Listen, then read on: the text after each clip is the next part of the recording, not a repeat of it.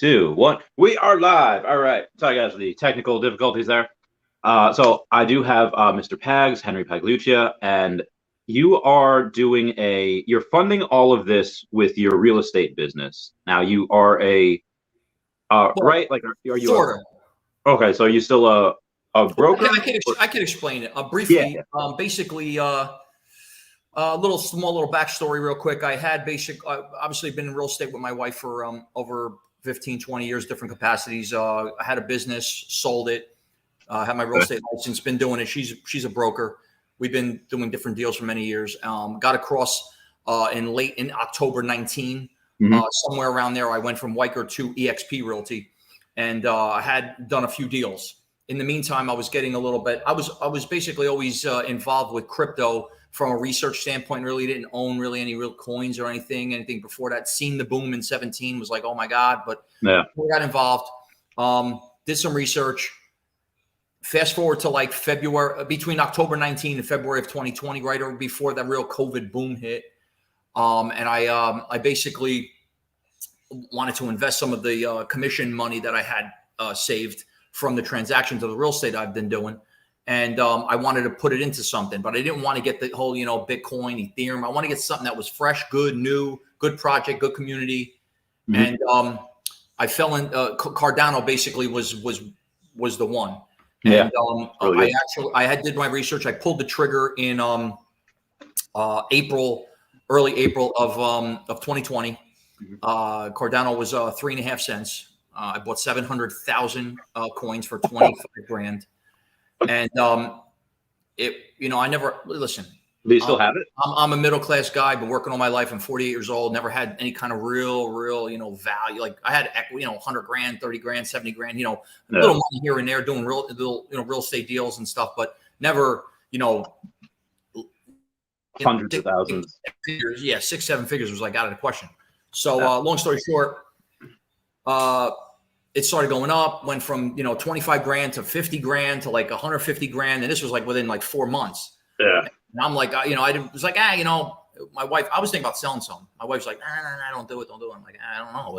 I could, it actually went back down to like 70 grand. Like, damn, I just had 150. Yeah. I just had 70. Oh my God. I mean, could have 150. Long story short, it went to like 250. And then right after that, it went right to 400. I didn't even see the 300,000 range. And so, yeah, you know what I'm talking about. So what I'm saying is, I was just like, holy shit. Now I'm like, damn, I'm going to hold now. Yeah. I started diversifying, moved some money into XRP, some at the time I had gotten some Bitcoin. I wanted a little more security. Yeah. And OMI. And how'd you find it? We were in the you really want to know the truth? Yeah. I was thinking about doing something with NFTs. I seen Engine and I seen Decentraland. Those were like two that I was looking to do something with. Yeah. BitBoy. Oh, he's on. Gotcha. Ben Armstrong had some kind of thing that he had and was like, check out this OMI. It's like 0.0000. It was one of them like O's. Yeah. And I'm like, all right, whatever. Let me look at it. It was 00. It was 3 zeros and I think a 2 or 3 zeros and a 3. 3 zeros. Yeah. I was like, what the hell? Put like $2 grand and whatever. I had like 2 million. I don't know what the number was. It was like 20 million. It was crazy. Yeah. So I'm like, just sit on it. Now those zeros start disappearing. Now it starts, it starts getting crazy. And I'm like, I took some out from Cardano, went to Tether. I did some trades, went to Nexo, did some loan borrowing, went back and forth. Before you know it, it's like 0.6 or 0.8 of a penny. And my OMI value was just like, whew. And at that time I had like 60 mil. Oh, wow. I was like, you know what? Let me just get some more. Let me make it a cool 100 mil. That psychological number. How much did that run you to get to that number? Total investment, is probably somewhere around, I think I'm at like 60 grand, maybe. Okay. 65,000. Yeah. Cause you got a fifth of that for like a couple grand, right? Yeah. Cause I was buying it when it was like 3 zeros. 3 zeros. Or it was 2 zeros and a 1, you know what I mean? So I kind of loaded up. But now that it's, I look at it like it still has so much more room to grow. But you know, God bless you. You're on that 9-digit level. I mean, that's insane, dude. I heard your story. I think you had sold Pokemon or Tesla. I don't know what you sold. I sold both of those. Yeah. So, you make good. Listen, I live my life. You're more of the. I mean, I'm 40 years old. Obviously, you're younger, but you know, I grew up in the Atari, ColecoVision, Commodore 64 days. You know, before the whole before Nintendo and PlayStation and all that came out. But I was always a gamer. Always liked that stuff. I still today this day I like arcade games and stuff. I'm still a Pac-Man junkie. Nice. But my kids, you know, rolled into that whole Mario and Pokemon and Minecraft and stuff and Fortnite. Yes. You know, big though. I mean, like I got like 40, 50 plushes, you know, I got bags full of, you know what I'm saying? Yeah.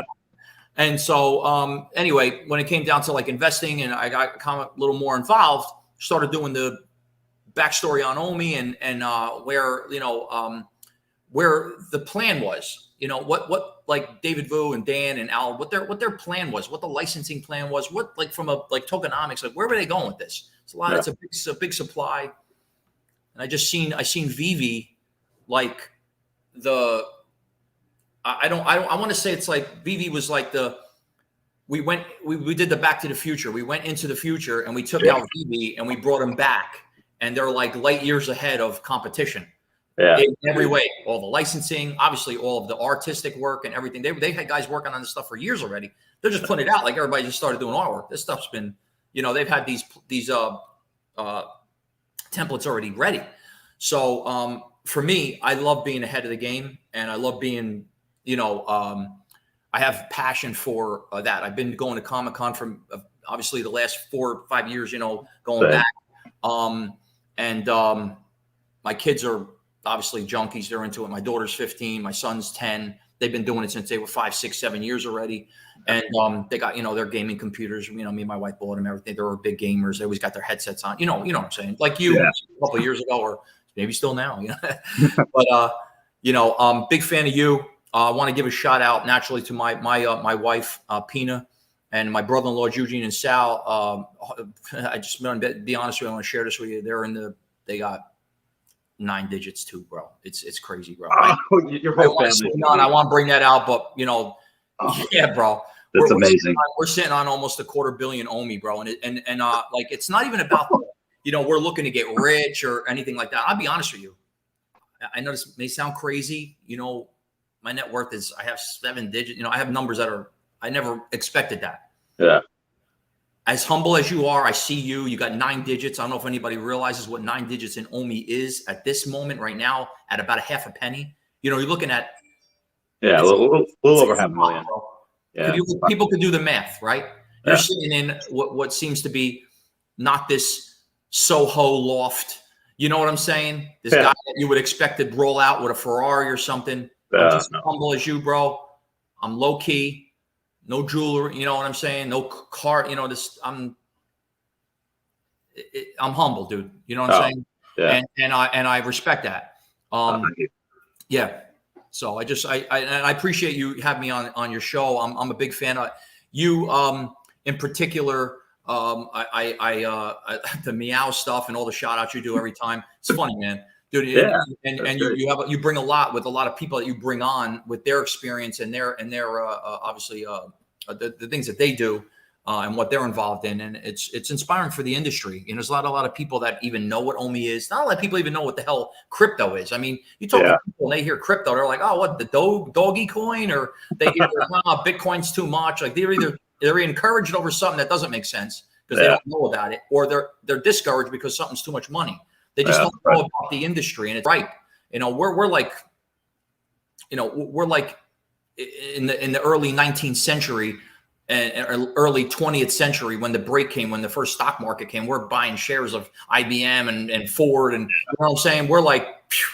But it's good to know there's a lot of people in this space. You know, it's cool, it's fun.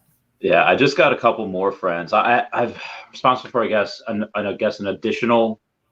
Maybe like 30 or 40 million, at least just through my like actual social circle in real life. People I know, there's like, I bought a couple million, bought 10 million. I just one girl predict my future. She's big into Earth too, and she got 20 million OMI like I want to say probably just because of me, just because I covered Earth 2, and then I went to here. It's like, oh, all right, well, anything he says, I'm gonna put money into. It's like, oh, I didn't say to put that much in, but she put that in a few months ago. Got Wow. two more friends to do it last night. Yeah, I mean, Which is people. nice. Don't mean to stop you, but people don't realize when you say 20 million, you got to realize that a half a penny, you're talking about 10,000. Yeah. 50,000. These are big numbers. 20 grand, 30 grand, 40 grand. These are large numbers. I mean, not a lot. The average person has even 5 or 10 grand maybe in their bank. So to be putting 10 grand or 20 grand into a half a penny cryptocurrency that's still speculative. You know what I'm saying? It takes a lot of passion and or belief into something. Yeah. So kudos. Yeah, no, agreed. And the thing that I was looking at this morning, that OMI Veve Wiki page, you ever go on that? I haven't. Yeah. So I go and I spent maybe 40 grand on all my NFTs, and it's worth like 90 grand now. I was like, oh my God. And you collect more the comics. You don't really collect the collectibles, right? So it's a good question. I'm only specific to my collectibles with respect to what I sent you. Naturally, the Mighty Marvel Series 1 and 2, I got all of them. Practically all under mint 50 or less with all of them, but for those 2 sets. And I don't really participate any drops. Yeah. The reason for that is because not because of the fact that, don't get me wrong. I just participated in the Throg drop. Same. Not because I wanted the Throg, to be honest with you.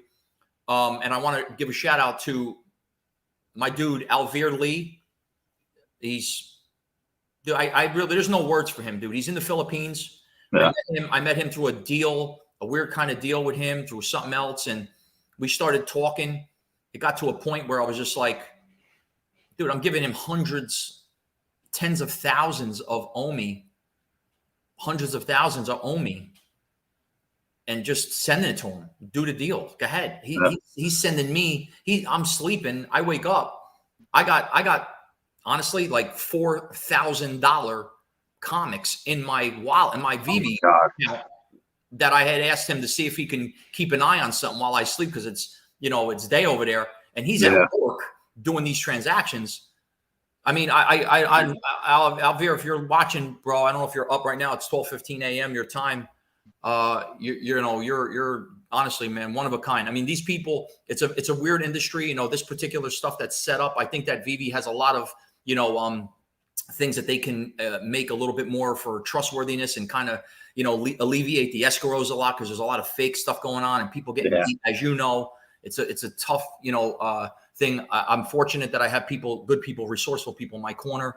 Sean O'Hare, another YouTuber, great filmmaker guy. Yeah, he's great. Myself, bro. These guys, I mean, Sean is, I didn't even meet, I met him through a deal. I don't know. I bought some crazy comic from, I don't know if I bought an SR from, I gave him a great deal. He gave me a great deal. And to be honest with you, as we're talking, I just got hit up. My Fantastic Four set. Mm-hmm.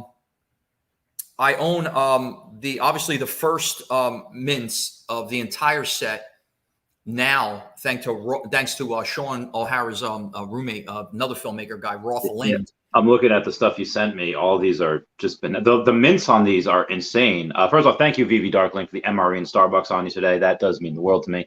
But yeah, the mint numbers, like even on the What If, they're all in the 200s, except for Secret Rare, which is 329. But even that's still the lowest that you can get, right? Yeah, I mean, I have the first in all of them. I actually, I made this clear, like back in like July and August, when these drops are happening. They're on vacation. Who's in their backyard doing their pool? Who just got on Veve? They're like, oh wow, $6.99. Let me try it. And they're getting SRs, or they're getting like first mints. They don't really know what they got. I mean, I didn't know what they got.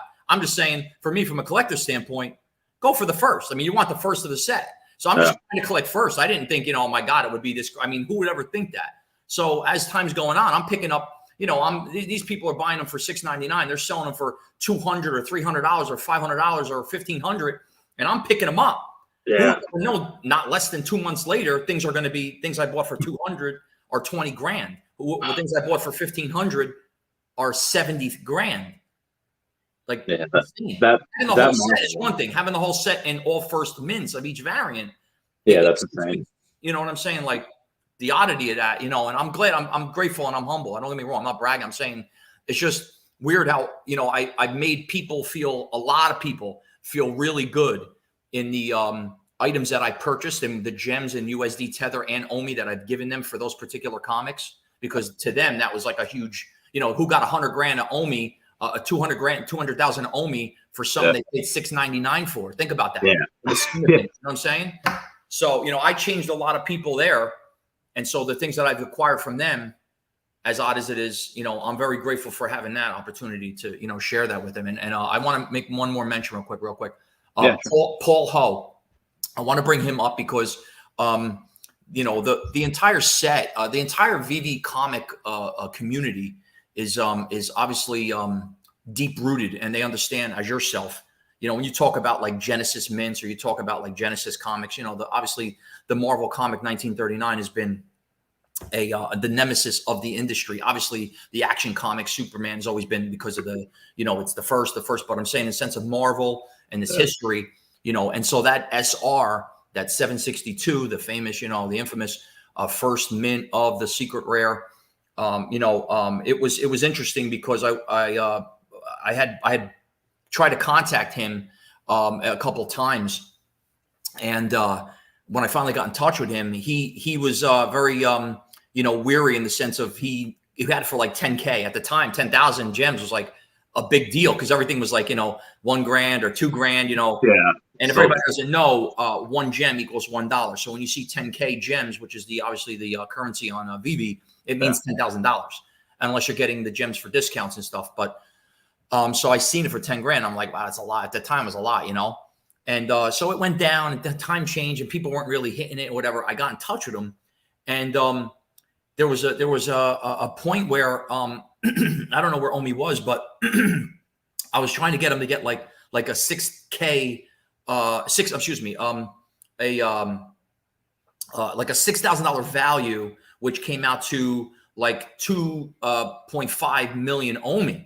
Mm-hmm. He countered with me at 2.7 million OMI with 4 options, which they each one had a different variation. One was like 2.5 million OMI with a random number generator, and whoever gets closest to the number pays the escrow fee. And then he had 2.7 million, and I'm like ready to take the deal. I turned it down. I was like, nah, it's too much. I'm like trying to play like, yeah, don't worry about it, forget about it. You know, 2.0 million OMI at the time, like $6 grand. You know. Yeah. He hits me back up with, so Alvir's talking to me. He's like, Henry, I don't know, you know, texting me, you know, Henry, I don't know. I think 2.7 is still a good deal. I'm like, the hell with him. He's just trying to get me for 200K extra of OMI. I want 2.5 million. At the time, that's only like 6,000. And so I'm arguing over like 500, you know, $1,000 of difference. Yeah. The scope of knowing that what we know. I go, you know what? I said to Alvir, I said, you know what I'm going to do? I am going to, the hell with this. I'm going to go to him and see what he wants right now. You know what he says? What did he say? He says, Henry, I got an offer for 3.5 million right now. And he shows me the text of the guy. 3.5 million OMI. Yeah. I'm like, oh man. You know what I said at the time? But in this interim, I had acquired the first uncommon, the Marvel uncommon, the first one, which was the 507. I had acquired the rare, which was the 509. So now I'm holding the 504, which is the number 3 lowest mint in the common. I have the 507 uncommon. I got the 509 rare, and I already had the 536, the ultra rare. Yeah, I had the ultra rare already. So this is the point where I can get the one here, and I'll have this, you know, locked up. I said, what is it going to take?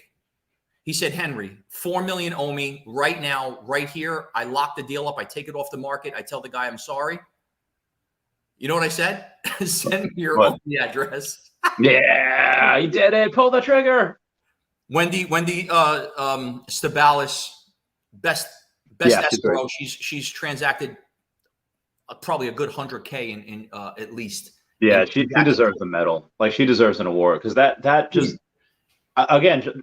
normal people that don't work for the company stepping up to do deals for the company that they can't do on. Yeah, that's perfect. Dude, I tipped her. I tipped her the Marvel Comics 1939, Mhm. the common 750, the number Oh, nice. 750.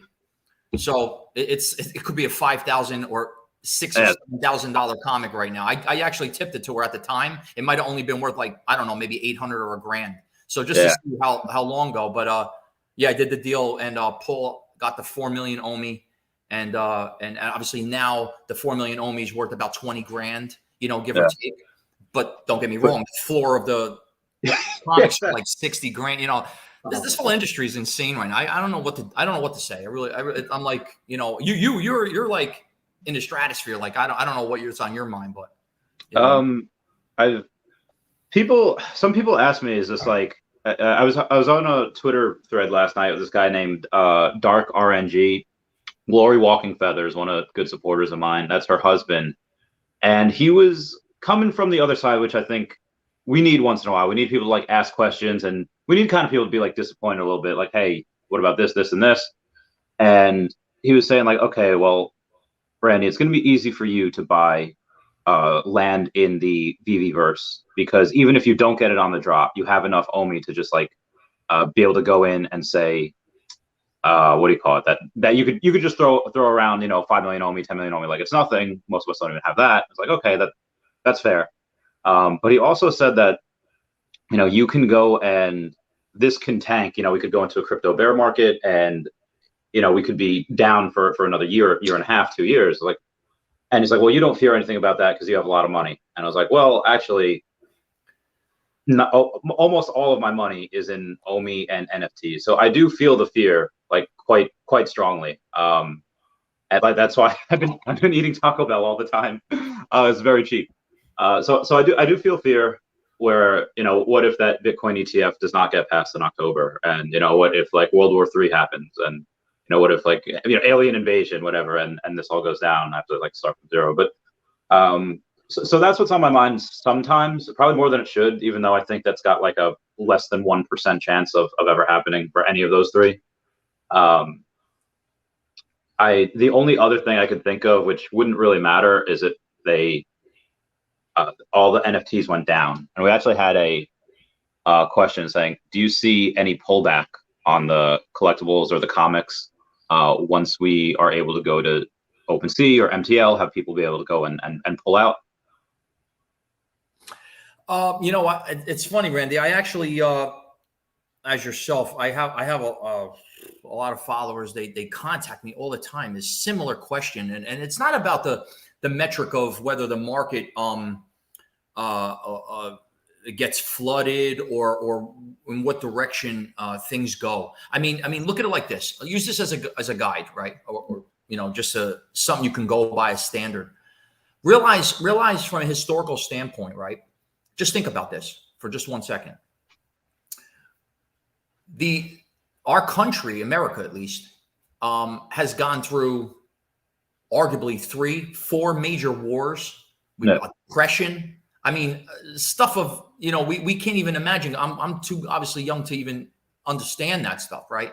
Industrial revolution, technological revolutions. We've been through, the whole big freedom with the whole movement in the 60s. Yeah. And go through all that. And then let's fast forward all the way to 9/11, go through all that. We go through all this and all these other new wars and stuff. And we're here. And all of the comics and collectibles and all of the Marvels and paper comics and all that, baseball cards and all that, they made it through. They made it.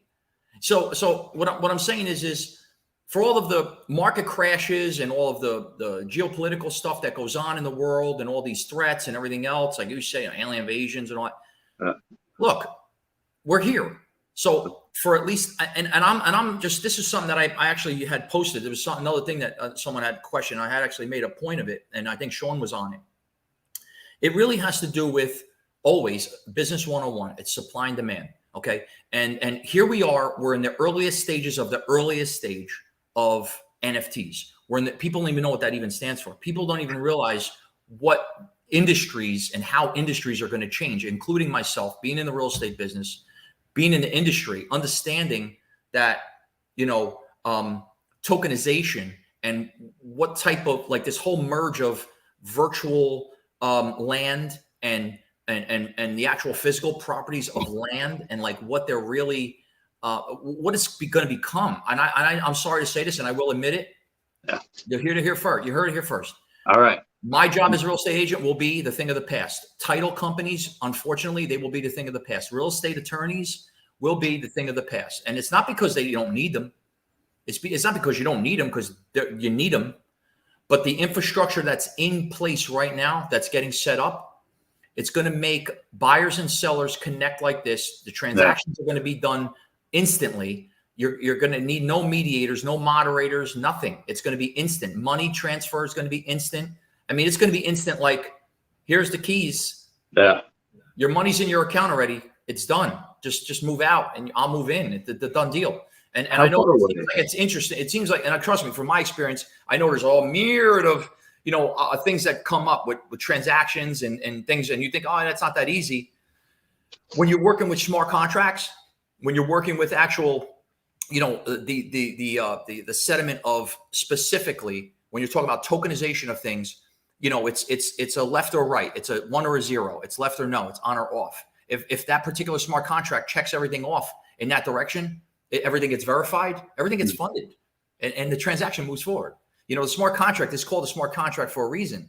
Yeah. And the transaction will process if everything, checks out. And for like real estate agents, we hold the hands between the buyer and the seller or other realtors.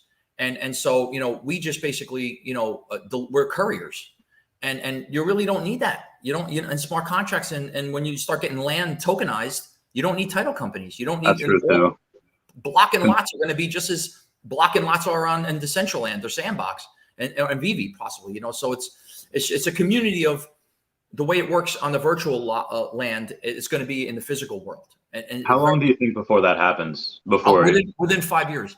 Are you kidding? Within 5 years, full scale. And I'm going to tell you something. Within the next 2 years, we're going to be touching. I know everybody's like, 5G. We're going to be touching 6 and 7G. And the FCC is actually passing, which I'm on top of. They're passing. Bro, I know it's going to sound crazy. I don't want to get into this. Another conversation. No, by all means, dude. We're going into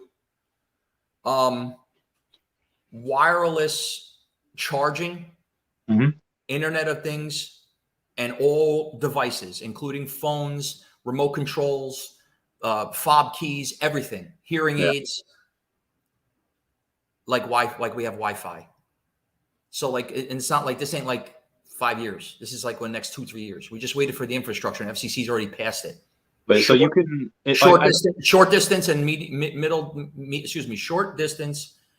and near distance and far distance are already approved at the moment. We're starting to get into I think the 8 to 10 foot or 8 to 15 foot range. So, for instance, it's going to be a transmitter basically plugged into your into an outlet in your home, maybe 2 more outlets total in your whole home. So when you walk in your home, all of your devices, everything you have that you need, obviously your phone and other things that are in your home, they're going to be charged at 100% at all times. You're going to be always.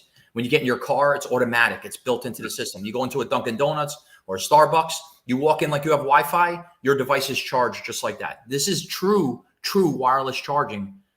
Yeah, so I have some wireless charging, but it's just like a platform you put it on, and that's still plugged in. The cheese stuff is not like that. There's other companies out there right now that they have platforms and they have obviously padding and stuff like that. But just to get, I'm just letting you know, like there's some stuff happening in the next 2 years that are gonna. I don't have a crystal ball. I'm telling you what's going on because I see these particular companies. I don't want to mention now. Okay, they've already had.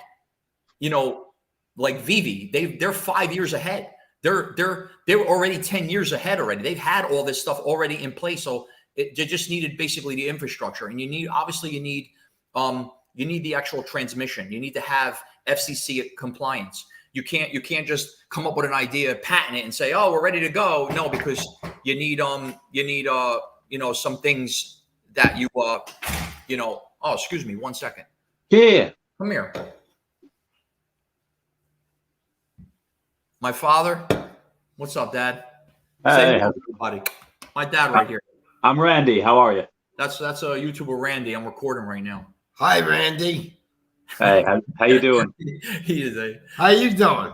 I'm doing well. I'm doing well. Having a good conversation with your son. We're just hanging out, talking about the future of cell phones and the future of digital collectibles. And yeah. Well, let me get back. Let me get back to what I was saying real quick. I want you to talk because I have questions for you too. Get back to like Veve and stuff because I'm just saying from an investment standpoint. There's a lot of different technologies right now that in the industry, we don't know yet who's going to be the leaders. It's like, there's a lot of, how it is with like between 2000 and 2010, there's a lot of things that came out. You didn't know who's going to be the front runner. A lot of them come out, you'll have Decentraland, you'll have, Chili's, you'll have, Phantasma and all these other, great NFT. And, I mean, these are like the grandfathers that are coming in. And they're showing you what they have, but you don't know who's going to lead the pack. So a lot of the infrastructure really is what really matters because it's dependent upon that infrastructure, And so when getting back to Veve and getting back to eComi and the tokenomics of that, it's like,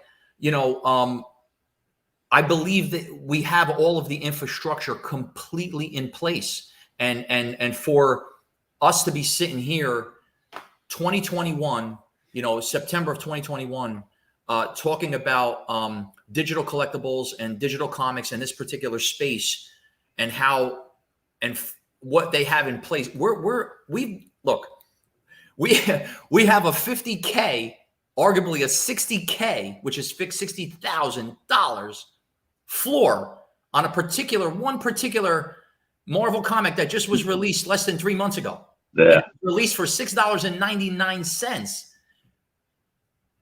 If this is that early, where the hell is it going to be a year from now? And what the hell is Veve going to do with their Veve City and with the Veve museums and with the Veve universe and what's going to happen with the metaverses and how all of this stuff starts to blend?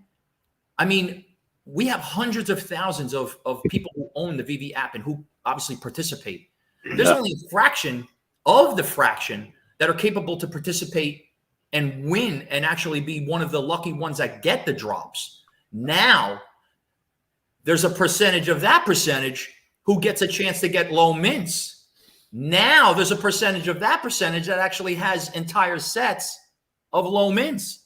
Yeah. So this is why I say when I bring my experience and how fortunate I am and humble I am to be able to participate and have what I have. It doesn't come by the way of, a lottery ticket that I won. This was a lot of research that I did. This was hundreds and hundreds of hours and months of time and a lot of research that, just getting to know who you are, just to get to know who some of the other YouTubers that I watch and knowing about escrows and how that works and the trustworthy of it and just learning everything about it. There's no like school for it. There's no like college for it. There are YouTube things like, do it yourselves and for dummies and stuff, but you really got to, it's hard. It's hard to like, I don't speak to no one because no one is on my level. My brother-in-laws, they're the only ones and my wife that are even understandable in the sense of cryptocurrency and understanding the risk reward ratios. Yeah. I'm saying there's a lot of stuff going on. So, no one has the time to really, get a good gauge as to, whether or not they want to participate in this stuff. Some people don't have the money for it. So there's a lot of things, I just think that Veve does a great job with everything that they do. They didn't have, obviously some of the collectibles are a little more expensive in the drops, but for $6.99, I mean, it's like a no-brainer. Get one. It don't matter if you get a common and it's a high mint. It don't matter. You got something that another 10 million people that don't even have an opportunity to download Veve right now have. Yeah. So it's not a discouragement, or it should be an inspiration and hold the gold. I mean, that's about as I could say. It's hard, Yeah, I just got a couple more people to download the app yesterday, and I kind of feel like I did them a disservice by not telling them about this when it was kind of confirmed weeks ago. Spend $7, you're minimum going to get your money back, like if you want to sell. And yeah, but As far as trying to best way to connect with us, I'd say just for me, it's Twitter was the best way to connect with you if you have some low mint apps or low mint comics that somebody wants to sell. Yeah, I just got a matter of fact, I was asked actually, the Fantastic Four a set that I own, and I wanted to bring this up. I don't know if we can do this. Hold on one second. We could probably look at it on the app. PV Dark Link says Wi-Fi charging confirmed. Yeah, we could probably do it on the app. Which one am I looking for? Hold on one second. I'm just how long to is that a 10 cent? Yeah, 10 cent. Yeah. I think next year. That's hard to say. I mean, look, and you know why it's hard to say? I'm going to tell you right now. I would love to say, it's going to happen within another 3 months. You want to know why? I don't know. And it's very hard. It's because when I bought back in April of 2020, when I bought the Cardano for 3.5 cents, I told my wife, I put 25 grand and I said, babe, maybe we can get 25 cents by the end of the year. Because I'm figuring 25 cents, that would be great. Yeah. I said, worst case. Would you believe at the end of the year it was like around like 18, 17 cents? And I was like, wow, maybe $1 one day. Yeah. I'm thinking a year, 2 years. It wasn't less than 2 months and it cracked $1. Yeah. You know what I mean? So you don't know what the market has in tail for you. We really could wake up tomorrow, just like the comics. Look at the Marvel 1939. Who the hell would know? I hate sleeping. Hundreds of you yourself, even not forget about the SR, just the comic, all the comics alone. You have commons, just the commons. The top 100 commons are $5 grand, 10 grand. Like, what do you know what I'm saying? Like, you can't even get into this space unless you're spending 5,000 to 10,000 on commons. And these are. Can you have predicted that 2 months ago? So for the question of 10 cent OMI, I want to say, just buy it. And my original profile when I opened my account, my Veve account, you know what it says? My very first day on my profile: buy Ecomi now. And you know when that was? That was in March or April when I opened my account, when I downloaded the app. So if you bought it then, look at what it is now. You know what I'm saying? Like, you just don't know what happens. For some reason, maybe my friend in Philippines, Alvir, it fell asleep. I think maybe it went over my extended stay, but all right. Jonas Benjamin, who's the one that owns the uncommon 538, which I own the 568. I thought I had the number 3. I actually have the number 4 of that one, and I thought the number 540 was the lowest mint. Unfortunately, or fortunately for me, it isn't, and the 538 is. And I was going to transact purchasing live on this stream the 5,000 or 5. Oh wait, hold on a second. Oh yeah, he's actually up. He is up.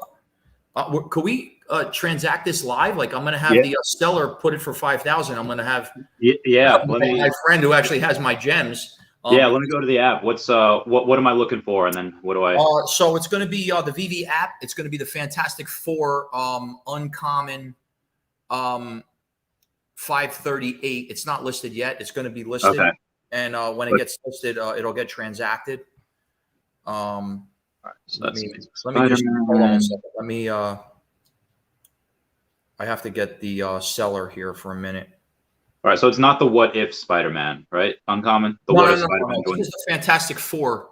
Okay, just the all right. Uncommon. There's so many comics. Okay, there we go. All right. So it's the uncommon group. All right, so edition low to high, and what number am I going to be looking for? Hold on one second. Yeah, sure.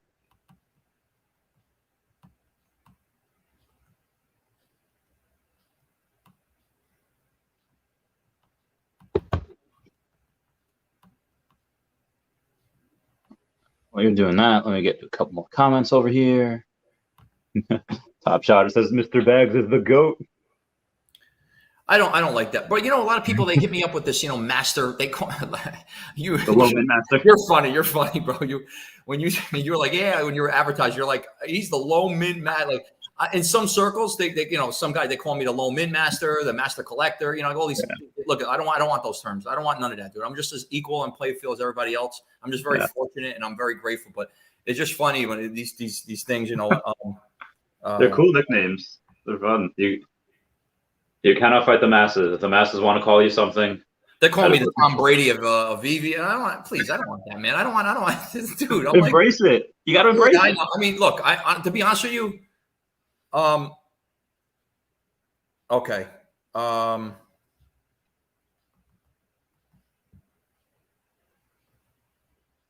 the cheapest one on there is right now is number 540, or not the cheapest one, lowest min number, 540.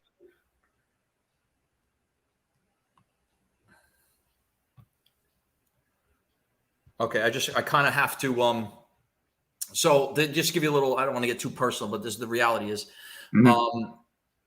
I met Alvear Lee is in the Philippines.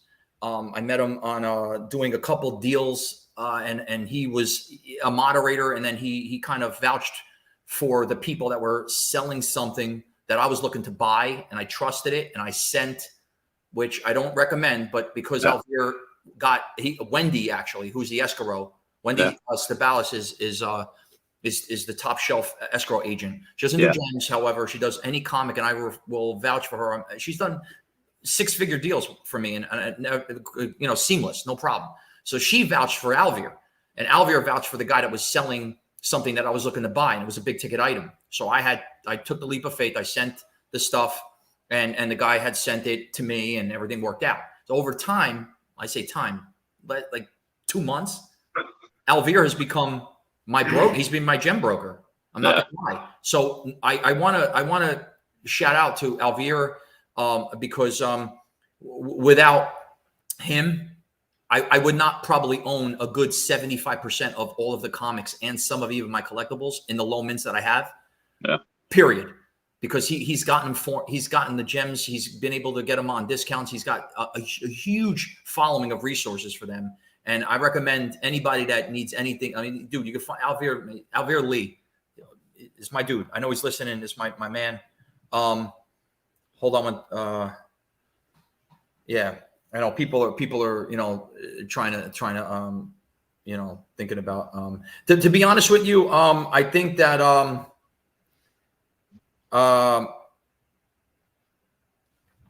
hold on. I just got a notification. I just want to be smart here because I know there's sneaky people out there.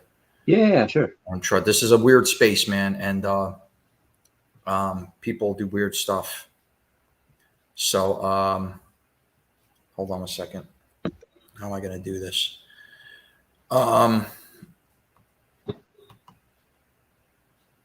Ooh.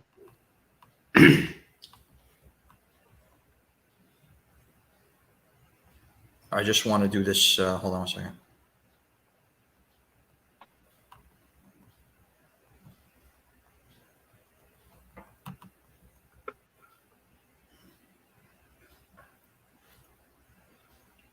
Oh, thanks, guys. You're all great. I'm being advised right now. So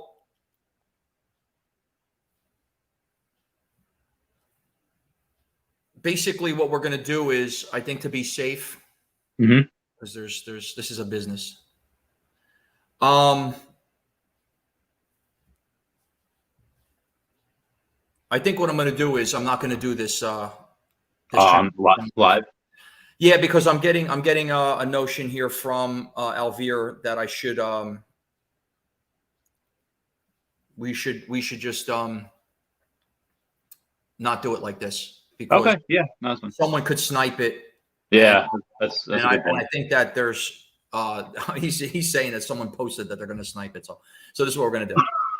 Yeah, I'm dead serious. How crazy that is. Yeah, no, I understand. They know clearly how willing you are to spend money. Yeah, I'm gonna hold on a sec. I'm just gonna tell both Alvear, who has my gems, and I'm gonna have the I'm sure Jonas Benjamin, awesome dude, another great friend. I say friend, they like we go out to bars, a friend, known him for years now. I say friend because like build a rapport over time with communication. You do deals, or you see the inspiration you have for them or they have for you. No, either way. And so yes. Yeah, that's happened to me before too. I'll be on stream, someone will ask me about a certain collectible, like, oh, this is like a Supergirl. This is like 50 gems cheaper than anything else, or 100. So I was like, oh, let me load up and let me try to buy it. And then somebody comments down below, yeah, just sniped it from me. I was like, no, damn you. So yeah, that definitely does happen. I mean, I know sometimes people do like, oh, instead of paying this much for the comic, pay this much for like a random common that I have, like a random thing that's $20, and then I'll just send it to you. That type of thing. Yeah. So what we're gonna do is, I just to let everybody out there know, I own 9 sets, of which I have 9 sets is 45 comics, 5 per each set, 5 variants. Out of the 45, probably 4 or 5 of them are not the first mints. The remaining 41 of them are all the mints, and some of the actual whole sets I have are the first mint of that particular variant. And so this particular deal, I was looking to purchase the last first mint for my complete set of the Fantastic Four: common, uncommon, rare, ultra rare, secret rare. I have all of them except the uncommon first, which I have the 568. This one's the 538, which I thought the 540 was the first, but it was too expensive. I wasn't willing to bet. Now this person is giving me a deal. I'm willing to give him 5,000 gems, which is $5,000 for it, and I'm going to transact it after the show, and I'll post it on Twitter, and I'll thank obviously the seller and the buyer. I mean, the seller and this is for an uncommon too. This is not like an ultra rare. Right now, if I do it right now and someone snips in there for 5K and takes it from trying to be then I'm over there. What am I going to spend 10 grand on it? So I'm not doing that. So I'll do it later. But this question, can I ask what his thoughts are on the low mints, especially Fantastic Four common 512? Will we see a price guide come out at some point? That's a good question. About price guide. Like I grew up in the late 70s, early 80s through the 90s, collecting baseball cards. Not like, big shop, but I was only, 10, 15 years old, 16 years old. And so those years I collected, there were what was called baseball card shows. And we used to go to them, and they had a price guide. And the price guide was just like, obviously, the price guide you have for all kinds of cards. They have Pokemon cards. It's a guide. That's what it is. It's not what it is, not what it's worth. Like you could go to a supermarket or a bank and get that money for it. It's just a guide for the industry. Yeah. So I don't know in the sense of there any kind of a guide coming. I think the market dictates the price, like as we see. Yeah. And it's just a matter of what it's worth to the buyer, whether they want to pay for it or not, regardless. Like painting and art and anything else, NFT. I mean, you see these $3 million things going on OpenSea, and it's just scribbling of different colors and stuff. It's like, how the hell have millions of dollars? Oh my God! Wait till Marvel Comics comes out with their stuff. Like, what have I got? Like $1 billion worth of comics? Like, I'm just saying.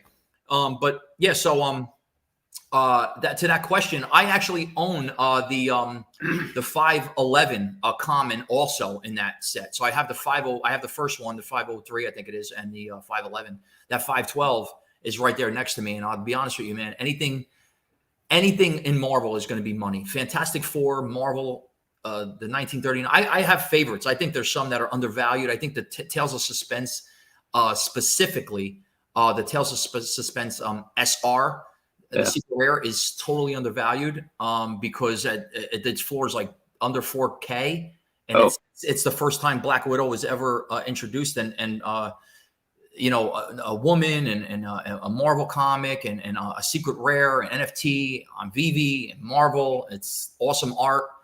I think it's way undervalued. And the other thing, what was I going to say? The Captain America a comic. I know we had that one with the Marvels one, and he was on there and everything. Oh, the Sam Wilson one, right? Yeah, this Sam Wilson one is first black guy. Yeah, dude, it's not just that. That's huge, but I think that it's a matter of like, how like timing comes. Like Spider-Man's going to be coming out with the movies, and I think when Captain America 4 comes out, like it's gonna like all of this stuff. You always got to be in early. I don't. It's going to be a year, maybe even 2 years, so the Captain 4 comes out, America 4. but realize who's going to be playing in it, and it's going to be Sam Wilson. Yeah, and it's insane. It's going to be an awesome. It's going to be it's awesome for the industry. It's awesome for society. It's great for us, to see that Captain America. You know what I mean? It's just a misnomer, and to have that first African American Captain Hero, Captain America. And it's great art. As a matter of fact, I don't want to say I pumped the Uncommon, but I believe based on all of Veve's themes, with the white being the majority of the background and the very solid popping of just the character and nothing else, makes that Uncommon look a lot like what I think the Secret Rare should have looked like. And I think that's actually going to be one to watch. So that's just my own personal thing. Yeah, the Secret Rare, I had a bunch of people ask me, who's the old man in the background? That's actually Old Man Cap. That's actually after he had, passed the torch or whatever. So exactly. For those people. That's cool, right? Yeah, you said before about the NFT selling for millions of dollars. NFT just sold for $2.8 million from the collection Art Blocks Curated. It's this thing. Like, I don't know what it is. I haven't heard of it. Apparently it's the blue chip one, but it's a chromey squiggle number 4,697. How much did that sell for?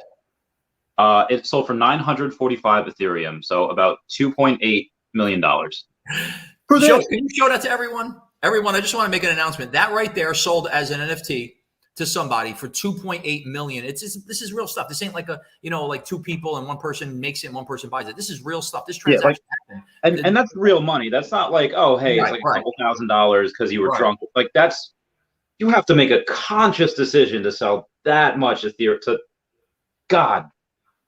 That's bananas. That's an awesome point. And I Randy with the Taco Bell. That's funny. So, I mean, it's like, I don't know, like I said, I don't know where we're headed. I don't know, I don't have no crystal ball. I just know that I know two things that I do know. Okay. I know that getting in early in things that are, that have this much traction, they tend to be the front runners. Like being early in things like OpenSea and some of the other stuff that's out there, even with like the NFTs, like CryptoPunks and stuff. Yeah, you look at it now and you're like, oh my God, I could have bought that stuff for $2 and $3. Now it's selling for $300,000 and $400,000. Yeah, but it's not about what it's selling for. It's about the industry. And to know that Veve is, and I'm not, like I said, I'm not pumping Veve because I'm just pumping the reality of the market. Veve's the leader in this space. And when I'm telling you, when the smoke clears and GoChain is no more and Immutable X is, and we're on the Ethereum, and when everyone that has comics and collectibles are transacting into those other markets that, like you just showed, that have the capability of people with Ethereum have the capability of being able to transact their cryptocurrency for your particular comics or your sets or your collectibles. We're in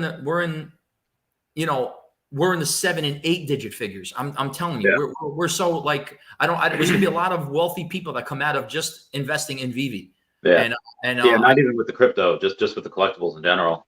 And I've said before, I've seen it in Pokemon where you have some first appearances in Pokemon, let's say like Snorlax, that come up not in the first set, they come out in the jungle set, or Scythers in the jungle set, or Dragonites in the fossil set, but nothing, and those are first appearances, right? Nothing really catches that first set though. Like everyone wants base set. That's why it's head and shoulders above the rest. The first set ever came out, just because it is. So I think the season 1 of all of Veve, I'm trying to get as many as I can. I have all the sets except 4 because I know I've seen it before. I'm laughing because I when obviously in the 86, 85, 86, 87, 88, in those years, I was collecting baseball cards heavy. Me and my friend Franco Gencarelli, and I want to mention him because this is so funny. We had been buying, we used to run to the store for these old ladies that were in an apartment building. They were in their 80s and 90s. They couldn't get out. They had wheelchairs and stuff. So we used to go to their window because it was level with the ground, get their order they wanted for food, run to the local little store, little side corner store, get all they want, bring their groceries back, and they would tip us. We would take our tip, split it, whatever, and then go buy baseball cards or whatever. We had great, I know it sounds crazy. We had collected, specifically he did, and more than me. I was like, yeah, whatever with the stickers. Garbage Pail Kids. The first, wait.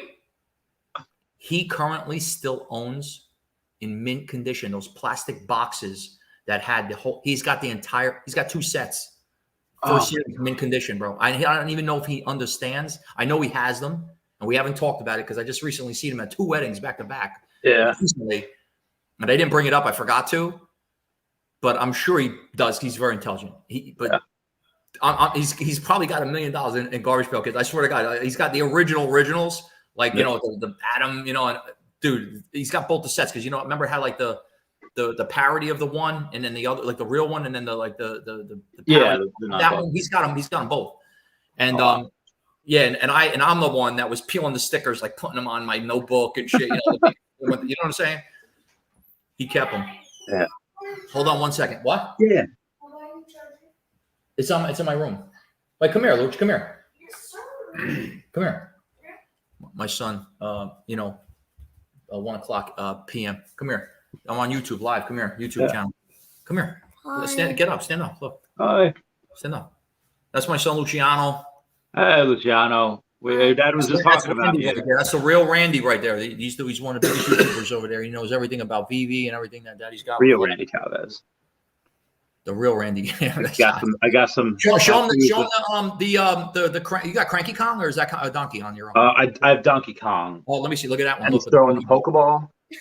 That's cool, right? Yeah.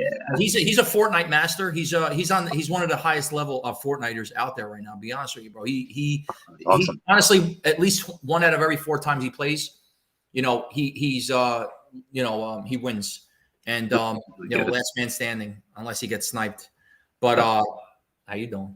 But I'm always my daughter's in. She's like she's gaming right now. She's doing something right now. She's doing all that stuff. You're not going to the open house, right? No, she's there. She's there now.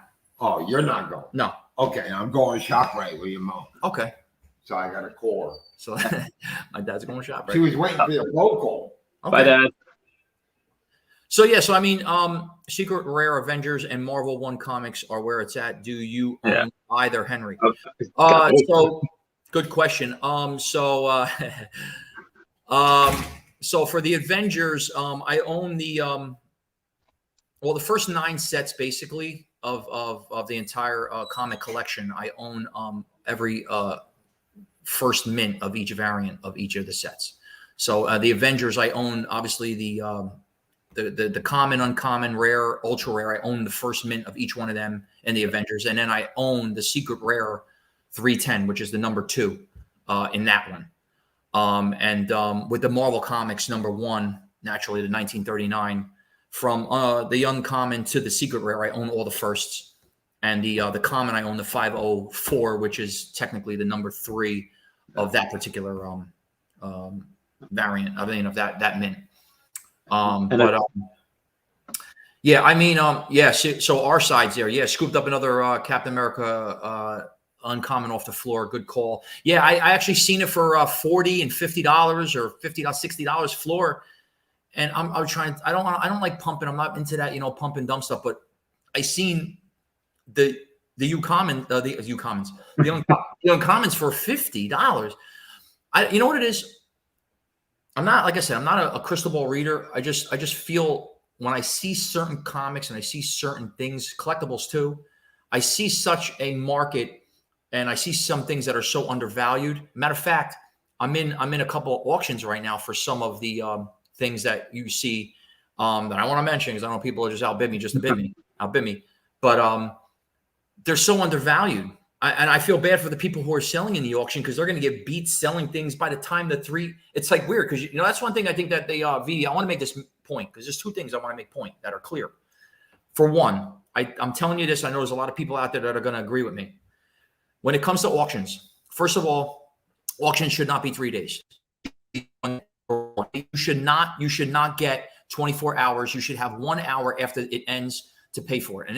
And no matter what your bid is, they should put in the algorithm that you should have every single bid that you put in. You should have a minimum of at least 10% of that particular bid that gets put into when you put the bid in. At least 10% of that goes into a non-refundable area that if you don't complete the transaction within the 24 hour, within the first hour after it ends, you lose your deposit. Okay. Yeah. Wherever it goes, it goes. Wherever they want to send it, charity, burning more OMI, whatever, they could come up with that. However, and also when it gets down to the last under 10 seconds, whoever puts bids in the last 10 seconds gets an additional new bid from a new bidder, an additional 10 seconds, and so on and so forth. Not this like we do a drop and whoever's the last one at it gets it. So yeah, they do that in Japan. Those 3 items, Veve would be obviously because I see guys are going on, they're posting something on day one, say a Monday. First of all, they have to it'll end on Thursday. They have to wait another 24 hours to get their money, which as late could be Friday or late Thursday. I'm sorry. All right. So, and if the person that made the last bid is just a junk account or someone that was mad or someone that just wanted to pump it or a bot or whatever, the person that's selling it just waited 4 days. Maybe other mints that got sold, they could have been one that got sold. Now everybody's out of the market.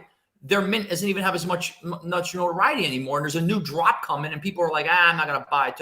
They lose their gems. They get discouraged. So the seller's at a loss. And so if the auctions were one day, if they only gave you 1 hour after the auction end to pay for it, and they charged 10% a minimum of every year. In other words, if you don't have 10% of the offer, you shouldn't be in the auction to begin with. And it's not refundable if you don't pay it within 24 hours. And reset the clock at 10 seconds after it gets down to any bids that come at 10 seconds or less. It'll increase the market. It'll be the market will be so much more legit.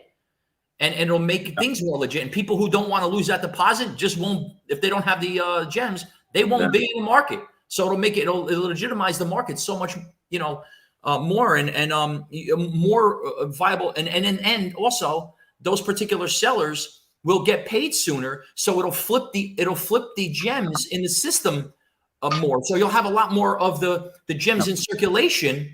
A lot more burn too. Yeah, it'll be huge.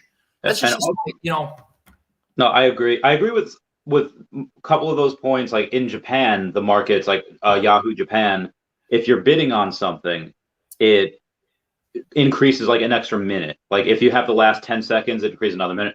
So sometimes auctions wind up going for another day or so because people keep bidding. But but if you set it at a 24-hour auction, you give that grace period time to get into that area. That's why I said that. Yeah. And only allow 1 hour after the auction ends to pay for it. Otherwise, that person could get back in the market if they want to, sell it again. You know what I'm saying? The only reason why I don't like that is, let's say you're on a flight and like you don't have Wi-Fi on the flight or you're on vacation somewhere. Like I feel like 3 or 4 hours might be a little bit better because let's say, oh, hey, my flight's at 5 o'clock. This auction ends at 4:30. That's fine. But then people keep going and they keep bidding. Listen. Life has its nuances. There's a lot of encumbrances that people have to, and hurdles they have to get through in life. And that's what you could be, where your wife's having a baby, her water popped, you're worrying about an NFT. You're going to freaking Vegas or something. You're going to worry about an NFT auction. Listen, man, business is business, man. Yeah, this is the rules and these are the rules. And that's for me. I just believe in flipping and cycling the gems as often and fast as possible. I know if David Vu and Dan are listening, really, and I think that once we get to the MTL and we start getting into more of the gem to OMI conversions and stuff, and we start getting in that area later on, it's going to make it's going to obviously you're not going to need as much escrow work. There's going to be a lot more legitimacy in that sense. So there's a lot more security coming, for everybody. Agreed. And yeah. There's a couple of people that I think don't understand also the fact, I don't know. I think you're getting these just to collect them, not really to flip them. But you don't need to flip them because you have so much OMI, you have so much other stuff, so much other investments. I think there's a big disconnect, or some people just don't understand the fact that, hey, there's a bunch of people out there, once they get it, and I've seen this in Pokemon, they just don't sell because they don't need to sell, they don't have to sell. Well, you're an example. You had your first box of the Beast of Beast sets and cards and stuff, and obviously you parted with it because of the compromise of wanting to buy OMI.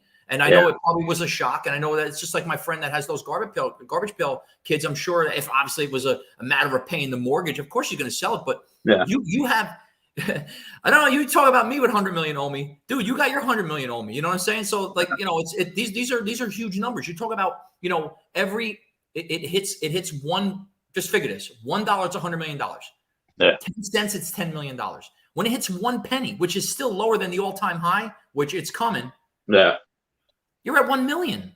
You have 1 million, and every single penny it goes up. From there, you make another $1 million. Extra million. Yeah. So you go from 1 penny to 2 penny to 3 penny. You went from 1 cent to 3 cents. You just went from 1 million to 3 million. I mean, I'm in the same position, and my brother-in-laws are in the same position. And Jolie Bulladzia, Mariano out there, because I know he's the man. You know what I'm saying? My cousin Joey. He's got like 12 million only. I got my friends and family. Like these guys, they're listening to me. They're like, yeah, put 30 grand in, put 50 grand. Don't worry about it. They're doing it. And they don't realize like what they have. Like when this thing starts to move, and we're talking about 6 cents, 10 cents. I'm looking at it like from hindsight of what I went through with Cardano.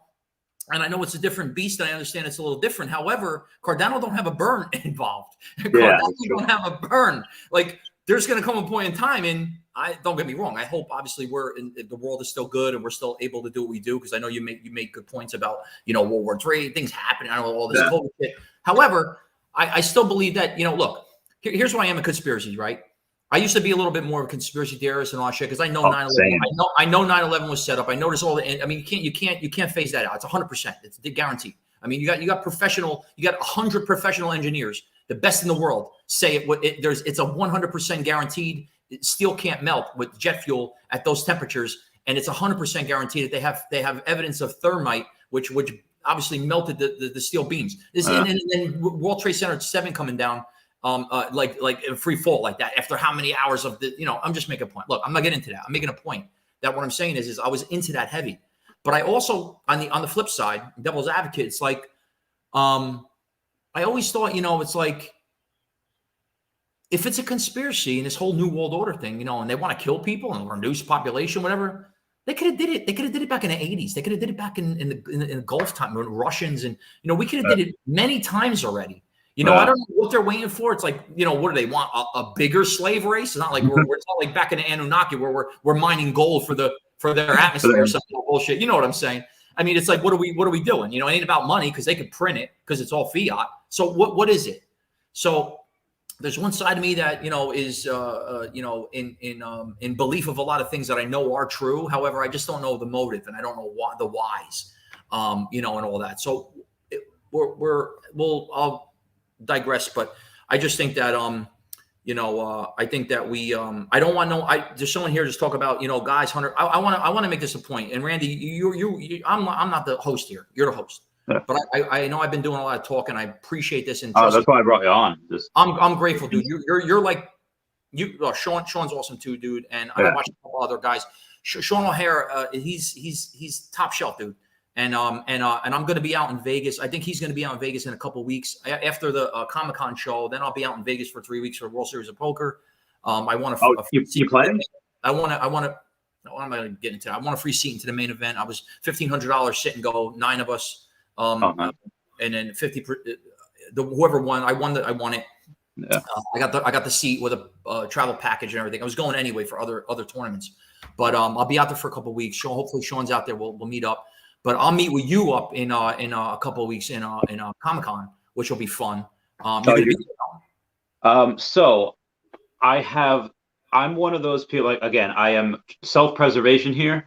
I am, even though I'm sure the science backs it up. I'm sure everything's fine.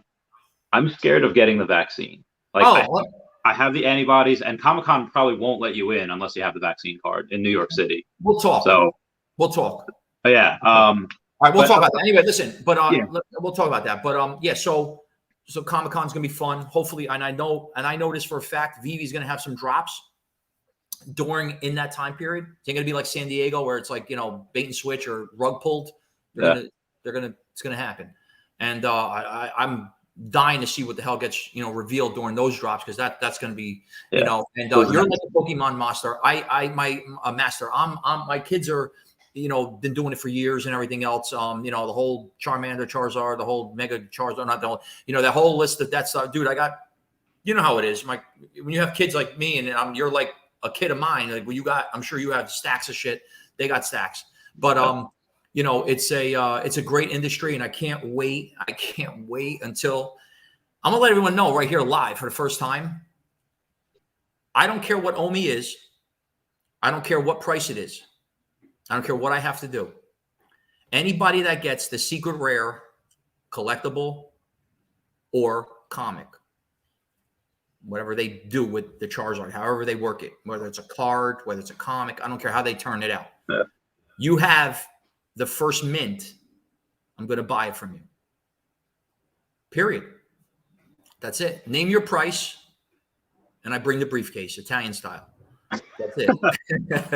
I would, when they have that, I would. That's the only thing I want. That's the only thing I've been actually stacking gems just in case. I got this little side account that I'm just, you know, like that savings account, that gem savings account. Just in case. I need that Charizard, bro. I need that secret rare or that. Yeah, whatever they have. Hey, I have a question for you. Yeah, what's the whole? I don't. Maybe you know more than me because I can't. A lot of people theorize on it and they have their own philosophy. I don't know what this is about. What's going on with the first? You know, whatever amount of mints, the numbers like that Veve holds for whatever reason, and what's your take on the impact it'll have on the values of the subsequent numbers of obviously someone like I got who has a lot of firsts in this segment of first, but not technically the first because, you know, there's a real number one, not a 501. You know what I'm saying? Yeah. What's your take on that? I have a couple of ideas. I think they did say that it would be for giveaways. They did say that they might have a couple of things as far as, you know, in the future, maybe prizes for games in the Veveverse, whether you have, you know, PvP, you know, 1 versus 1 or 3 on 3, have different clans. I would like to think if they're not doing this, I am going to do it, but they might have a thing like in the Veve City, it might be a museum that they have. Hey, here's all the first mints of every single NFT. I will have it in my will saying that if, you know, God forbid the worst should happen, all of my, at least the season 1 NFTs are going to be put into a museum. That's why I want to get all of them. You know, just for everyone to say, oh, wow, these are all of them here in one spot, because there's probably not a lot of people that have that. And yeah, so I don't know. Apparently they giveaways, I think some might be given to like the employees. I feel like if they were given out to employees, employee might be like, okay, this is worth like $100,000, and they're probably just going to sell it. Like, so, but I haven't seen anyone really sell that. I haven't seen like a number, you know, 21 Starfire or a number, you know, 32 Superman. So maybe they know that bigger things are coming. It's like, I can sell it now for $100,000. Maybe I could sell it in the future for $1 million. Maybe that's what they're waiting on. I'm not 100% sure, but I do feel like we go back and forth with saying, you know, how many millions and hundreds of millions we have. And I even had a thought on the other day. So like, when this reaches a penny, and then maybe like 3 days later, it reaches 2 pennies. I had an idea that I'd put on Facebook, like, took me 30 years to make my first million. Took me like 3 days to make my second million. Just because I thought that'd be funny. But I started at 26 years old with like less than $3,000, and Lynn X here saying he's 19 years old, feels like dust because he only has 250,000 OMI. I think at 19 to have that is great, because you're in the next couple of years you're probably going to have, you know, if not 50, you know, $100,000, couple $100,000.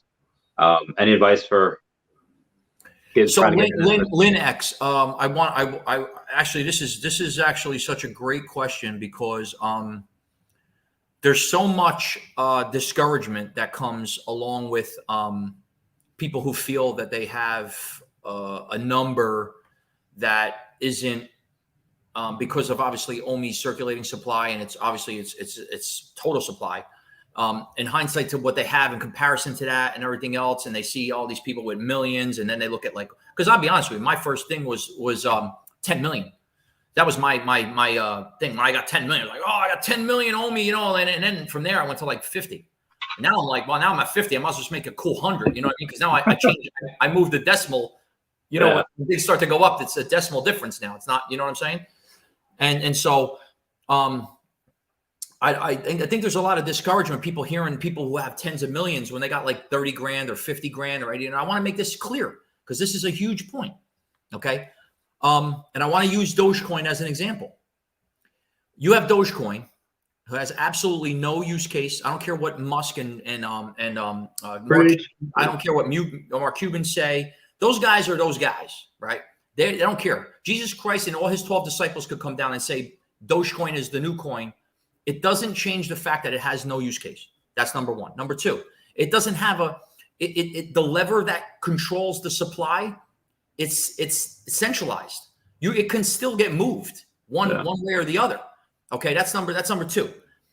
Number three, it's about branding, and it's about how things get put into and how things get PR'd. So using Doge as an example, it comes out of nowhere. It's 0.0000, and all these zeros. Someone who has like friggin' 50,000 Doge is like, I put $100 in. Well, I don't care, 50,000, whatever, or 200,000, or like Lynn X says here, 250,000. They're not thinking about who's got 10 million or 10, 20 million Doge. They don't care. They're just thinking, I got a little bit, whatever. I put a couple $100 in, or 1,000 or 2,000. That's a lot of money to some people. I mean, it's still a lot of money, but I'm saying that might be all that someone has in the bank. So to them, it's a big deal. So like when they acquire that particular amount,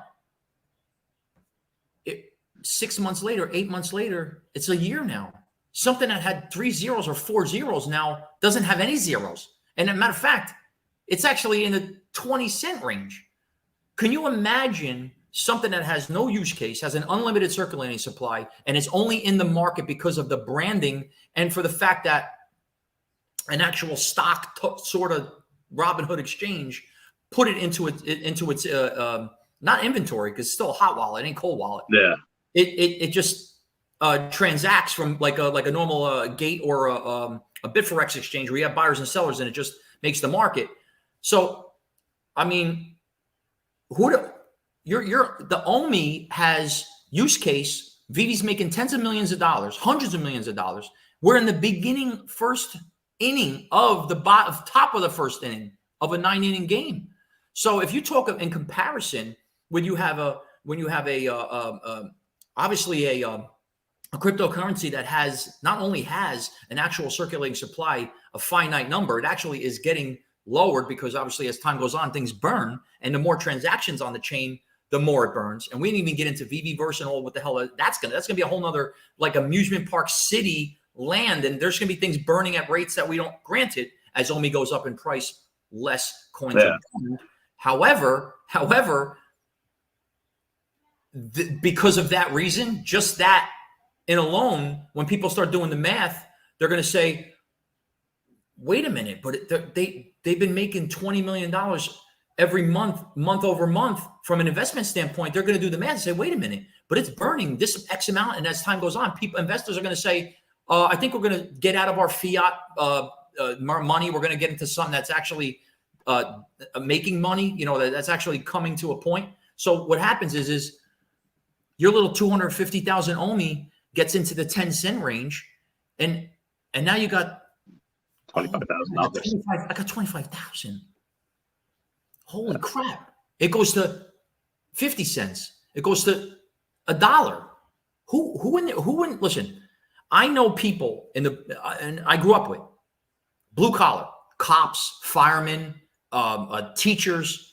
People that just legitimately worked at like a Home Depot for like 25 years or a ShopRite. They come out. You know what they got?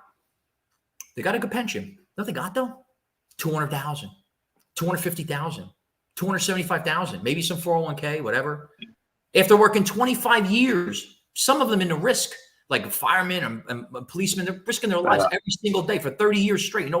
You're in a percentage of possibly losing your life. So that doesn't come with a price, and you're only getting $250,000 to $300,000 in a pension, sometimes less or maybe a little more, whatever. But think about it.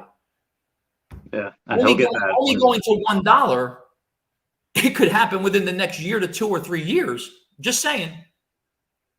Doing nothing but sitting home, just living your life. Your 250,000 you thought didn't have nothing is now worth 250. More than the person that worked and risked their lives for 25, 30 years. So, and you got to, it's like, you can't look at everybody that's got millions and what they're going to make and everything. Just look at what you can afford and what you're willing to lose and possibly what could come out of it if you obviously do your research and be inspired no matter what investment you make, no matter what, no matter what anybody, this ain't investment advice. I'm just making a point. I'm giving you advice based on, ethics in life, because that's how I see it. Yeah. And to have that, like I said, even in like 5-6 years, reaches $1, he has $250,000 and he's in his mid-20s. Like he's starting so much better than I did. Again, at 25, so I was middle of Kuwait, just like in the desert at 25, and it's just like this sucks. And this guy's I had a little bit of some setback when I was 21 years old. I had to rewind the clock a little bit. I was in '94, and I went through some stuff. Everything was fine, and without getting too personal, it was just until right around October of 19, so less than 2 years ago to date, I had under 50K net cash. Wow. And my whole life, all the money that I've spent. I mean, I have assets. Don't get me wrong. I own a home. My wife. We have a very low mortgage. We're very good. But I'm talking about actual like liquid, under 50K. And when I made that move, it was actually $26,500, and I put $1,500 in Veve at 3/10 of a penny on the same exact day I bought the Cardano at 3.5 cents. Excuse me, 3 cents. 3.5 cents. It was 0.0355 was the purchase. And my V-chain was 0.003. So I got 700,000 Cardano and 500,000 V-chain in the same day. And I was like, that's it. That's what I'm going to do. And we'll see what happens. To know in less than a year, I'm like seven figures, 1.4, 1.5 million. My wife's like, well, what are we doing? What the hell's going on? I ain't buying no gold chains. I ain't buying watches. I have no crazy car. I have none of that stuff. I believe in being humble, you know what I mean? But I still persevered through it because we went through some ups and downs and stuff. And I diversified a little bit, and I grabbed a lot of XRP. I grabbed some other stuff. And when I got into OMI, it was just like, I just felt at home. And now with the NFTs and my collections, and I'm grateful for you having me on the show, man. Like I'm pumped, and I'm pumped where it's going. And I'm gonna let you know, I'm not a flipper. I don't even participate in any drops for reasons. I'm a secondary market buyer. I only buy what I need to complete my sets at the lowest mint level, and period. And don't get discouraged. If you have a mint and you want a certain amount, I put 5 million and 10 million. I only do that to display my mints. I don't expect to get that money. That's just for me to show you, to give you a metric as to, so there's no mystery. Like I had gotten mysteries. There's times I thought it was the lowest mint. I go, I got the first one. And I go buy it. And like a 2 week later, I see a lower one. I'm like, shit, I just paid how much I paid for it. And then I would acquire those. That's why I have a few extras in some of the mints I have for that particular reason. So don't be discouraged. If you want something, and it's a low mint, ask your price if that's the one you want. If you're a collector like me, which I have no intention of selling any of this. Matter of fact, I was actually advised, Sean O'Hara actually specifically, we worked something out. I know it's been texting, whatever, but I'm going to hold him to it. If there's this Veve City, Veve verse, and there's a museum, and we have avatars, we physically are in there. He's going to be the avatar, like at my post right there at the place, charging people to get into the museum and see my stuff. I'm gonna give him a cut. I told him you're my director, but in my word, creating jobs, creating a lot of jobs. I'll be honest, man. I'm having fun with it. I met a lot of people. I have under 100 people that I speak to, like a good 10 people almost on a daily basis that just need some questions and answered, and they have they want to share with me specifics on what they should do or what they think. Now, like I said, I don't have a crystal ball. I could just give some advice based on, my experience and what I'm doing. And usually it works out, and it's good for people. I'm having fun, man. I can't, we'll talk about it later with the Comic-Con thing, but I can't wait till Comic-Con comes in. I'm only, where are you, in Long Island? Long Island. Yeah. Yeah, I'm over here in Jersey. I'm right over the border. So I mean, Oh, all right, cool. my office used to be in. I was in Wyker and Hoboken, right there on the water by the pass station, many times. Many years. I have a lot of experience over there, and going to and from New York is for us, it's 20 minutes, for you probably 30 minutes, whatever, through traffic. But getting to Jacob Javits is going to be cool. Having not been there in a few years because of COVID. Yeah, it's going to be fun. Looking forward to it. They have some things I'm hearing now, like getting in. Is going to be a lot. They're going to limit the people. They're going to have directionals set up to like one-way only directionals. It's not going to be like it was. You walk wherever you want. So yeah, it's okay. I mean, we'll talk about it later. I'm going to get you in private to talk to you. But okay, yeah, no, that's cool. Some cool stuff, man. And I know you're like you got all tattoos and shit. I don't have one tattoo, but I told my wife look, I'm gonna let everyone know this too. When I go to I'll be in Vegas October 24th to. I could be out there for 3 weeks, man. This is a big tournament. So I'm going to be wearing I usually always get dressed up for when I play poker. Not like suit, but I'm saying I just get dressy. I feel more comfortable, and I feel like I like to get dressed. And I'm a real estate agent. I dress a lot. I dress up a lot, and that's just my normal attire most of the time. Yeah. And so I'm going to be dressed up. I'm going to be wearing suspenders. My brother-in-law Eugene said, "Wear suspenders." Because they were like, do the hoodie thing. I was thinking about putting a ski mask on with big goggles. I don't want to do that Phil Lock stuff, but I'm just saying, I'm honestly, but I'm gonna have a shirt. It's gonna say, the letter U, OMI, your chips. You owe me your chips. That's good. And I'm gonna have the symbol right in the middle, the OMI, nice. Circle symbol. And I'm going to have my suspenders naturally on, because it's going to be more like a T-shirt or like some kind of a shirt that I'm going to have on. Hopefully I do good. I know I'm going to do good. Hopefully I win because I promise I'll invite you, Sean, Alvear. You guys will take I'll have you all out. It'd be like, you see when the guys are at final table and they have all the T-shirts and shit. We'll have all OMI shirts. We'll have all OMI shirts on. What is this? My brother-in-law's, my wife, the family, Gencarelli's Pizzeria. It's in Newark, New Jersey. Here, if you ever want great pizza, it's excellent. Everybody's got pizzeria. It's the best. I mean, they sell 4,000 pies a week, bro. They're doing more volume than a lot of the some of the chains that I know, and rightfully so. They have a great business model. They've been doing it for 20 years, 25 years with their father, doing it for 40 years. I'm going to have some Gencarelli pizza or Gencarelli's in Newark, like things on, just to plug them. If I get at a feature table or I run deep where they have then start showing the players, you become a bit more online. But that's that. My low mints are priced high in preparation for the offers feature. Pags will have to compete against that soon. Might be more expensive to acquire at that time.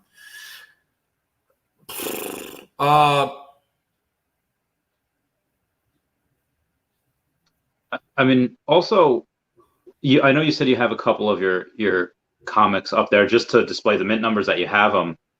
In the next couple of months, or I think in the next 6 months, we're going to have Russian, Chinese, French, and Spanish. We're going to be available in all those languages. The app will be. What if you have, let's say, this like Saudi prince? You see a bunch of comics being bought up for hundreds of thousands, if not millions of dollars. Would you ever take them off? Be like, oh, I just know this Saudi or Kuwaiti oil prince is going to come in and buy this up and take them. You would take them off? I spoke with my wife about that last night. Yeah. That's so crazy you're asking me that, man. I actually said to her, I said, with my luck, because I put them on just to display it. And some of my mints I put for, 5 million. I know the max is 9.9 million. That's another thing I think they should change on the app. Because why put it for 9.9 million? People can't even get, they're not even that much in gems. I think, collectively you can, you know what I'm saying? So I don't understand that what they did with that, but anyway, that should change. But, I said to her, I got some that are like 1 million just for the hell of it, because I know just to display it. But I said to her, what happens if I have them? Because obviously it's not sold, that they're individually listed, even though I post my sets to display it and stuff. I use some of the an app that I use to collage it, so it's nice and pretty cool to look at. But I said, what if like this guy from Dubai comes and and picks up the oil dude, just starts to pick them. Yeah. I mean, not the whole set, just picks this one, picks that one, picks that one. Not that I'm going to have 10 or 20 or 50 or 100 million, because that's great. That's not the point. The point is I'm going to have sets that are going to have missing low limit mints that I'm trying to. So to ask your question, there probably is going to come a point soon that I take them off, and because I just think that, at this point now, I mean, a lot of people know what I have or what I'm about or what I do, and so I'm okay to be transparent about that. I have nothing to hide. I'm honest. I like to do good business, and there are times where I lose. Did a trade 2 days ago. Made the point. My Fantastic Four set, the rare I had, I knew it was. I couldn't get a good rare because everybody was selling their rares of the Fantastic Four for 30 grand, 50 grand, 100 grand for over a year. I knew the first one was the 584, the rare, and I knew I couldn't get it. The guy Roth Lind, well, I didn't know who the hell he was. Yeah, happens to be Sean O'Hara's roommate, another filmmaker.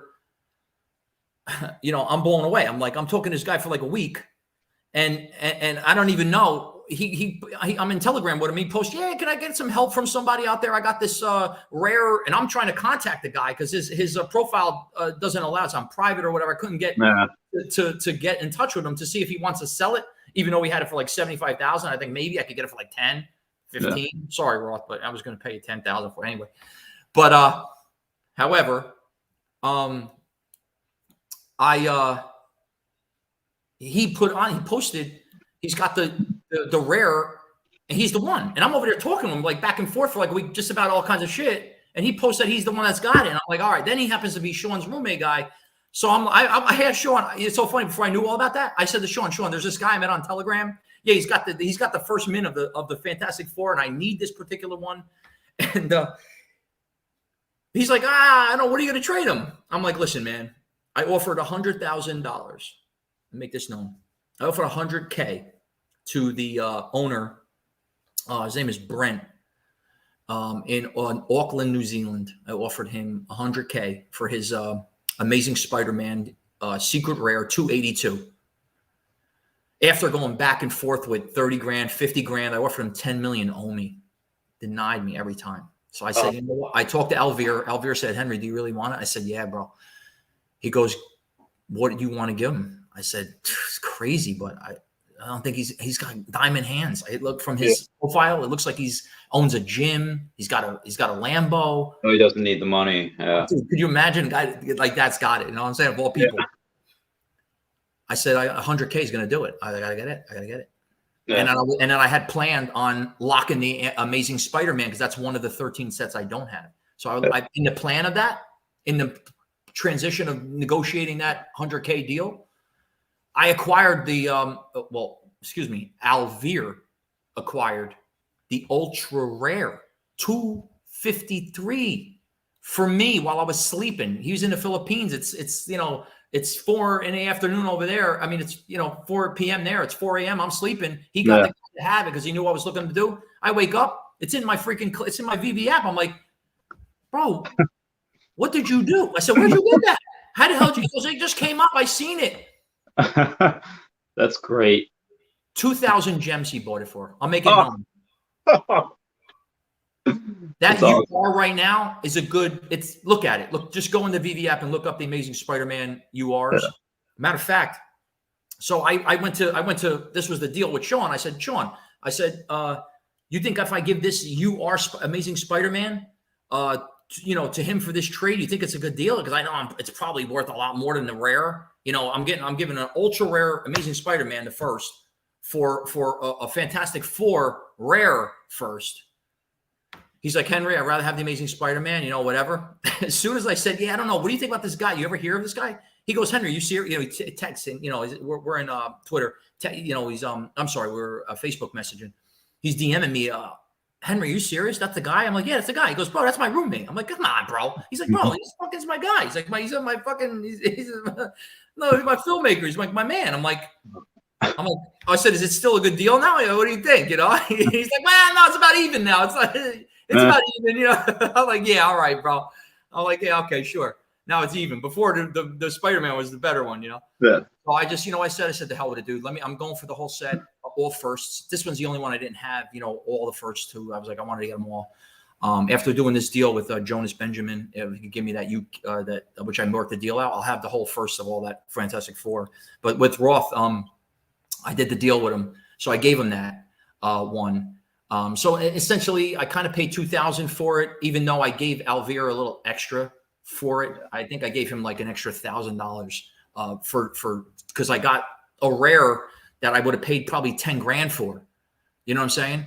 And I would have paid 10 grand and Alvear, I traded it for something that Alvear paid 2 grand for, and I had to give Alvear something for it. So I gave him like $1,000 more. I was giving him 2 grand. I was like, yeah, just, you know what I'm saying? And that's my appreciation. Now, this is the business. That's what I'm saying. Like the people understand, like, you know, if you want something bad, you know, sometimes you got to pay for it. But it was a great deal for me and Roth.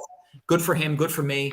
And I appreciate that trade. And you know, it's a great time right now, man. We're doing some good stuff, man. And you know, what do you? I know you're in like more collectibles. I wanted to get into that, but you don't have. You don't. I don't know what you have. Like, what are you into? Like sets, like I have, like collectible sets. Yeah, you just pick and choose. You get drops and just take a lottery chance. I mean, I try to get every single drop. Whether it's, you know, they have a secret rare, ultra rare, or blind box. I do that, especially the blind boxes, because blind boxes, like, you minimum make your money back, so it's risk free. Right. I knew that Batman set was going to be good. That first Batman set, because that's the first set of the first season of, you know, the first drop. And I think the Eddie Rizzo Batman went over 6.2 grand at the floor now for the Eddie Rizzo, that first ultra rare. And the Todd McFarlane. Can you just repeat that for everybody? Because I heard it, but it cost how much? The cheapest Eddie Rizzo Batman. No. How much was it to purchase it? Like the buy now at the drop? Oh, that was $70. $70. So, what's the floor right now on that? 6,200. So you're like 90. 2.5 months ago. I don't know what it was 2.5 months ago. I got it maybe about a month ago, and it was like 2,400. Oh wow, nice. Yeah, you're 2-3x right there. Yeah, it's great. But I just know that people are always going to want to get that set. So I have all the ones through Powerpuff Girls Series 2 that I just don't have Donnie, because I'm going to get that one OMI Moons, just because that, you know, 70 grand just to try to get that. What's the floor on Donnie right now? 70. Oh, that's the floor. Wow. Yeah, the floor 70,000. So I was like, all right, I'll wait until that moons. Then the only ones I don't have are the ones with super low mint numbers, like the Ghostbusters, the Platinum logo. It's 11 grand. And again, all these I'll get, you know, with OMI. But the Harley Quinn one I got, which was hard. She was, I think, the most expensive one I got at 5,100. Now she's 9,500. And I have a bunch. Funny. Every single one that you're talking about. See, when I came into this, I came into it. I came in obviously when I downloaded the app in March, but I didn't participate in any of the drops. I was just watching it. My very first thing that I did was I had to make a determination if I wanted to collect individual items or if I wanted to do sets. No. And I said, if I'm going to do sets, I have to get the lowest mints. And I said I knew the roadmap was going to be challenging, and I knew that it was going to take a lot of time. I mean, I'm over here 1, 2, 3 in the morning. You know, sometimes even 4 in the morning, because 4 in the morning here, my friend Alvear in Philippines, it's 4 in the afternoon. I got to do deals. Yeah. And he's got guys that are in that time zone that are doing the gem deals. So I got to be on him. So I'm, you know, my wife's sleeping. I'm, you know, so it's not as easy as you think. So I put a lot of time into it, and I'm doing that.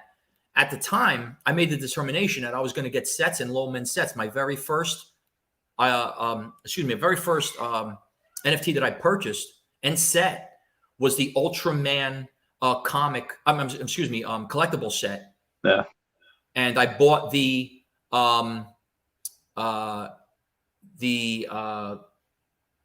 common, I think it was the 47 or 48. I forgot which one I have. I have 3 of them now, because I thought I was getting the lowest one, you know, one of them, and then the next one gets posted, the next one. So I wound up acquiring like 3 of them, but I have that whole set. I think I sent that to you, the Ultraman in a collage. Yeah, those super low mints. That was my first set. So like I missed Harley Quinn's, the Batman's. Like I think I went through some of the other collectibles with the what the hell is that? The one with the cigarette, the black. Oh, the Labbits. Yeah, the Labbits. I missed some of them. I missed some of Ron English. I did get the gold rabbit. Though. Oh, you got lucky. Nice. I got lucky. I got number 55. So that's like, yeah, dude. And honestly, it's funny because you can't see it, but I have a my wife's a little bit into the feng shui stuff, which is cool. And my wife and my daughter are both. Oh, no, I'm sorry. My wife and my son are the rabbit. And I have a matter of fact. Let me just go get it. Hold on a second. Yeah, sure. So Lynn X, that depends on you. Right now, it's going to be hard to take your gems. You're going to have to sell your gems, and then you're going to have to go and buy that OMI. Unless you can get that, you could sell that directly for OMI. I'm talking to Lynn X. Lynn X says he's got some comics. He doesn't know if he should sell for OMI. I think that just depends on what you think will moon higher, will moon more. But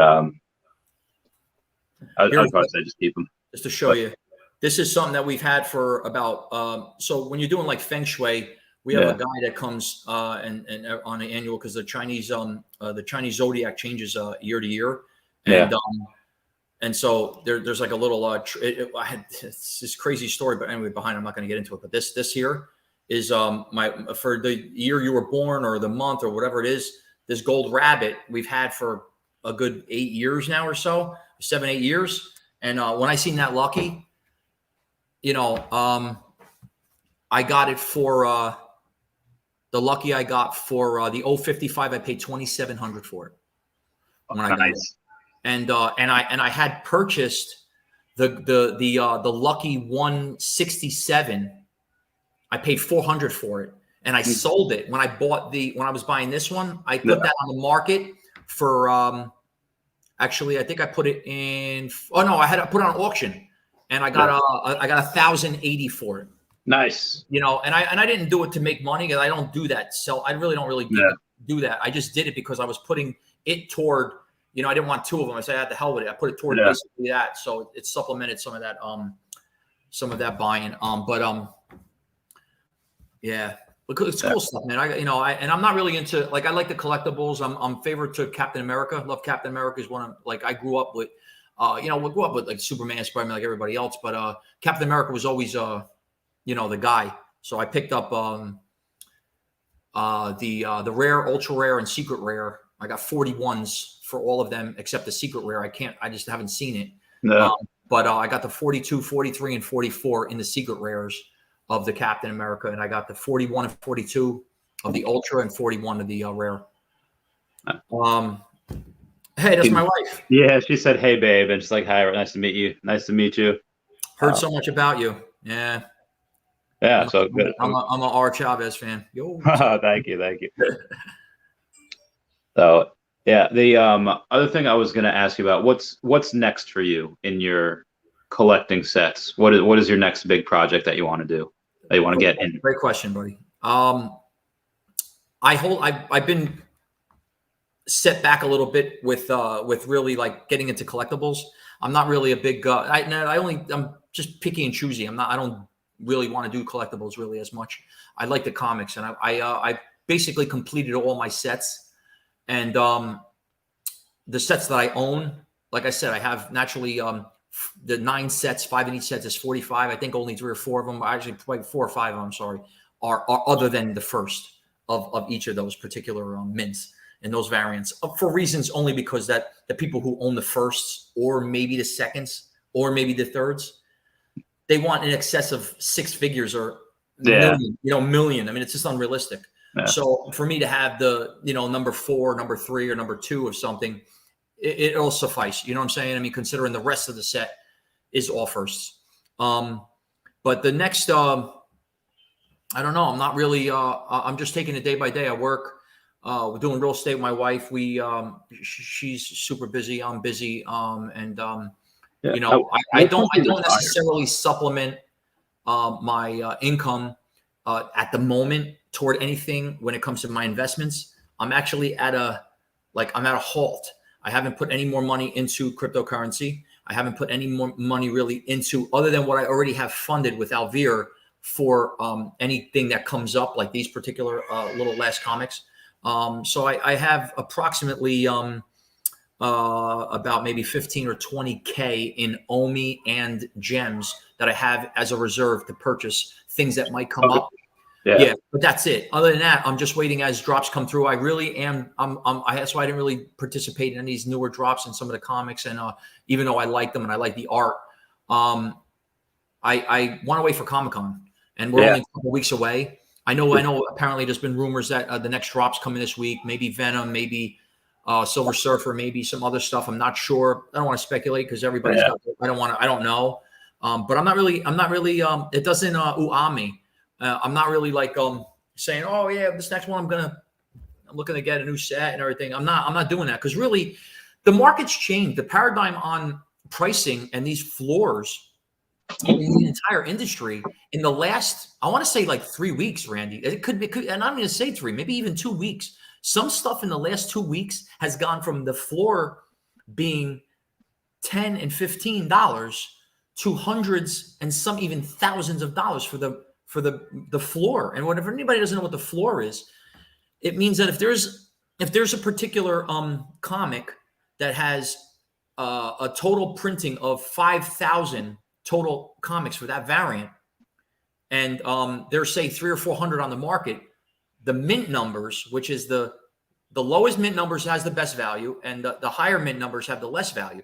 The floor means the highest mint numbers where the less or least value is. That's the floor. So if the floor, which is the cheapest of the particular variant that you want, is a specific number, everything at a lower mint higher than that is going to be higher amount of money. So we're talking about the floor going from $20 or $50 or $100 to now, within the last 3 weeks, thousands of dollars, or some that have been maybe $500 or $1,000 now are the floors, $30,000, $50,000, and $60,000 in weeks. Yeah. I just purchased the Kang the day of the Avengers drop on the comic. I couldn't get the first 223 secret rare. I was able to get the 310. As soon as it came out, I had Alvear. I said, Al, I said, get it. It was 10K. I'm sorry, it was 11K. It was 11K. I said, get it. He transacted it like that for me. Nice. And because I had obviously got gems maybe at a discount, I might have paid like a total of like $8,800 for that particular mint. Yeah. That's the number 2 Avengers mint in that Kang. The bottom one, the least valuable one, is like $50,000 right now, and that's at like maybe a number of like 40. I'm sorry, excuse me, at 9,900 and something. Yeah. So and that's the lowest additional of all the mints of all the sets, 10,000 total. With that secret rare only having 250. Yeah. You know what I'm saying? So when you're talking about like things moving fast, something that just went from like 1,000 to 60,000 in less than 2 and 3 weeks. I can't even imagine what my number 2 is worth. I paid $8,000 for technically 11,000 gems. Yeah. Is it worth 100,000? If the bottom worth 60, is it worth 300,000? I mean, these are crazy. That's why I'm saying like it's crazy, man. I really don't know what to say. And honestly, I don't want to price it because I have sets. I'm looking at my set as a value, not necessarily. Yeah, that's true.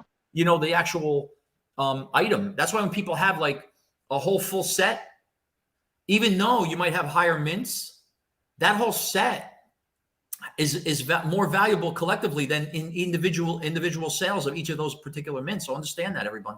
If you hear that. At what point? I know you said you and your wife are very busy. At what point do you say like, "Hey, honey, we can cash in a little bit. We can stop working, some more time with the family"? At what point do you retire?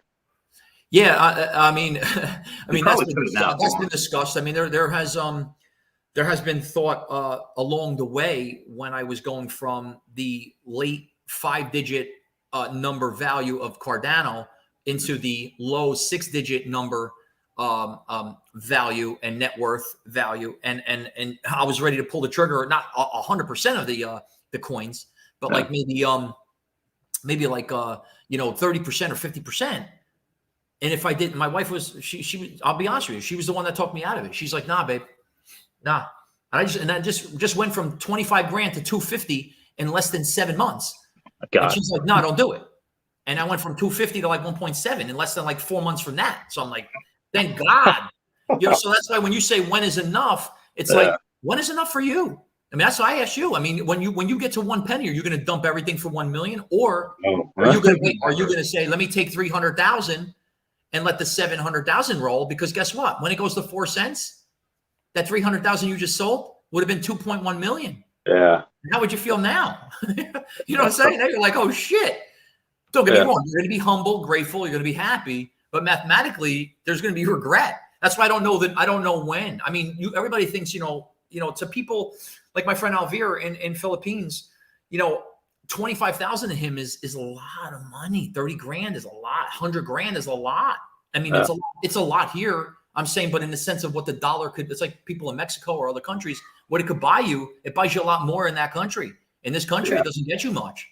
That's why it doesn't feel like it's a lot here. So we need like tens of millions to like make a difference. And it used to be $1 million was the number. Now you can't even buy a house and a car, and you already blew your $1 million. Now you got 30, 40 grand in taxes to pay on the house. You got to get a full-time job just to pay taxes on that $1 million house you just had. That's why a lot of people who are sport figures and lottery winners, they blow their money because they don't realize. Cavell, my dude. Yeah, it's Cavell. He's he's a cool dude.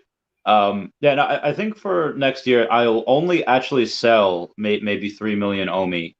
A lot of it I do want to spend on the Veveverse, just because I think that next year, let's say when we're 7 cents, 8 cents, it's probably going to take a couple years to 10x from there. But 10xing on the land that we get, I think that could happen very, very quickly. So that's why I would do that. I don't want to stop you there, but I want to disagree one thing. Okay.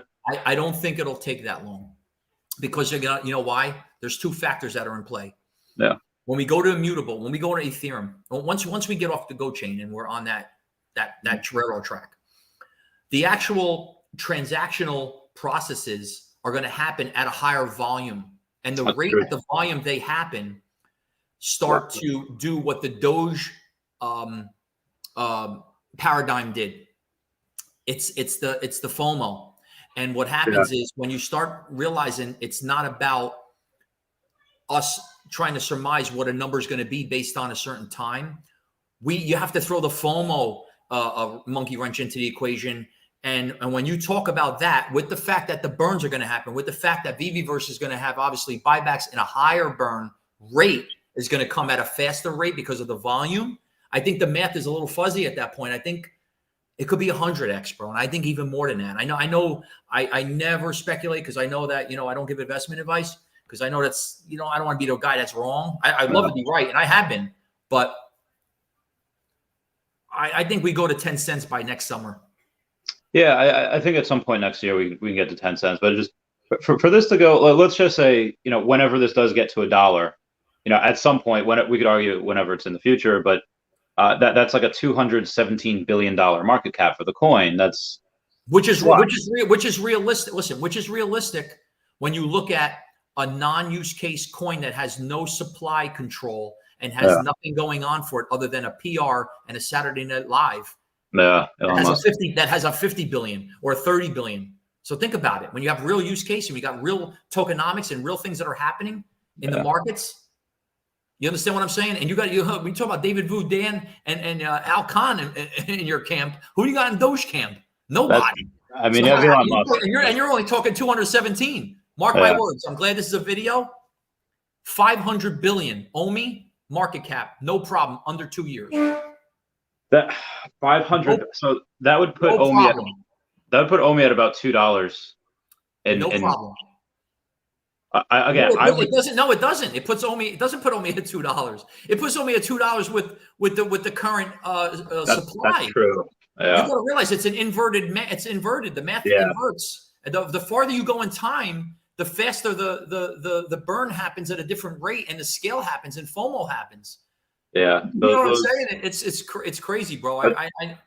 That's true. Those land sales are going to burn hundreds of millions, if not billions, of OMI, and that's from the circulating supply, not from the reserve wallet. So it'll come from the reserve to supplement the circulating. It's the same thing. As time goes on, it moves over. You know that, right? Yeah. So I would.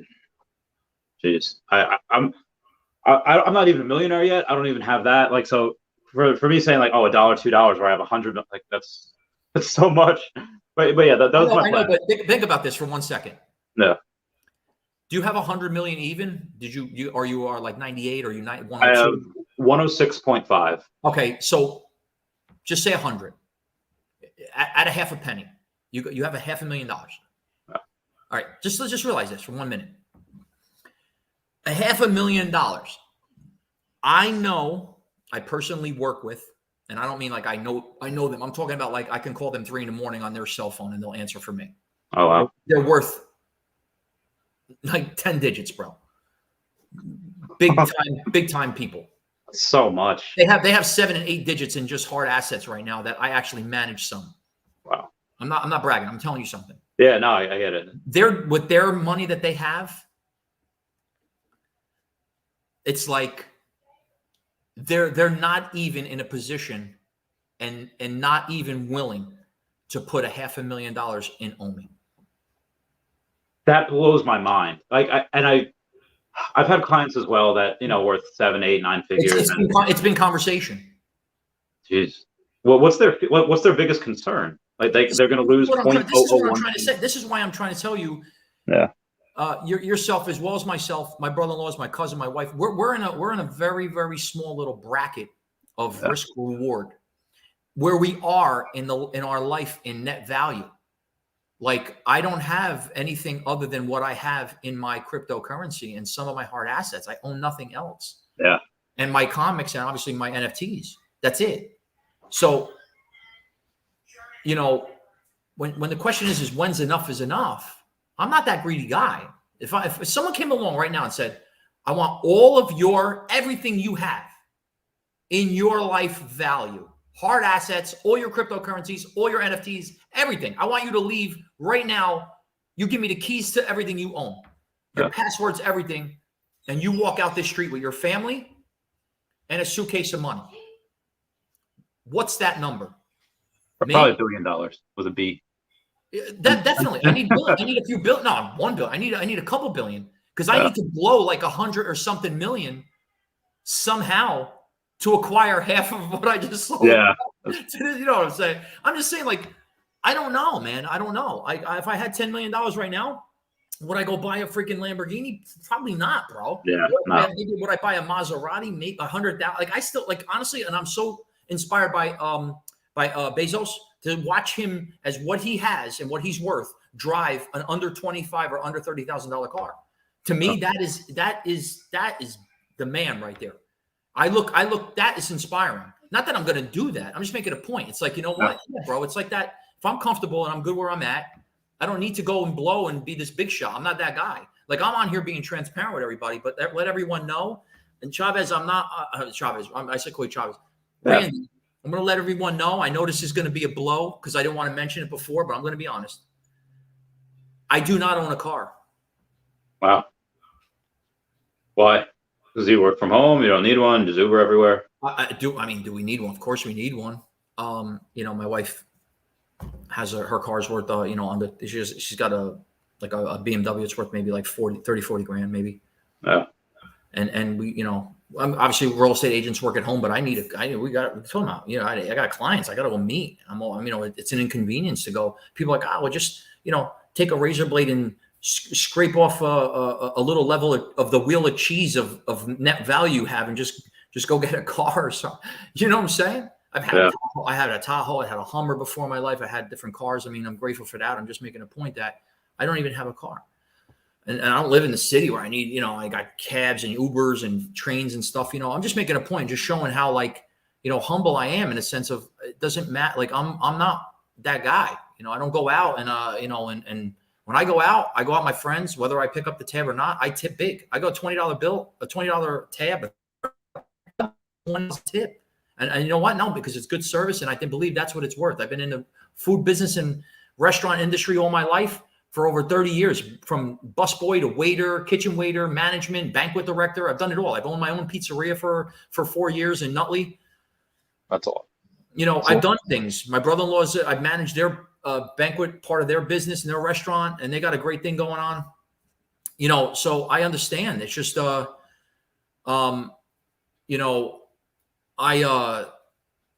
have a come here, G. Come here. We're live. My daughter just came out of her gaming center. I call it in her room. Come here, G. Say hello. He's big. Come here. Luch came over here. Come here, say hi. She's shy. 15 So my son, we're on YouTube. He's like, where? He's like, he didn't no clue. He had his underwear on when he came here before. But, my wife, hi, Luch, mommy loves you. So, I mean, all I'm saying is that I believe that, you know, and I agree with you, you know, maybe, you know, you have a particular number, you know, I think, you know, for me, I need at least like 10 or 20 million to really be able to have elbow room to do stuff comfortable, and feel okay with, you know, it, because I have that sense of regret. I feel like if OMI goes to, you know, it goes to, just say 10 cents, me and you will have 10 million. But yeah, and that's great.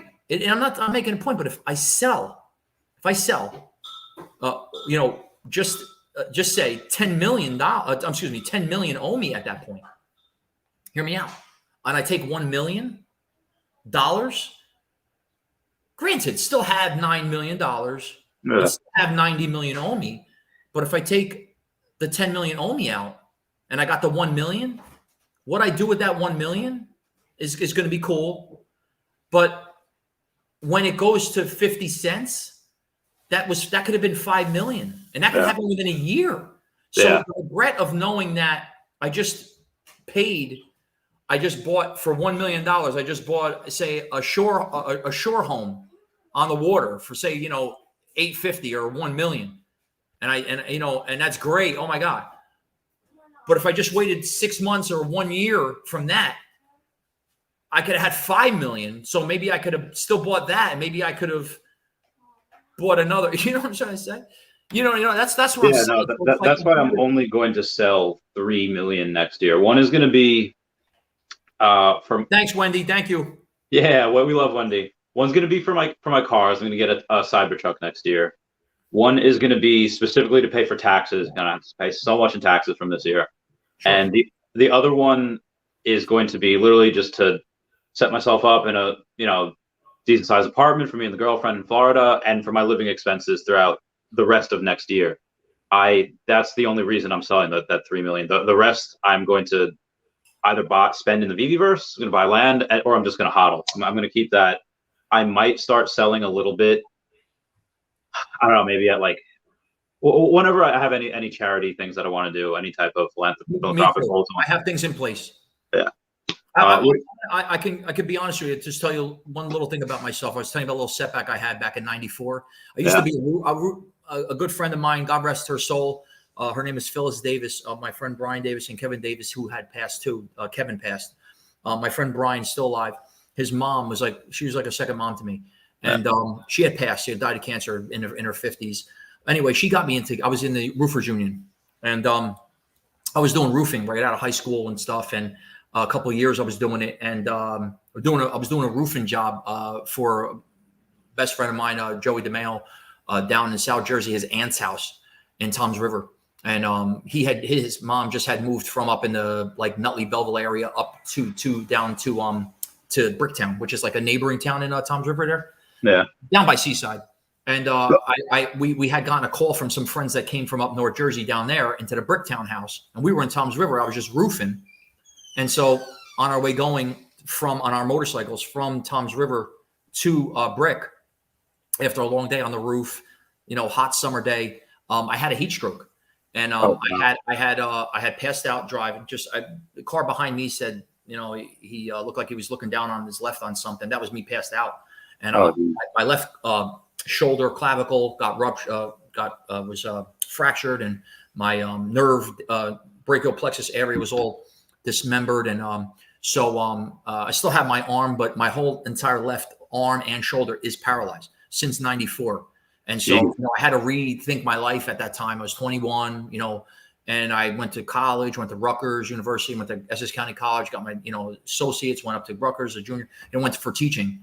And then early 2000, you know, so just a little bit about myself, you know, and so, you know, this disability I've had all these years has been challenging to get through. And I've done a lot of stuff. I've always worked, don't believe in staying home and sitting, you know, I never was that guy. And it's hard to mentally think that. So, you know, when you talk about the charity, that's why I brought this up. I'm looking to give back, and I actually want to have my own charity and fund for people with similar circumstances and disabilities, like in this particular specific area of research that I think needs a lot, because this was naturally 27, give or take 27 years ago when it happened, and they still don't have the technology, even with stem cells and stuff that are in place to construct. And because when you cut a nerve is like a wire, like a speaker. Think of a speaker wire, where you have a speaker wire and you have another speaker wire, and you want to connect the wire. What'd you do? You used to strip it and just turn it like this, right? Well, nerves are different. When you cut that nerve, they have all those same little filaments inside, but the difference is that each one of these has to match up with the exact match on the other side. It's not like you can just twist and all. Yeah, the internal part of the nerve cell has to match its exact one on the other side.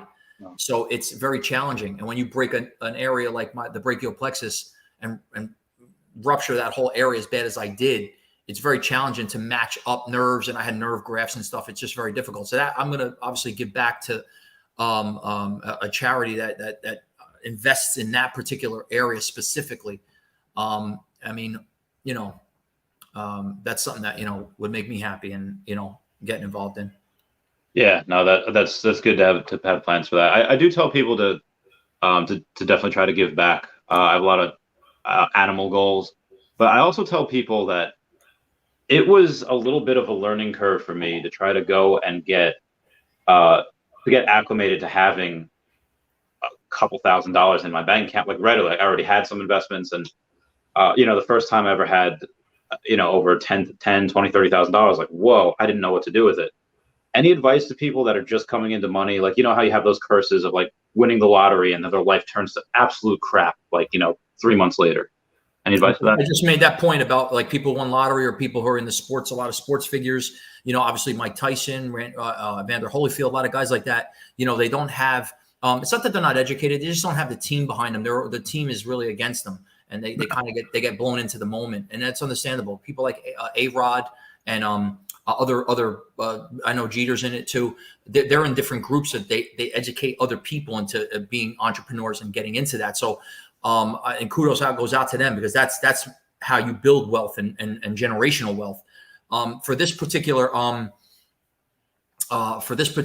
question, the only advice is, because I can't give investment advice, but I know that this happens often. People get lottery winnings. You win $1 million, you only get like 600, 550, 600 grand because taxes and stuff.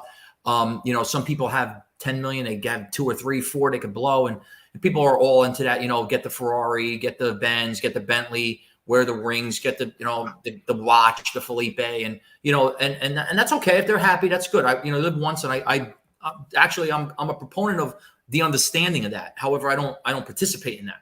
So again, it's not a big deal.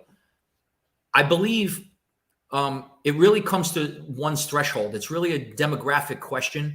Henry, the gem father. That's funny. Moon boy.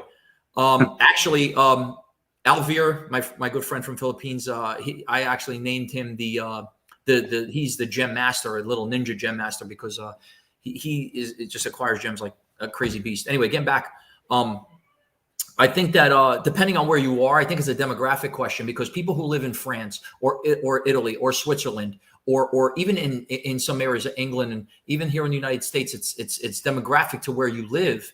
And so if you live in these particular areas, and even with COVID and stuff, you have a little bit of I don't want to say a higher standard of living, but a higher expectation of how, what options and the experiences that you have available to you, are a lot better than other people in the world or something else. So it's like, depending on where you live, you may not be able to ever earn 100 grand a year, no matter what you do.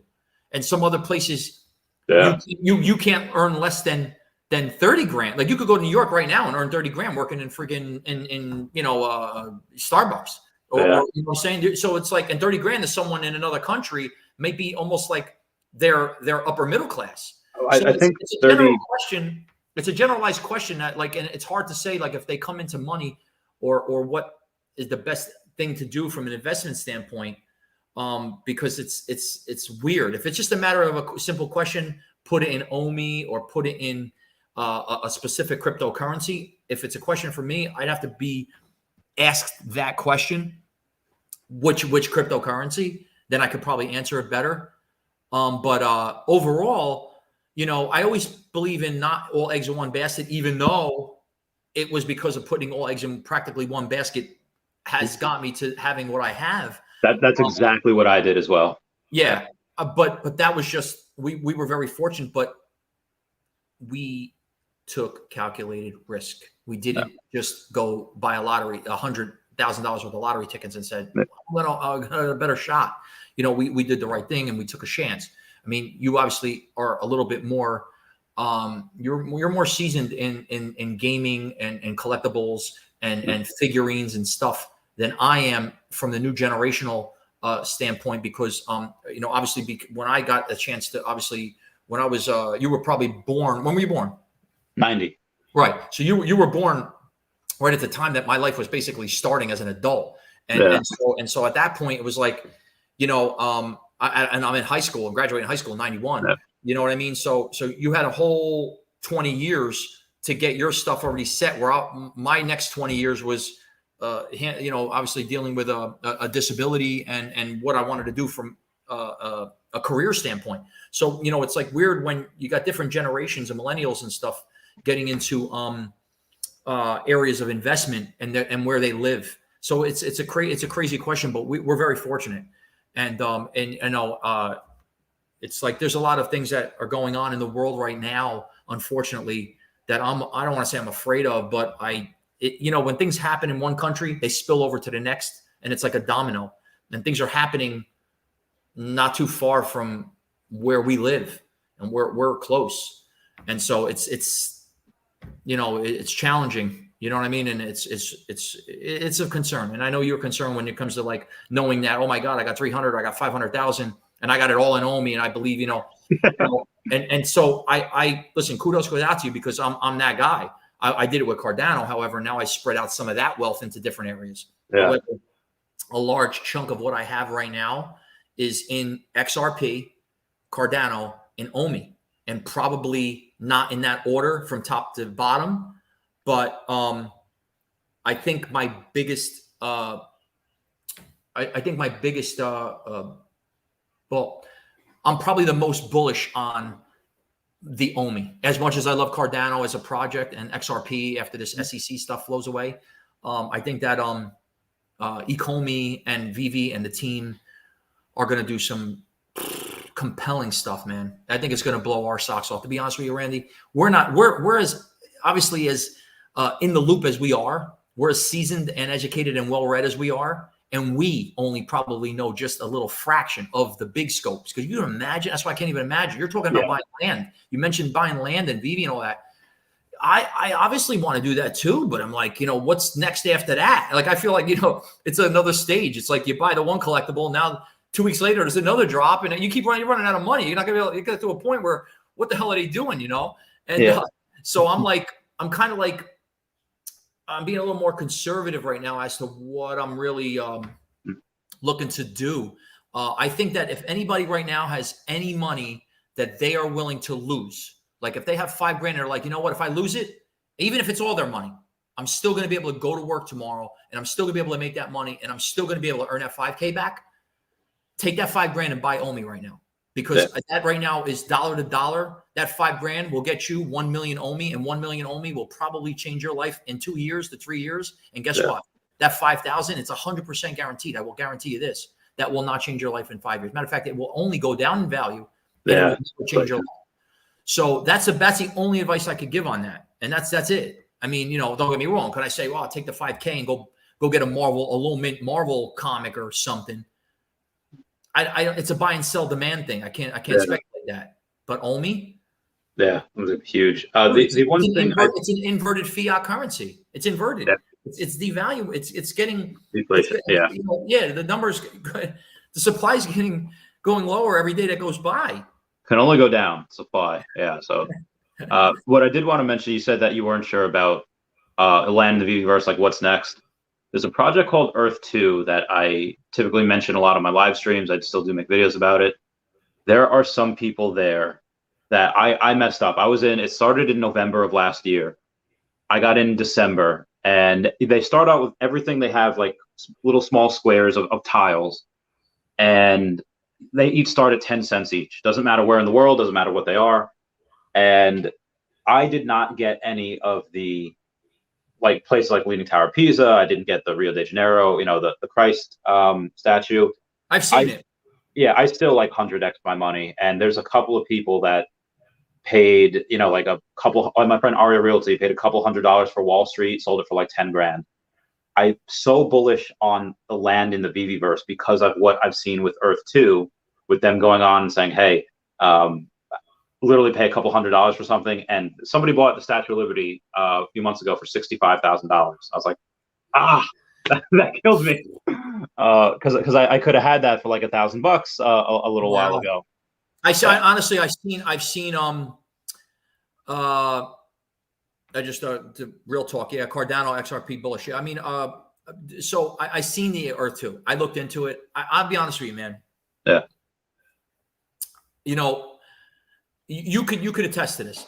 We've seen so much in the cryptocurrency business and industry, from Bitcoin, maybe Litecoin, Ethereum, first couple, maybe Stellar and Monero and EOS, first couple ones that came out the gate. And the industry was just them and everyone else, right?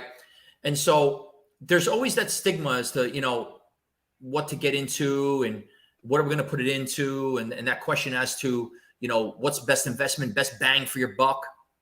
Okay. You're like me, where we have all the same tools and resources. We have a laptop, we have the internet. We all, everyone that's watching, we all have the same stuff. It's not like anybody has a better, a library than anybody else, right?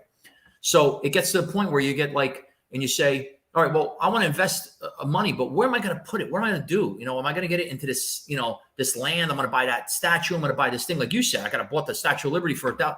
I seen Earth 2. I seen it in the beginning, in the beta stages. And I was like, wow, that's a great idea. I said, wow, because I've seen Sandbox. I seen stuff on Mana, Decentraland. And I'm looking at stuff like, damn, I don't want to say I missed the boat, because a big YouTuber, a big inspiration to me, and obviously when I was researching Cardano, I got into, I got into the crypto game, learning about cryptocurrency and not necessarily that virtual land stuff. So when I started seeing Decentraland and all that and Sandbox, and I was like, wow, you can buy a piece of, I'm like, yeah, whatever. You know what I mean? I'm in hard real estate. I'm like, because I was still breaking at that point. And I'm like, I don't know. I'm just, speculating. And then I'm starting to see, a week later, sold out. I had to go back. I'm like, sold out? That whole thing sold out? I'm like, no way. I'm like, yeah, all right, whatever. I go in. I'm like, the whole fucking thing sold out. And then I'm looking at the resale prices, Randy. I'm like, dude, things that were 800, they're like 70 grand. I'm like, there's no way. I'm like, there's no way. I'm like, no way. And some are not for sale. I'm like, well, I'm saying to myself, this is, I'm like, now, because I'm thinking I'm thinking, damn, if I could, what I can do with 30 grand, which is just, I could just shave a piece of cheese off the wheel and get a whole bunch of stuff. Yeah. And if I 10 or 20 or 50x that, like these people are doing, or 80 at like crazy numbers. So I look at the Earth 2 and I was like, here I go again. I'm not going to do it. I'm not going to pull the trigger. I want to, but no. And I didn't. Another one. Don't want to say I missed the boat. I'm just saying it was another speculative move that I didn't do, and I'm glad you got in good.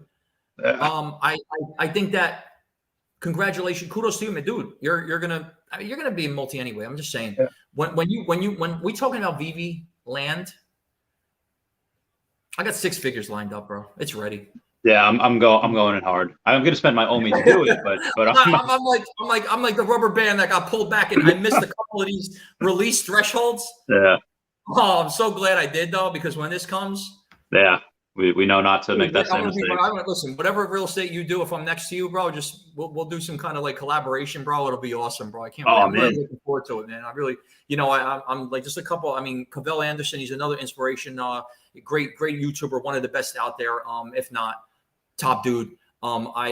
He's like he was like my go-to guy every single time, 2-3 times a day. Sometimes you come on, I gotta know. You know, I got this like notification. I'm like, what the hell did he say? I'm like looking at it, I'm like, and he's like, you know, because he title, you know how you guys do. You title shit, you blow it up, you got the great art, get you in, sucked in, and then he's like 5 minutes into the, you know, hit that thumb up and subscribe, and you know, and I'm like, there he is again. And I'm like, I'm already a subscriber, I already thumbed up, bro. Come on, get to it. You know, and I'm like 5 minutes into it, and then finally I'm waiting for like, you know, because you got Vu's picture there, being like, you know, like some, you know, and but don't get me wrong, totally inspirational, very informative. Everything that I've gotten, I've taken from at least, you know, just a smidget, like small percentage of Cavell and what he's contributed to the industry and what he still does on a daily basis. He spends a lot of time, and we have a lot of parallels and similarities with respect to his investment decisions. With respect to, like, he has made known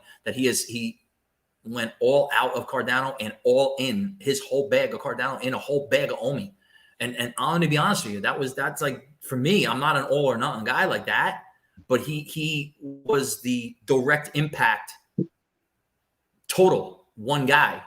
Yeah. Reason why I actually got out of a significant amount of my Cardano holdings. I mean, when I started with 700,000, so I had a lot to play with, but it was a lot of reason why I got out of the Cardano holdings into OMI is because of him directly. And I thank you for that, Mr. Anderson, not Matrix Anderson, but, you know, he, very, very inspirational on that because, you know, my OMI holdings are as high as they are in what I hold is because of that reason. And I was able to get rid of Cardano at a high number when I did it. And OMI just happened to be low at the time. So it worked very well for me. And I'm grateful for that. And so, you know, we just keep just listen, everybody listening, man, just keep working, stay, persevere. You know, when you see the market pumping, do not sell when things pump and do not buy when things pump. Okay. When they take a dramatic, when you see Bitcoin fall off the cliff, wait a day.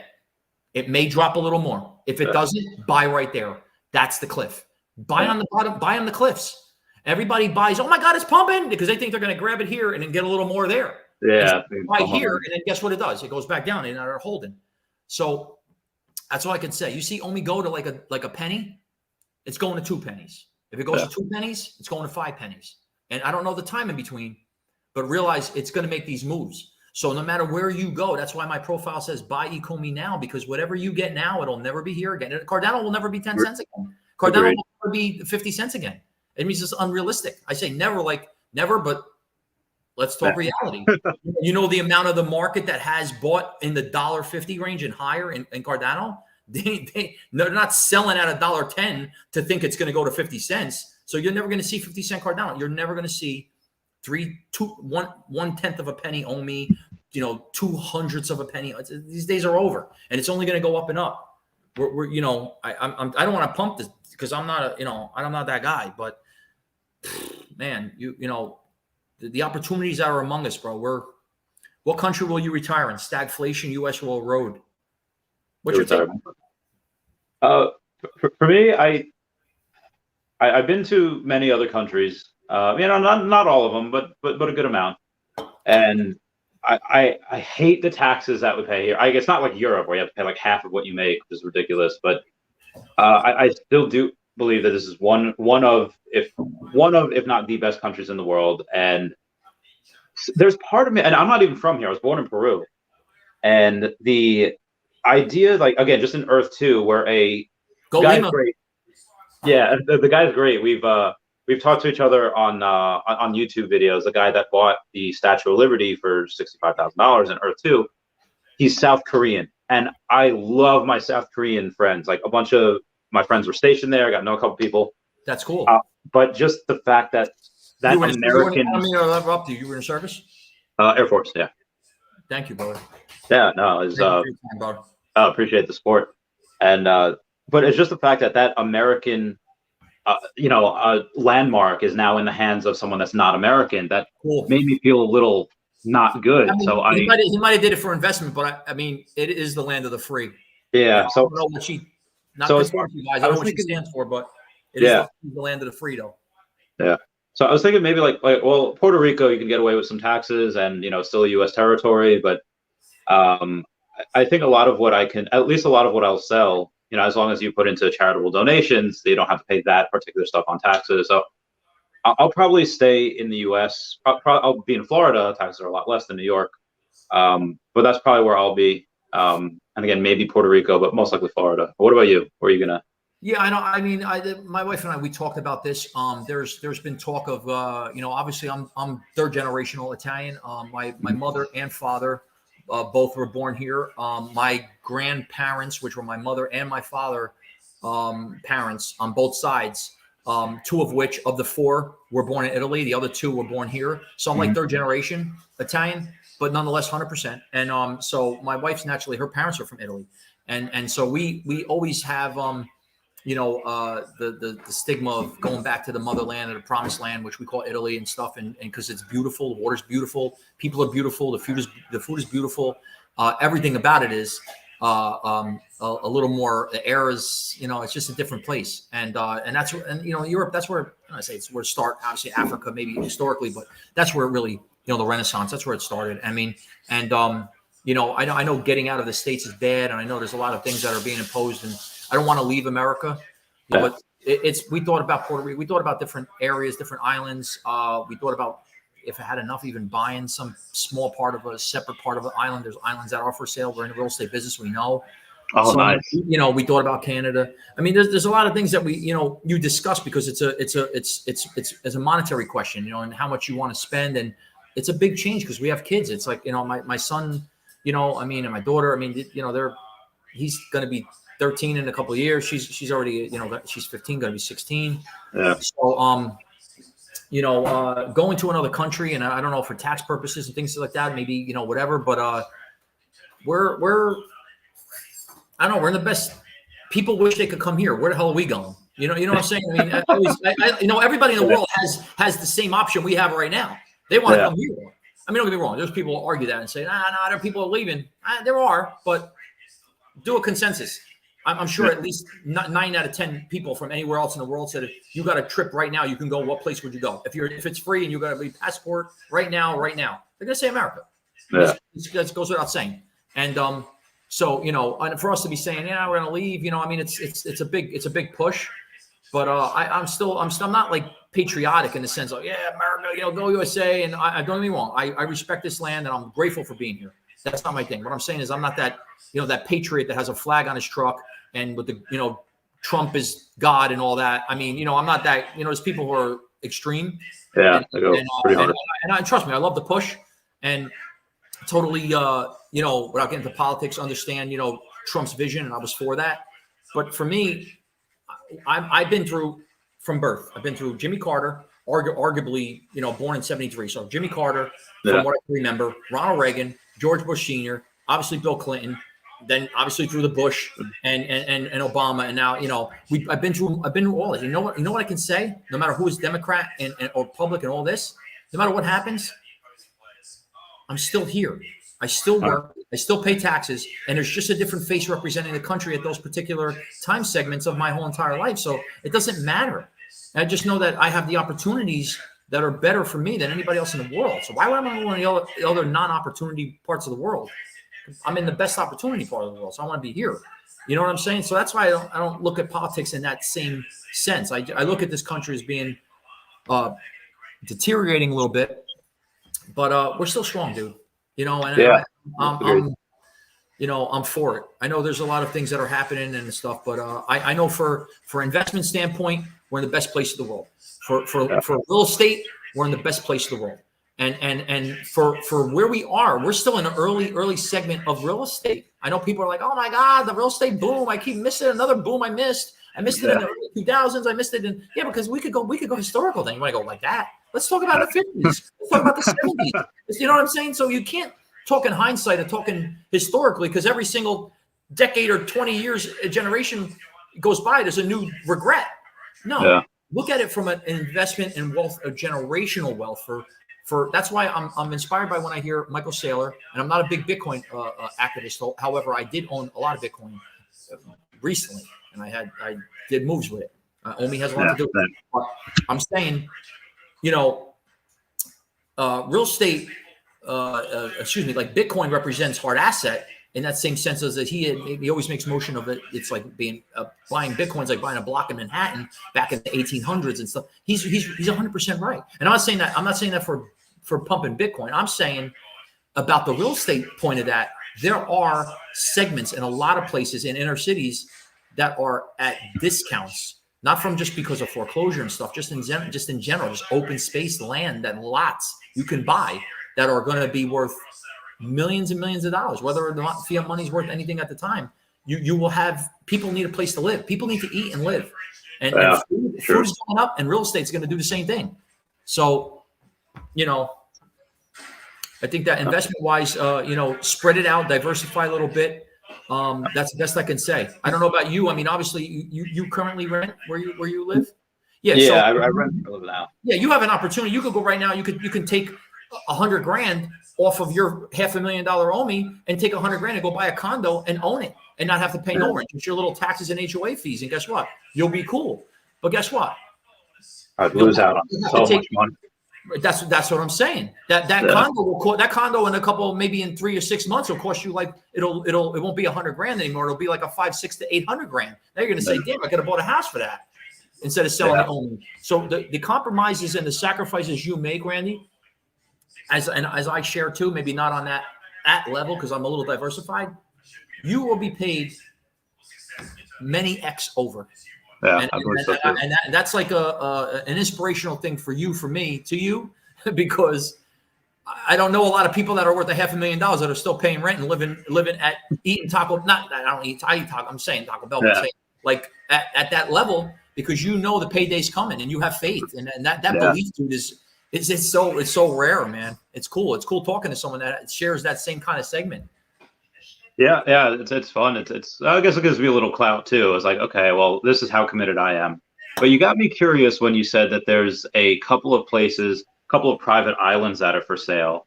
Near me, like literally like 20 minutes away, is the Amityville Horror House, which I'm sure you know of. Like every like 3 or 5 years it changes. Did you happen to have any experience with any, I don't know if it was like American Horror Story, any houses that was just like you couldn't sell because of local lore? What were they about? Good question. My wife actually, not me personally. I have been when we were first buying our home, we actually went to go search for homes. And like, I'm not really big into ghosts and things like that. However, I do believe, I'm just saying, I'm more a component of understanding and feeling about energy. Not that I'm that guy that walks around with those metal rods and says, oh, there's something's vibrating. No. I'm saying like when I, even when I have clients, when I know what my client's looking for, I will go into the property before I bring them, always to get a feel, because I will save us a lot of time. If I go in and I feel the flow ain't nice, I'm going to let them know we're going to pass. You're not going to like it. I promise. I don't even want to do it because we're going to get in. You're going to feel what I felt, and it's not a good feel. However, if I do have that good flow feeling and that good energy flow, I'll exaggerate a little bit more of the home when we go see it, and I'll say, "This is it. Don't you feel it?" And I'll give that little bit of praise to it because of what I'm sharing and how I feel. When me and my wife went to go buy our first couple of houses, when we were going looking, we found this house. I remember this one. It was up like near Sparta, up Route 80. We went in immediately.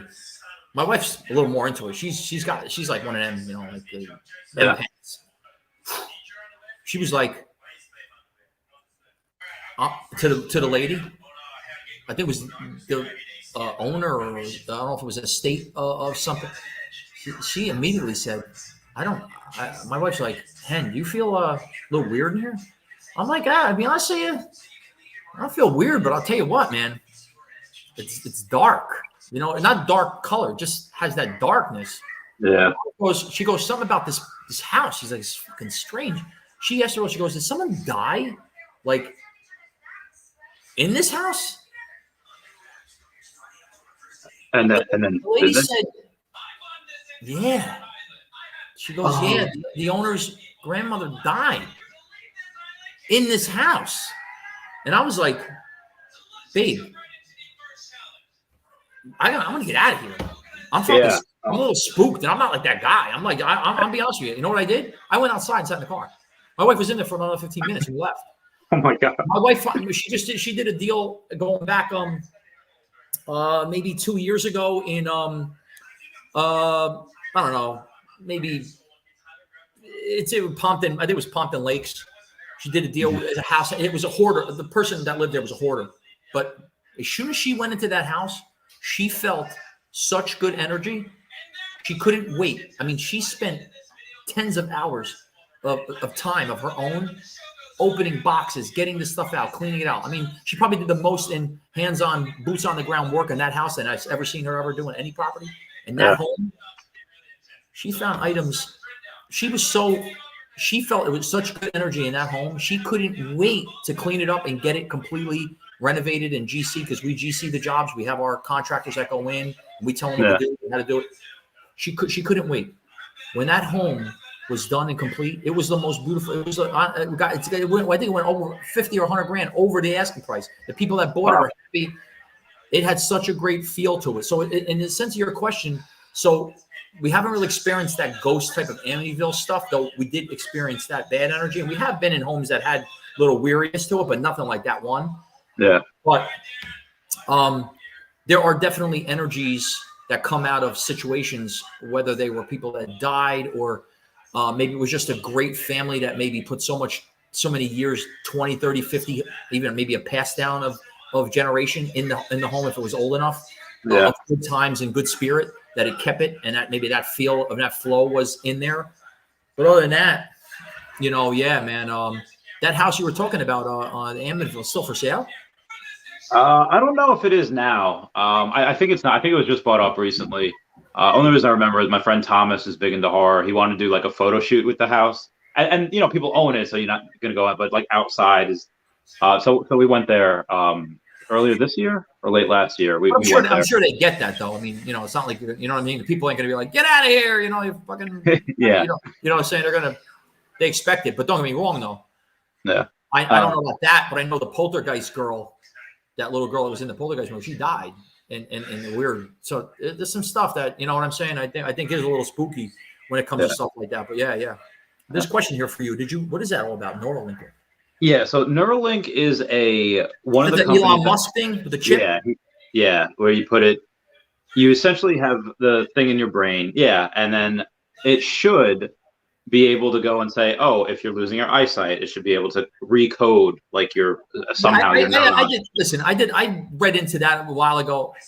They're talking about you're going to be no more school anymore, and you just walk into wherever you walk. It's all that's basically the chip. That's the new world order. That's the chip. You know what I'm saying? I'm talking about a chip. I mean, that's what it is. And they're talking about there's going to be upgrades and stuff, and you're going to be able to what are we becoming? If that's the case, and what are we? Why is humanity even waiting? Let's just do it. Let's just all become these droids or humanoids or whatever. You know what I'm saying? Yeah, I mean, there's probably a bunch of. Why delay the inevitable? I'm saying, like, if it's in other words, if we're going to get it, let's get in line and start doing it. I mean, if it's going to happen eventually, why happen to a later generation? Let's be the ones to kick off the party. I mean, I think they probably want to test it a little. I hope they want to test it a little more before they do it. It's like, oh, some side effects. It's actually really bad for you being in there long term. I don't know. But either way, it's pretty interesting the way that these things tend to go in. Like talk about this, 15, 20 years ago, people were like, you're nuts. And now it's like, okay, well, it's happening. Well, I guess we could say talk about 15, 20 years ago. Talk about 15, 20 years ago about mandated forced vaccinations. Yeah, that's also true. What kind of you know what I'm saying? And now it's accepting it. Yeah. Not the mandate. People are like, I just got it.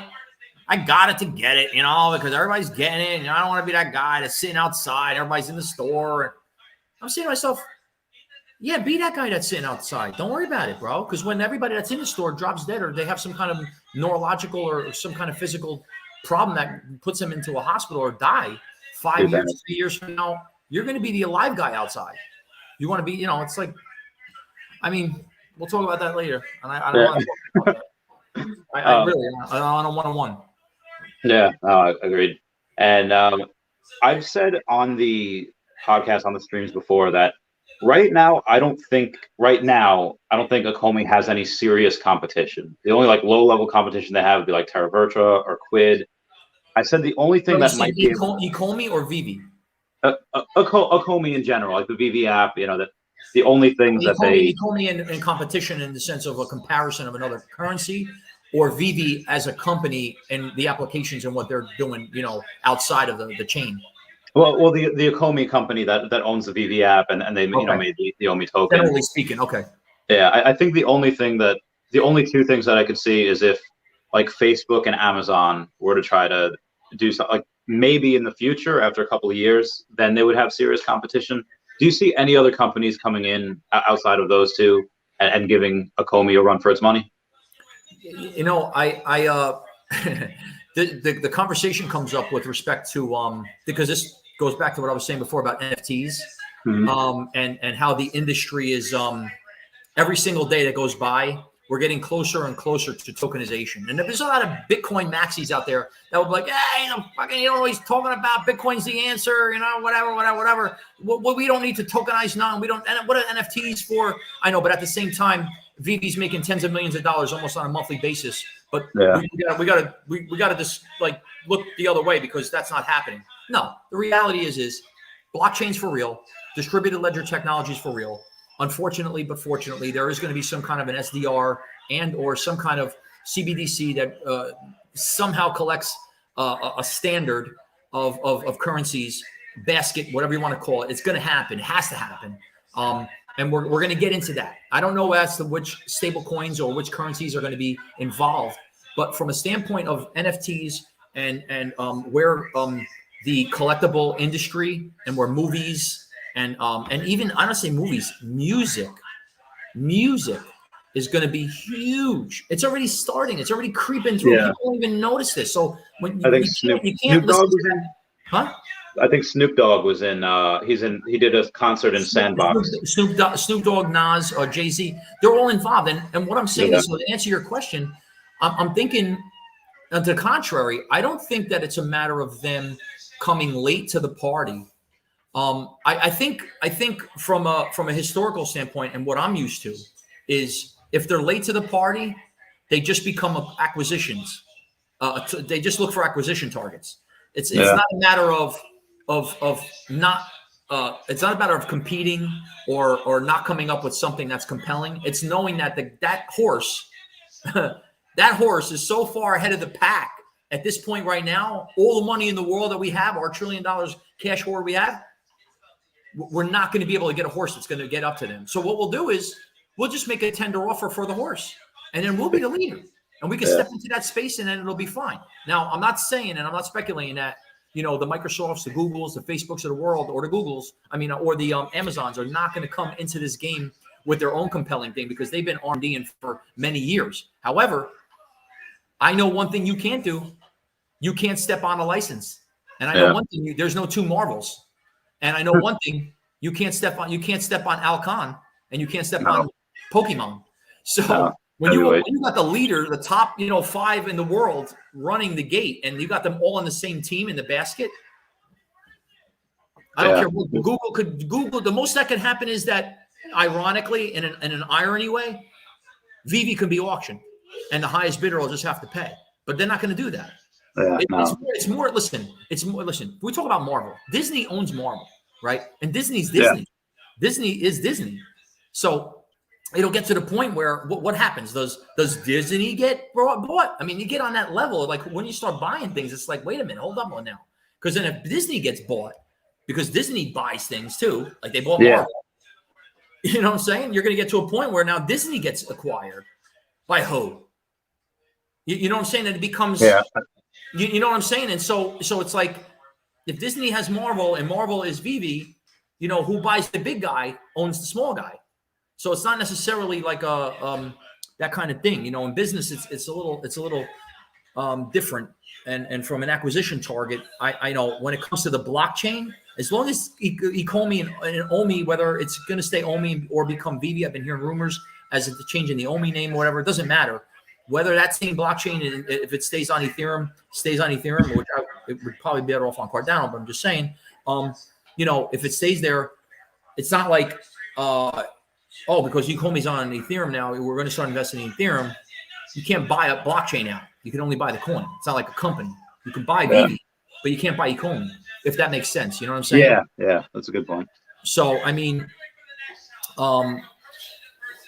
I think we're going to see a lot of the greatest thing about this industry is that there's going to be competition, because competition is what drives it. And Yeah, if it you don't, breeds innovation. you can't just have one. You can't have just one trick pony. You need the circus, so you need a lot, and that's how you make people come, and that's how you make the money is going to happen. And Vive's just a little small component in the big scale, And we live in a, we're a collectible movie, baseball card. Every year there's someone that's 5 becomes 6. Every year that goes by, there's someone that's 6 becomes 7. That whole next year is a whole nother generation of millions of kids that become older. Now they get into the age. Now they're doing the thing. They're doing the Pokemon card. At 4, they weren't doing the Pokemon, but now they're 5. Now they're doing Pokemon, or now they're doing Fortnite. There's kids that are just getting the Fortnite now after so many seasons of it, but because they're old enough to now hold a controller and understand the game. Yeah. It's like Minecraft and all that. So it's like, as time goes on, it's just going to keep getting better and better and more progressive as, like, we grew up when we started with a small notion of obviously Atari and through PlayStations, and now we're into virtual reality and augmented reality, which are going to play into the VV space, as well as Apple glasses, Samsung glasses, and the Google glasses that are coming out. You got to do your research. It's all online. Like I said, we have all the same tools for this information. We're at the cusp of things that are going to start popping in the next 2 years because the 5Gs are going to be gone. It's going to be, the talk of the town is going to be 6 and 7G, which, if people don't even realize what 5G is about, I don't even know. 6 and 7G is going to be bananas. I can't explain it, dude. I see things that get sent to me in email and things. My wife, I feel bad and good energy. I explain that pretty in depth. Yeah. Internet of Things hasn't really kicked in yet. And I want to make this clear. Internet of Things is going to be what we live in. A box of macaroni and cheese on the shelf is going to be a Internet of Thing. It's like when however we transact it isn't going to be important because that's going to be the norm. Like, we just go to the store, we're so used to cash or card and paying for it. That's the natural. If you walk into a store and like the Amazon has, you just put things in your cart and you just walk out, or you just put things into your bag and you walk out, and it's paid for and charged, whether it comes out of your Bitcoin account or your cryptocurrency account or your bank account, it doesn't matter. And we're flowing into that. But what about clothing? What about cars? You're going to drive a car. The car's going to drive you, and you're going to say, if you like the car or not. You're going to get out of the car, and you're going to walk into the dealership, not talk to nobody. You're going to walk up to the car. You're going to get inside the laser area. It's going to say, hey, welcome. You're going to get in. The doors are going to open. You're going to get in. It's going to pull away with you in it. You're going to go for the ride, that test ride. Don't talk to nobody. You're going to get out. You're going to get out of the car, and you're going to walk over to the kiosk. And if you want to buy it, there's going to be a smart contract ready to go. You're going to hit some buttons. It's going to come out of your account. And guess what? Bloop, the keys are going to come out of the kiosk, and you're going to get in the car and let it drive you home, or you drive it home, or whatever. And that's going to how things are going to get transacted. And it's so crazy because we're so close to that in the sense of the technology. And we have a lot of millionaires, and we have millions of millionaires. We have tens of thousands and hundreds of thousands of billions. We have people that are making money more now every day. There's more millionaires and billionaires made in a week or a month than some decades or 100-year time period. This is stuff that's happening on a weekly basis. So people are getting richer faster. There's going to come a time where people are going to they want that next Virgin Galactic. They want to see if it's a flat Earth or not. You know what I'm saying? They're going to want to see. You know what I'm saying? It's time where we can afford it. So let's do it. And we're going to get into that space soon, and they're going to need 6 and 7G to do that.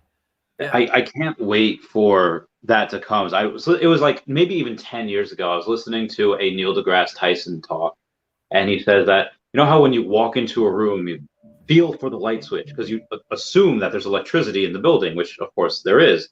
Because eventually you're just going to walk into a room, any house, wherever, and the Wi-Fi is just going to automatically connect any building. And we have that with, Elon Musk doing Starlink, you're going to give the world a bunch of cheap internet. And I think 40% of the world doesn't even have internet still. So all of these people coming online are going to get to tap into those brains to see what they can do, see what they can create. The best part of life is being alive right now. I feel like this is the best time we've ever been in. I want to say this from a historical standpoint. My grandmother was born, God rest her soul. She was born in 1928, and she obviously a little post depression time period, depression. She went through post World War I, pre World War II, but then her decade. By the time she was 20 something, World War II's over. Now she had the 50s. That was the best decade apparently.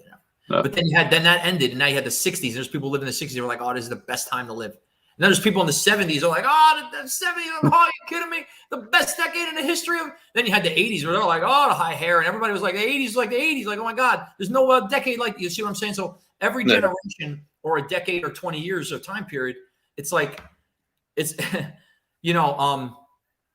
just becomes more, we all feel the same.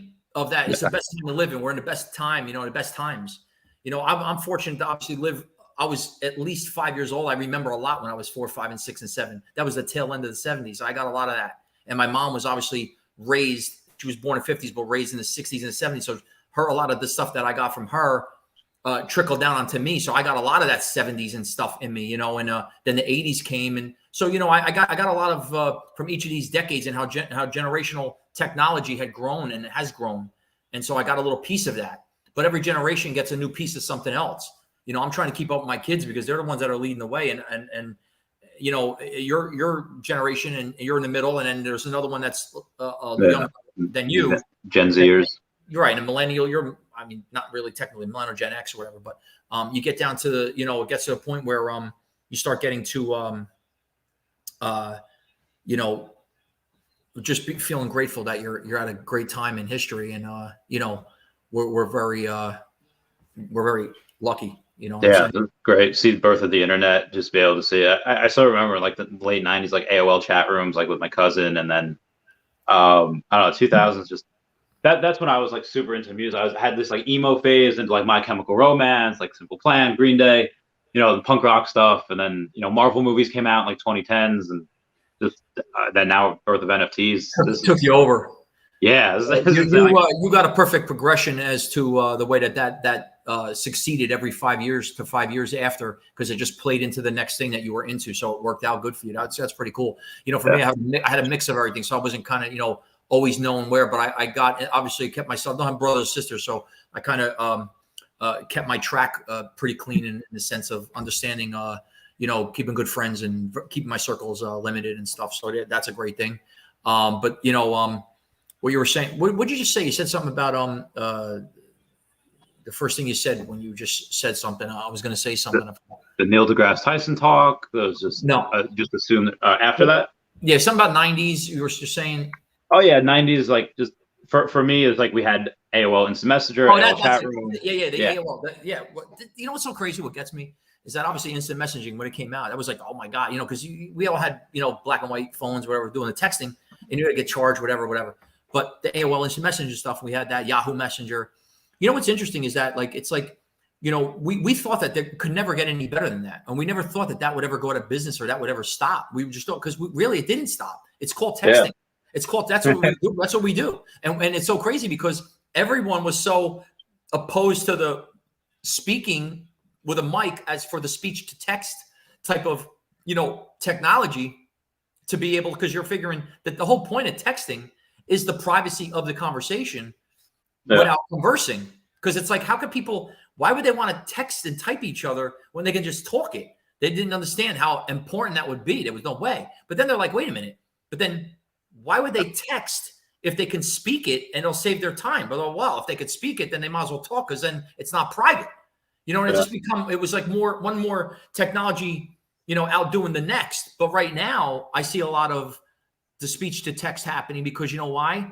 Because we're starting to realize we're doing a lot of fucking texting. It's getting fucking crazy. We could start saying, so now people start talking, you start seeing them, talking, walking and driving and talking to themselves, because it's easier to do that than text, even though sometimes people are, they're working, they're private, they can't, they can't talk, but they can hold their phone up and see the conversation, so, we're all busy. So the texting is great, just to know that we came from an instant messaging type of technology, and we're still doing it now, called texting or, DMing, but it's the same thing, just a different, different face, Yeah, Yeah, having also it's easier to have multiple like if you're on the phone, like you can only really have one conversation. But texting, okay, you could have multiple conversations. true, You're true, really busy, and true. you have an Instagram, you have a Twitter, you have a Discord, and all that. You So were so able to yeah, do that. You were able to do that with AOL Instant Messenger too, though. You had all your contacts right there. yeah, Everything popped I up. got And you swap yeah, over. You know what I'm saying? So you have all windows and shit. You have all your windows all yeah, equally open on everybody. You're like, I mean, listen, this is the industry, but to know how long ago that was, and technically it's still kind of the same kind of technology, just sort of different face now. That speaks volumes. You know what I'm saying? yeah, I can't believe AOL is not around anymore, and Yahoo is like whatever. But you know what I'm saying? I thought that yeah. was. Yeah, I mean, AOL was bought by what? Time Warner? Yeah. So I mean, Yeah, that was the merger. yeah. So Marianne B says, had to choose between selling your collectibles or selling for investing in OMI. What would you choose? Was it potential to make more money? I think it's dependent. For me, Yeah, it depends which one you go to. for me, if it was just a bunch of drops that I got, and I just have like, say I spent, I don't know, maybe I spent like $500, and I Yeah, got all drops, and I got no low mints, and all the mints that I have they're just nothing for me. yeah, Unless you like a particular collectible because you're favorite to a movie or an item that you like because you like the character or whatever. For me, I would sell everything and just buy all OMI because you're going to get it back. The collectible is yeah, not going to give you anything back because there's that same collectible at a lower mint is going to has a better market out there for people who are interested, if they're interested, even if they're interested. But as yeah, time goes on, while you're doing all this, OMI's going up. So you're losing that opportunity. So that, yeah. yeah. Don't get me wrong though. If you got low mints, I mean probably like the first mint, that's the Genesis mint that they offer, or like a 41 or say whatever, to like a 50, if you're in, or 60, and you're in that range, I would say if you have no OMI, that's one thing. If you have some OMI and you got those low mint collectibles, save them. Yeah. And you don't have a YouTube channel. You had a couple people asking for this. No, I don't. Listen, man. I've been interviewed before in different capacities, some for my job and some for other stuff. This is my first, for at least with respect to Veve, and only because it came so quick, Randy. Like I said, I just really on board like in June, July, started like just getting stuff. That's my first thing, and I went from just investing a little bit of money and a little bit of my net worth and some extra money I had. I'm just very fortunate that I picked up, like I was saying, while everybody's doing backyard barbecues and going down the shore and doing all their vacation and stuff, I'm over there just picking and sniping my little little mints. And these first mints in the comics they're bringing back so much return. I'm at the same time, I like you said, you got this big sheik come over to you, and a sheiky, and said, I'm going to give you 10 million fucking billion, whatever, some crazy shit. Say he did that. Dude, I have to consider, but I'd still love to be known as Mr. Pags, knowing that I had all that shit too. I just like to have that notoriety, and I want my kids to have that same. I mean, for me, I would really doing this. I'm not saying selling this stuff. It's for my kids. I mean, that's what I'm doing it for. I'm going to put it in a museum. I like if it could bring residual money, as Sean O'Hara said, it can possibly. That's possible. That's cool too. And Sean, if you're listening, I know you're going to get some money off that because you're a little business guy yourself. But no, but I mean, that's for me. That's like the intention. But things change, bro. You know how it is. Life's weird, man. You know what I mean? Like, life can change tomorrow. God forbid, things can happen, dude. I've seen it happen to people. People have lost their loved ones. People have gotten, they need money. They emergency situation. They have to. I know people had to sell their house because someone lost gambling. Things happen. 1 week you lose gambling. Boom. The parents had to mortgage their house or sold it or had to lose it. It's like buddies. People just had a great family. They had all this money. Now they don't have a house. They're renting. It's like, what the hell happened? Yeah, I've seen things take turns, dude. Sometimes for the bad, and sometimes you have to accommodate for that. And sometimes, when you have the capability of being able to fulfill those emergencies, you do it. So I don't you know what I'm saying? I don't know. Yeah. Yeah. My friend Ahmed, he used to own a stationery store, and he had one guy win like I'm not sure if it was $10,000 or it was several $1,000s. And he was kind of like a regular, go in, buy the occasional scratch off. A scratch off. Okay. Yeah. And he stood there for I don't know how many more hours. Give me one of these. Give me one of those. And he gave it all back. He won like several $1,000s in a game. I was like, oh my, I would, God, that would destroy me. If I, and again, even though I have a lot more than that, but just at the time, I think I was like 19 and someone won 10,000. I was like, oh my God, that's like, like 10 months rent or something. I was like, yeah, that was. Yeah, you think like me. It's. I had this conversation before, and my brother-in-laws are the same. They're like me. Yeah. My wife's the same. Like because when you have so even people with high net worth, like Warren Buffett, I'm not on that level, nowhere near. I'm just making a point. It's similar though, and I know you know what I'm getting at. These guys on Monday they'll be worth, I don't know, a couple $100 billion, whatever, doesn't matter. But then like a week later, and they might lose like 15 billion. You say, oh my God, they lost 15 billion in 3 days. You're like, what? So what I'm saying is I share that in the sense that, but listen to what I'm trying to say though. They might lose the 15 billion in net worth because of whatever happened with their stock investments. However, if they're at somewhere and they lose or make 5 or 10,000, it may mean the world to them. But the 15 billion they just dropped in a couple of days don't matter. And I'm going to tell you why that matters to me. And I'm going to tell you why. Because I had days in the end of April and the beginning of May that I've had dropped like between 200 and 300,000 in net value, my net worth.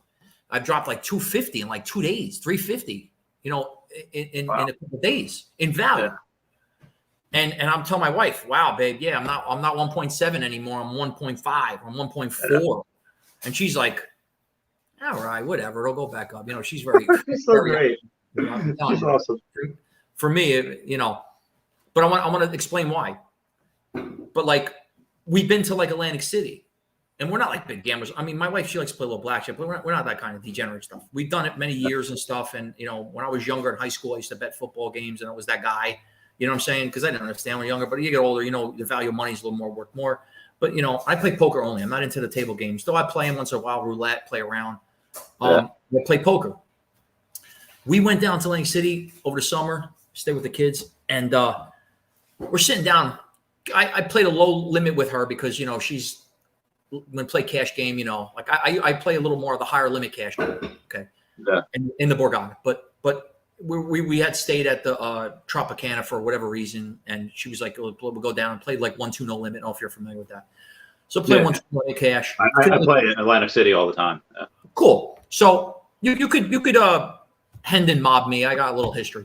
So I'm sitting down, playing 1-2 limit, you can only bring 300 to the table.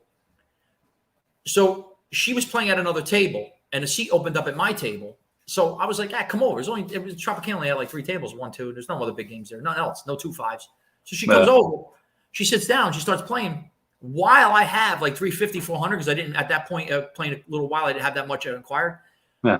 We only played for maybe a good another, I want to say maybe an hour and a half, 2 hours. I had 1,700. Now, playing 1-2, it's difficult to make 1,700 at a 1-2. This is why I'm trying to make a point. My feeling and my happiness and my gratefulness and my excitement and my passion for winning that amount of money and going through what I had to do to get it made me feel like I can't explain it because it was such a great feeling because Randy, I'm not bragging. I play, 10-25, no limit. I bring 10 or 15 or 20 grand to the table, bro. I play 5-5, 5-10. I play bigger games. Like, I'll raise 2 grand in some of my bets. You see on TV, I play some of that stuff with private games too. And so like, it's just a feeling that what I'm trying to say is that winning, even though it's not a lot of money, starting with a little bit, winning a lot when you're limited because a 1-2 is limited, in the sense of, obviously how you play, it means so much to me. But like losing a couple 100,000 in my obviously my cryptocurrency account, my value, my net worth, it don't phase I me. mean, it's also probably sure that, the crypto will go back up, but I get it. When I had, flipping stuff for Pokemon cards when I first started, it was like, I could go and do a high risk lending deal. Like I could make like, eight grand or whatever, or I could make like, and I was like, oh, this is good. Or I could flip a Pokemon card and make like, an extra $200. Like, I don't know why that just felt so much better to me. Maybe because a little kid inside of me is like, I told you we could make money with Pokemon. It's like, yes, you're right. That's crazy. Yeah. And isn't that weird? It's such a weird thing. It's like making a lot of money sometimes doesn't matter as much. Making a little more with things that you're passionate about or know more, matters more. It's just it's a weird kind of thing. I can't explain it. It's not, you say, oh, people are like, you're making money. There's people that are different. I'm not, it's just how I am. You know what I mean? I just, like it just, some people, when they'll go out with a bunch of people and then the check will come. If you want to pick it up and it's like $1,000, sometimes 2,000, whatever it was. People are drinking bottles, doesn't matter. And you want to pick it up because you're a big shot, you got more money, but because you just want to do that, makes you feel better. That'll make you feel better, more better there than if your cryptocurrency went up $2,000 or $3,000 or $4,000 for that day. Yeah. You know what I'm saying? It's just weird. The numbers, it's more about the what and not the how much. Yeah, I agree with that too. There's a lot of things that just make you feel good. Like it doesn't matter what it is. Like me telling like Spetsy Koenig, being super excited for him. Like I'm more excited for people like I have this guy Ethan Youngberg who's like 17. Somebody else was 19.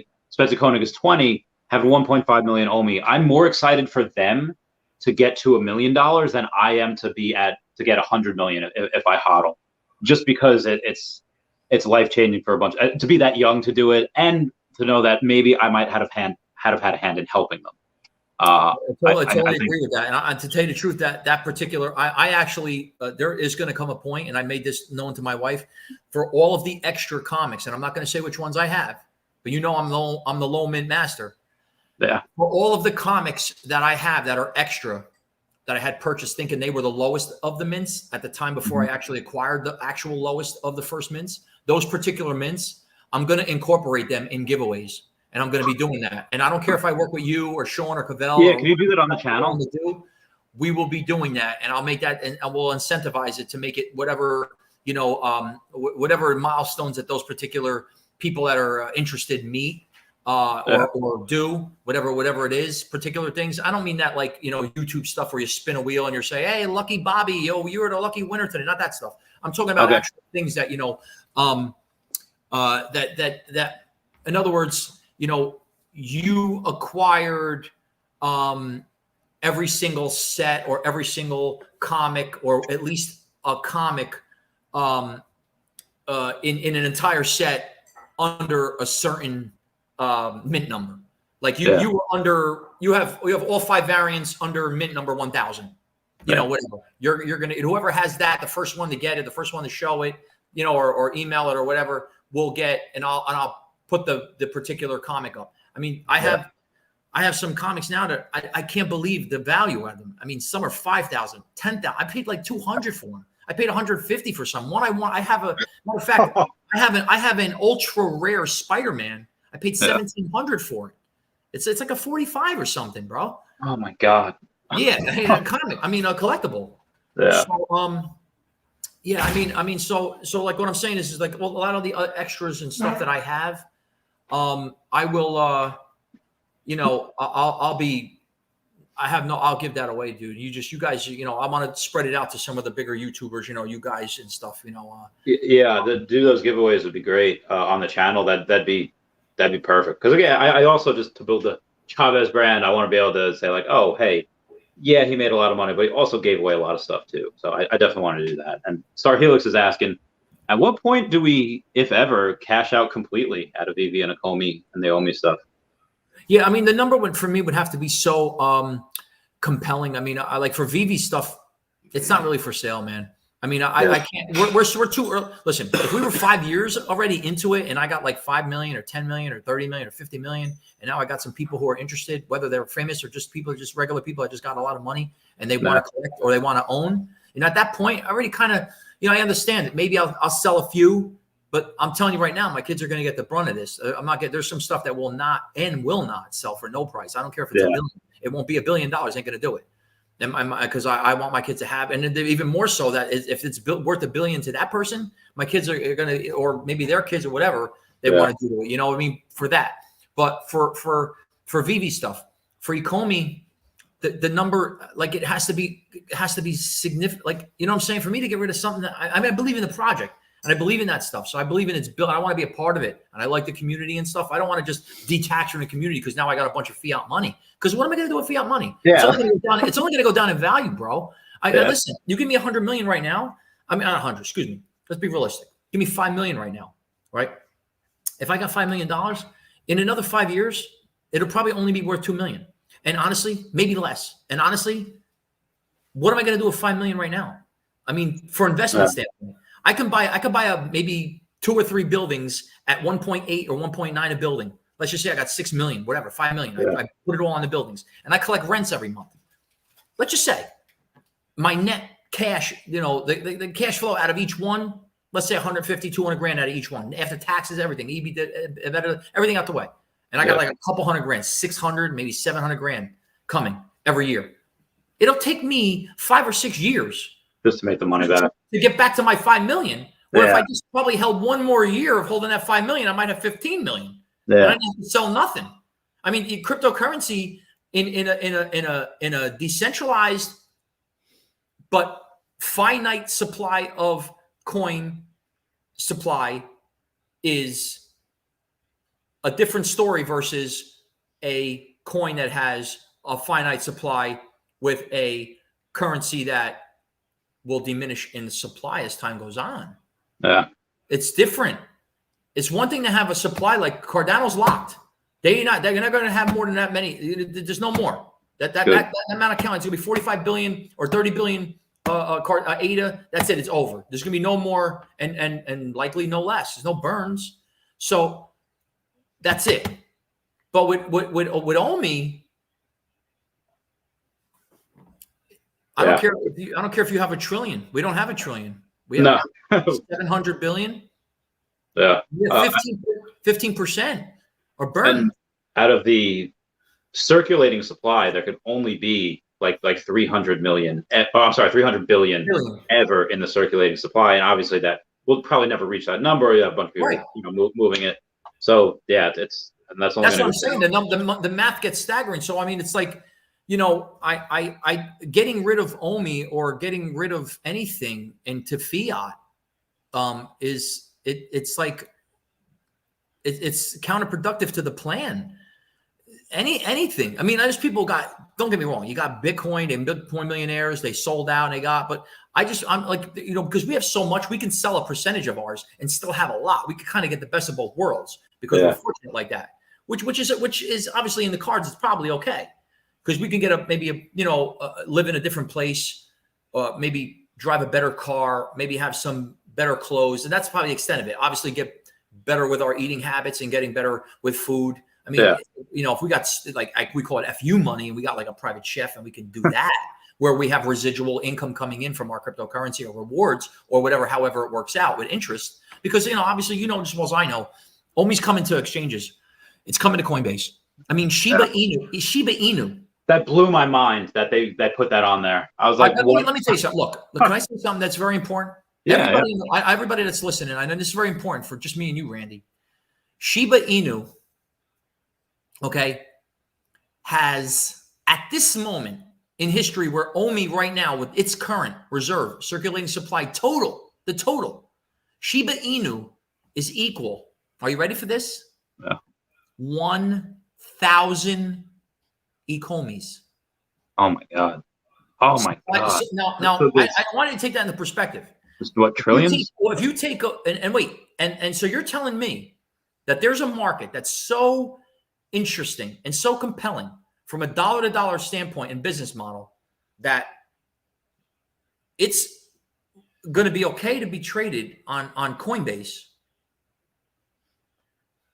and it's 1,000 times as more diluted in a supply in its coin structure with no use case than Ecomi. Bro, do you realize when Ecomi goes to Coinbase, what they have to do? It's not like Bitforex and it's not like Gate. Yeah. No. It's not a moderator that takes the buyers and sellers and takes the spread and puts that as its profit. No, you go on Coinbase or Binance or Nexo or KuCoin. They have to buy for their inventory. They have to stock up these particular coins for their inventory. So they would have to buy. How much do they buy? That's the point. My point is it's an instant.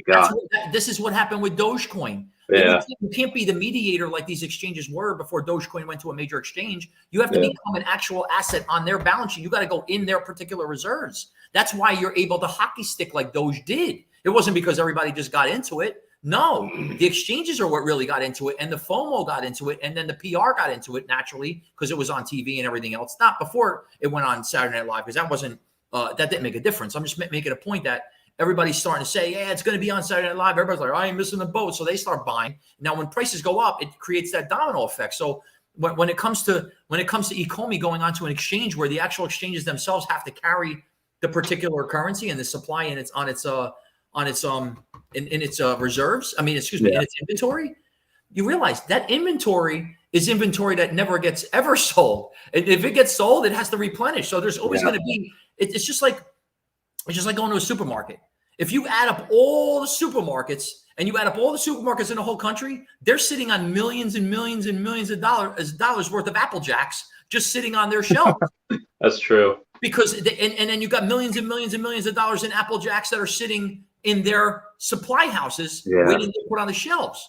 And there always will be that inventory always to be there. That's such a good point. I wasn't thinking of it like that. So you got to realize that's when these go on the exchanges, these reserves are going to be an automatic off the market from a mathematical standpoint. So realize that it's like a whole bunch of that's why Doge did what it did, and that's why it's holding where it's holding because all those reserves are acting as the holder base that aren't really holders. It's just exchanges that have to hold it in inventory for transactions to be transacted at that instant.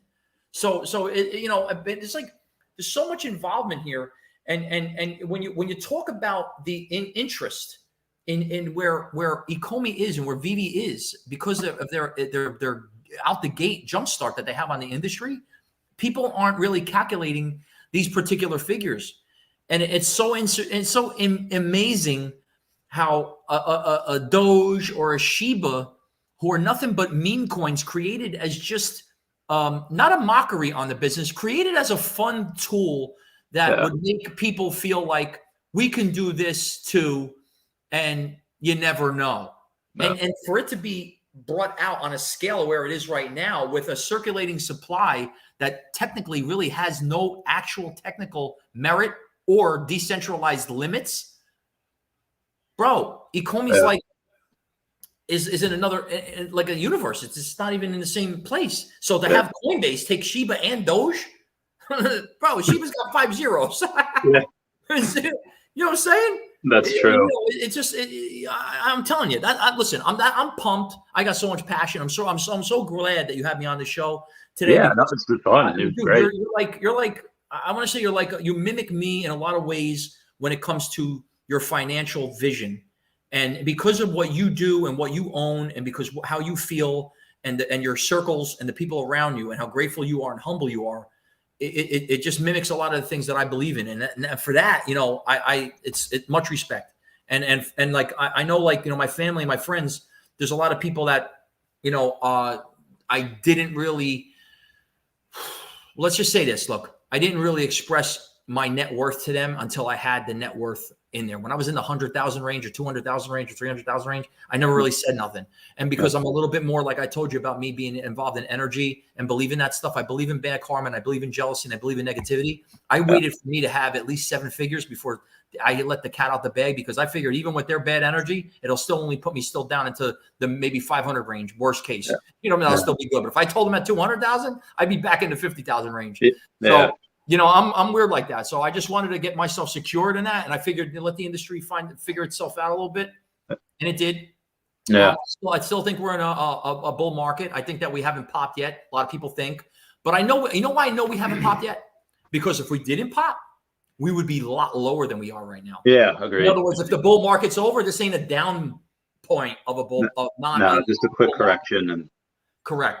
We're very still in a bull market. I think the bull market by definition has a lot of people on the sidelines because of a lot of leveraged positions and liquidated positions on those leveraged positions got swiped off the market, and they're trying to regroup, and they don't know where to leverage right now on the borrowing. So because they don't want to get liquidated again, so they're kind of like walking on that little fence. So they're hasty, and that's keeping billions of dollars on the sideline right now in a what if situation.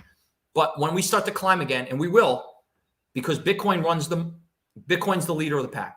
Yeah. Bitcoin goes up, the market goes up, and as time goes on, Bitcoin's attached to the clock, and so Bitcoin is attached to a clock that, as time goes on, it becomes obviously more and more of a supply and demand issue that goes invertedly.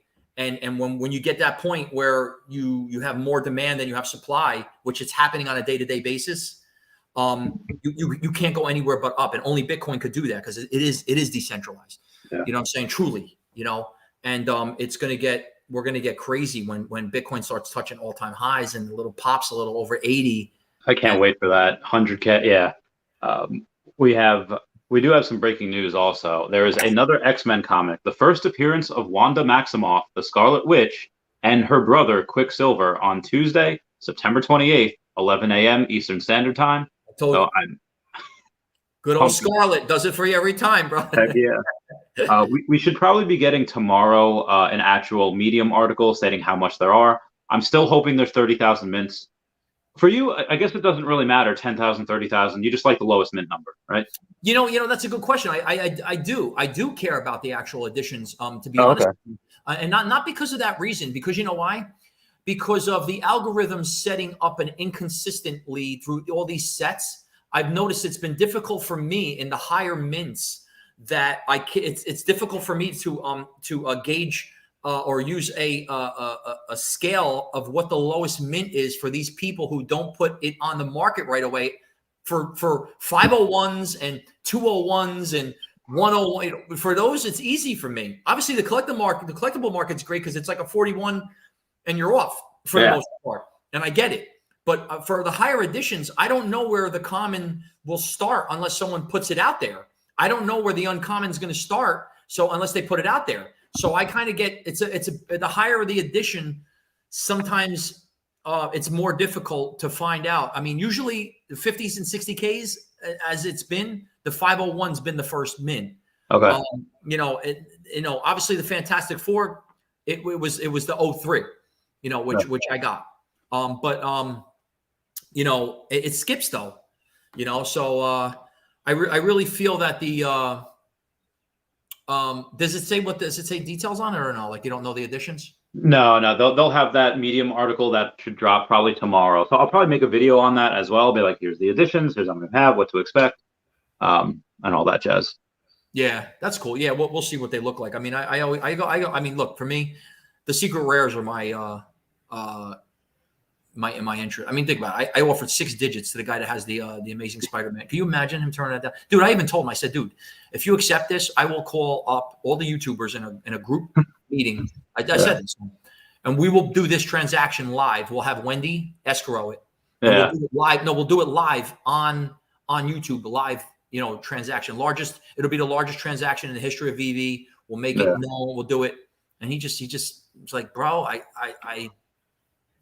he came back with 120K, bro. Yeah. I told him, I said, no longer in effect, bro. I said, matter of fact, I take the 100K down now because I'm not collecting the set anymore. We're at a time period where it was that when I made that offer, I was still able to acquire. I had the ultra rare. I was still able to collect.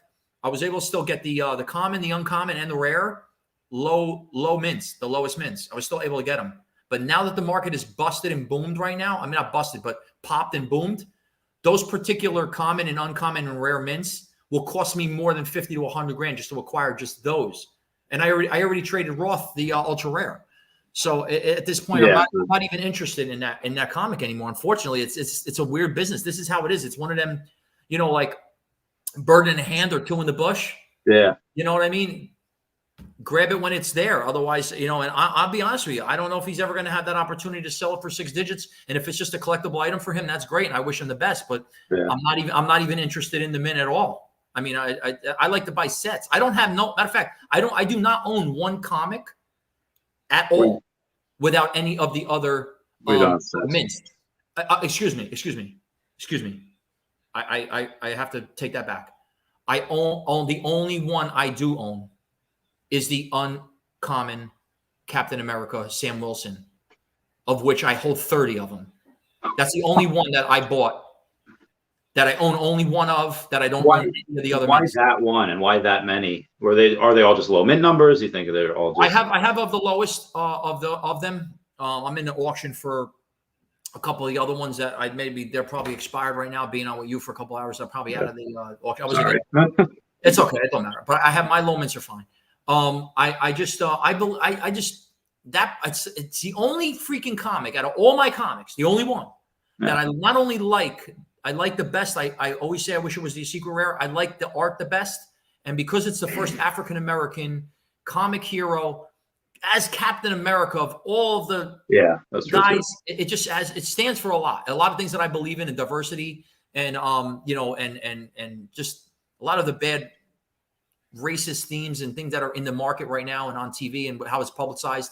I'm just totally against all that stuff, man. I love everybody. You know what I mean? I don't care where you're from and what you do, how much you're worth, I have clients, I have people that, I'll be honest with you, man. I have a kid who used to be my tenant. He was actually a delivery guy for my business and my brother-in-law's business. He got messed up with drugs, and he's living in a shelter right now, but he's totally clean, but he's trying to get his life up. And I've been cash apping him to get himself, through the next stage of him. He needed a phone at one time, and I feed him. He's not into drugs though. I promise that. He's clean. But I want to make that a point. I have him on my cell phone, right? But then I also have, on the other spectrum, I have guys that are worth hundreds of millions of dollars, bro. And I do business with them. And so no matter where they are on the spectrum, where I am, I'm the same person, and I have respect for everybody in it. And so it's like, I like the diversity, you know what I mean? And I like to have that kind of relationship, because it keeps you straight. It keeps you honest.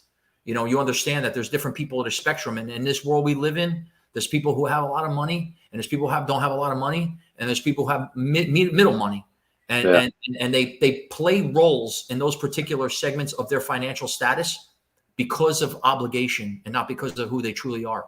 And to this day, I don't ever feel like that. Do I go to better places to eat because I could afford it versus lower places? Sure. But then I'll go to the shitbox places too, because there's places that are so shitty that you don't think that they're that good, but they have nostalgia and they have good food, and that's it. I eat Taco Bell, bro. The crunchy, and you know what? Crunchy plain taco, just a crunchy taco. That's all I eat, bro. Yeah, those are good. Nothing else. They're good, man. Oh, you don't like the cheesy gordita crunches? Those are great. I just don't. Simple. Yeah, me and my friends when we were younger, that's like the only place we could afford. So we would have New Year's at Taco Bell because they used to be open till 1 a.m. or later. That's cool. So that was fun. Star Helix is asking, if you could give yourself one piece of advice at 27 years old, what would that be? If I could answer that, 21 years ago was the year 2000. I was wrapping up my last year or so in Rutgers. And 21 years ago for me was a long time in a sense of experiences that I got. But it's a crystal ball knowing what the future was like. No. Everybody's like, oh, I'll just like Back to the Future, get the winners and bet all of them and be the Biff, guy. You know what I'm saying? But from a standpoint of where I've come in that time period, I'll be honest with you, bro. I won't change. I won't change a thing, because if I change anything, then you're not the same person. Yeah. It's not. I don't have the people that I have in my life right now.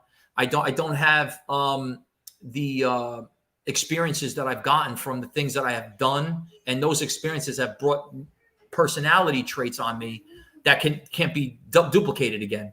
Yeah. You know what I'm saying? And those are particular experiences that just don't come twice in a lifetime. You know what I mean? So I could say that is probably the best way I can answer that question. I mean, if it was just on the surface and I could say, oh yeah, well, when I was 27, I would do this differently. I mean, I can't, every year that goes by, I try to better the previous year in whatever way, whether it's my own education, whether it's eating better, whether it's trying to inspire people or educate people. I always try to do one up prior to the year prior. Same. So it's hard to say how I would have built on it differently. You know what I'm saying? In case of whenever it is, maybe end of next year, whenever it is, bear market comes, I'm just gonna hodl because I can afford, I can wait it out. Are you gonna? It's like, oh hey, I see the markings of the bear market coming in, December of next year. I'm gonna start loading off in September, October. What's your plans for that? Or are you just gonna hodl as well? Yeah. So if you use that as a metric into this for this answer or this question, let's rewind back to the big market dip where we were just at a Bitcoin, where we just were at an all-time high. Arguably, where people thought, come here, bro, you could come back on here. Come on. Hi. That's my son right here. Dude? That's Luciano Pagliuca. Luciano. So if you just rewind the clock, we were just at all-time high, 65K, arguably Bitcoin, and then people were like, "Oh my God, this is bull market. This is it. We're going to 80. We're going to 100." Right? Just saying, right? But now watch. But now, do you define bear market when we were at 28, 29K? Because arguably you could have said, "Oh, we're out of the bull market. We're in bull market. We're in bear now." Yeah. So the definition of bear could have been made then. So if you did what you thought was defined by the word or the term bear market at that time, we're at 40% higher right now than where that was. So when do you define the word bear market from your investment standpoint? If we're only linear, as time goes on, we keep actually it's this way. We keep going up. There's no bear market. Yeah, no, agreed. And we already have had that correction going from 1.3 cents down to 0.001. So I agree. It's easy for me to go and say, oh, I'll just hodl because we've already been here. I've been here through the pandemic, or you get punched in the face, all the all the stocks and everything going down. Any place for me when it comes to defining a bear market, if you define it as a bear market, no matter what, if that's the bear market for you, then do the best thing. 3 letters, DCA. Yeah, that's exactly what I did. I got in at 0.007, 0.008. So when it went down to half a penny and below that, I was like, all right, I'll do what I have to do and do it. Yeah, that's what I did. Listen, dude, you're there, bro. I ain't saying nothing. You know what you got. I do. And at the end of the day, I think, like I said, that's why I'm only planning to sell a couple million next year, and then maybe just a million a year, unless I want to do some charity goals. I really don't think I'll start really getting out until probably $1. And hopefully at that time I have 80 million still left, even 50 million. I'm not going to start liquidating until then, really, because then at that point I feel like, okay, well, for us to 10x again to go to $10, that'd be, if that's even possible, it would take a long time. Whereas I assume by 2025, 2027, there's probably going to be a couple of other projects where we could probably 10x our money, not in 10 years, but maybe in 3 or 5 years, probably even less with crypto. You don't know. Yeah, I don't. What Listen, let me make something clear, because you are the average person speaking, right? Mm-hmm. And you're not going to be wrong. You may be right, but I'm just understand the perspective. You always calculate what you're calculating based on the math. I'm a math major, so just to let you know, you know.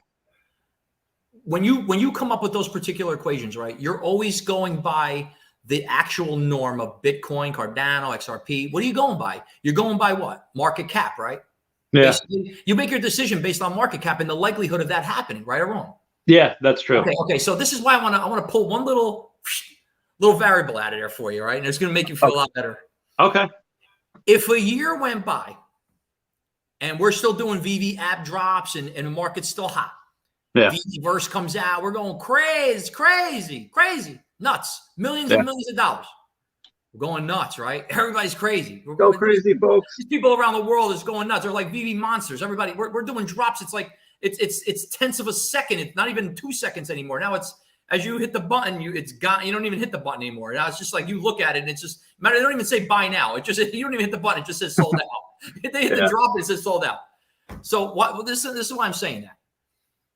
We get to that point. Assume this. The actual price don't go anywhere. We stayed at half a penny. We stayed at half a penny for 3 years. Mm-hmm. What happens to the market cap? It should, if it stays at half a penny, the market cap will go down because there's going to be a lot less.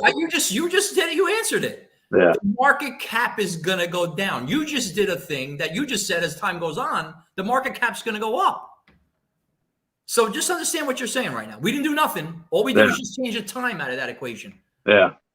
But do you stays, yeah, the price. In other words, if we leave the price where it is, it don't go anywhere and it stays at a half a penny. And all we do is let time just go by. We do nothing. Where's the market cap going to go? That's true. It goes down, which obviously I don't expect that to happen at all. But understand what I'm saying. Yeah. Yeah. I understand. You're counterintuitive to your theory, because if the market cap goes up, you're saying that it's going to take a longer period of time. But see, as time goes on, if we don't even change in market price, if the price of the coin don't go anywhere, the market because of the way that the currency burns are going to happen, the market cap is going to go down. Where the price is going to stay the same, the market cap goes down without moving. Yeah. So if the market cap, the market cap, it can stay in line. It does we can have 100 billion market cap. We can have 100 billion market cap, and OMI could be $3. Yeah, you don't realize in that. That's a good point. You see what I'm trying to say? So don't look at it like an unlikelihood based on the way your philosophy is based on a market cap, because the market cap isn't a function of the supply versus the cost per coin. Yeah, that's a good point. The market cap is a product of an equation that doesn't have anything to do with your math. And I told you, don't forget, when we go on Ethereum and when we go to different exchanges, those reserves are going to suck them up, and those are going to be off the table coins. Off the table coins are dangerous because off the table coins are not a part of the supply itself. So it's kind of like an automatic burn. So we really can't even really go even off of the market cap. Isn't even the real true market cap. That's true. Those will never come into existence. Yeah, as you'll have billions of coins that are just on the exchanges. Oh, that's so. I never even thought of that. I was just like, oh yeah, it's just I just thought it would just be that's the vehicle you need in order to get OMI. It's easier. I wasn't thinking that the exchanges were going to get some. Obviously they are. What's the biggest company you see get? Like, do you see like a BlackRock getting into this? Do you see that, like Square or ARK Invest, Kathy Wood puts it on their balance sheet? If you told me that BlackRock was going to be the largest real estate hard asset holder in the actual country 5 years ago, I would have probably put all my money, my whole entire life net worth on it. That would never happen. Yeah. So I can't rule anything out. I would never imagine that. And they have their own motives and their own reasons getting into obviously out of fiat into hard assets, and why. And they obviously want to be the biggest landlord in the country. But beside that, I think that I see something happening, because I know what I do see from a historical point. I see big things happening to certain big companies, and when big things happen to big companies, bigger companies come in and acquire those particular big companies because of those big things that happen. Yeah. So I see big things for Ecomi. I see big things happening for Veve, and I see things happening in the NFT space like I don't think anybody is even considering right now. In real estate industry, like think about that, man. Think about not needing a real estate agent. Could you imagine that? I'm telling you, I know. You're going to hear it here first. And we're going to go back, and I don't care if it's 5 years from now. You're going to say, "How's that possible?" You're going to need a title company. No, you will not need a title company, because it'll be on the blockchain. The smart contract is going to have everything that the title company is going to need to do. It's going to have verification of everybody that is ownership on the. It's actually going to be better and more efficient. And transactions are not going to take from I'm selling a home and you're buying a home. Me and you are going to get connected wirelessly. We're going to be not even have to see each other. We're not even able to see each other. There's going to be a drop off of keys in a mailbox, and me and you will never see each other. And that'll be it. Yeah. And the money's gonna, and the transactions, you're gonna have a walkthrough. You're gonna have you're gonna be an open house. You're gonna walk through it. You're not gonna be a physical open house. You're gonna do open houses online because it's gonna be on. We do it now. We actually the matter report. You can actually order that. We can pay for it. We pay for it. We do it sometimes for our clients. We have 360-degree walkthroughs in a whole house. You can that's so cool. Yeah, you can blow up you could stop the transition. They put all of the beacons in there, so you have 3-dimensional views of the whole entire home from nuts and bolts. You can blow it up and look at a little crack on the wall. You can see if there's you can see a roach in a corner if there was one. That's on the line, so you can see everything of the home without actually physically going into it. Then obviously, if you wanted to, now home inspections is another thing. Having a home inspector go in, of course, you have to do that because you have to test and see if mechanical components are working. That's fine. But when it comes to you actually going in the house and getting there's no 3-day attorney review under contract.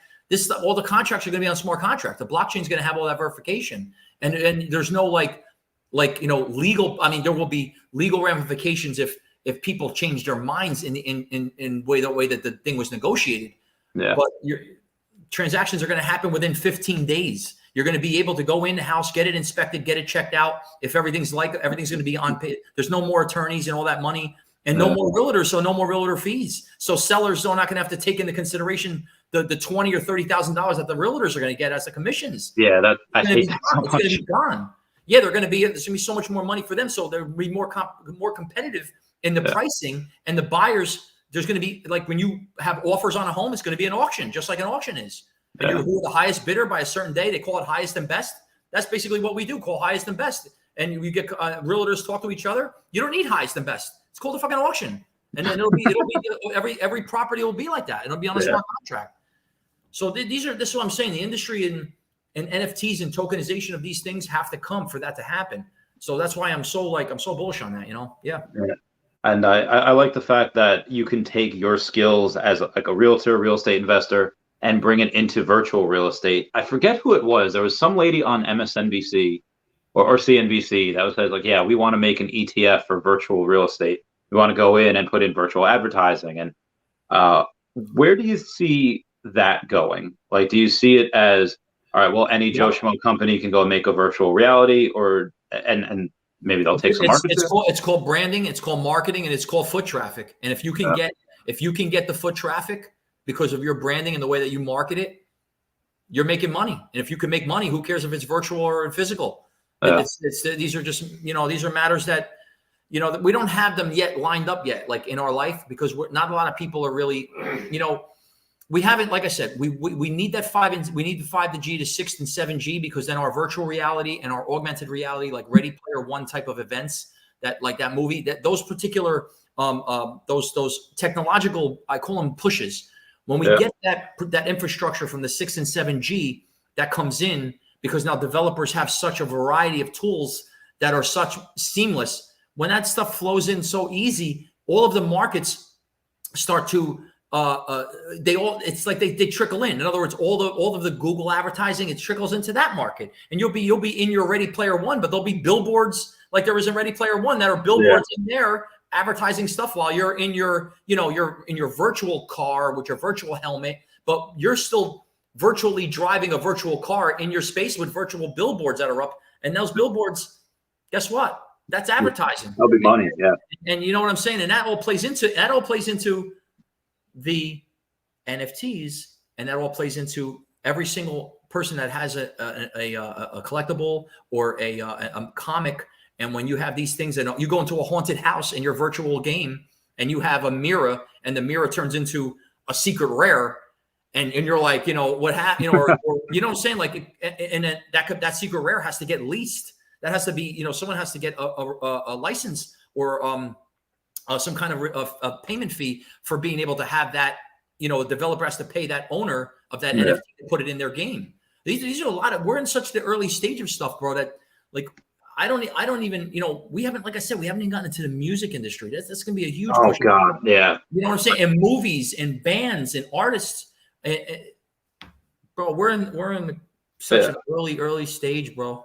I can't wait for the advertising. Also, people want so I had 2 people over the last. They were both yesterday. Veve Vault on YouTube and @HeyDavidDon on Twitter. It's like hey, let me send you a Tropicana. It's a rare Myrmicorno for advertising space on your fridge, and I'll do that each month. I was like, okay, so I did that. You I know, can't. from where I'm sitting, I don't know if you can see it. Obviously, this Galt, this person that posts there, yeah, Yeah. like that banner that's on the bottom of the screen, Mhm. it covers a little bit of the advertisement thing, paper. Maybe the better. Oh, you're right. You're right. Maybe it Yeah. would be better to put it on a higher door, the I don't know higher how to do that. freezer door or something. But that's awesome, bro. Yeah. Yeah. No, I love it. Yeah. Oh yeah. Hey, there he is. Veve Vault. It's like worth every penny. That's him. That's cool. That's cool. But yeah, I'm very You know, excited. Veve Vault, Veve Vault. Oh yeah, Veve Vault. I know Veve Vault from over there. Yeah, dude. I don't know, man. That guy, he's got some expensive pieces. I think, man. I think. Yeah, he does. His channel's really great. He's got a lot. He does a lot of drops live. He talks about everything. Goes over every comment. He's really good. Where do you think that? I didn't think that it would be possible for like another 10 years at Ready Player One type thing. But you're saying like 6G and 7G could come in the next We need years. that. We need listen. So Ready Player One is nothing more than obviously it's a time period ahead of us right now, a little bit more. Yeah. I don't know if it was 2035 or a little more. I mean, I don't. The aspect of it's like you're living in stacked up junkyard type living. That I don't see that like that. But I see the actual technology and the vests and some of the stuff. I mean, I keep up on this stuff. And Microsoft has obviously is the leader right now in the pack. There's some stuff coming out. I'm not going to mention names because I know some things I want to say I shouldn't know, but I'm NDA'd. Okay. And I'm NDA'd into. But these particular projects that are coming out within the next I want to say 18 months. Mm-hmm.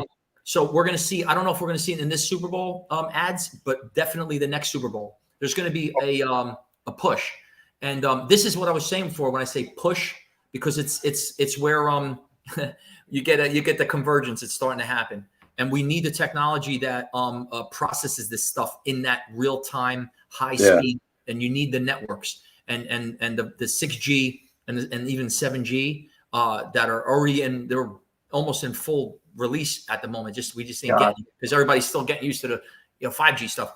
Yeah.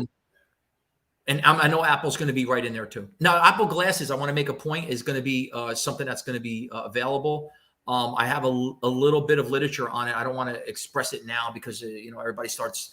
There'll be 100 questions about things, but Google is going to be entering the space, and Samsung also.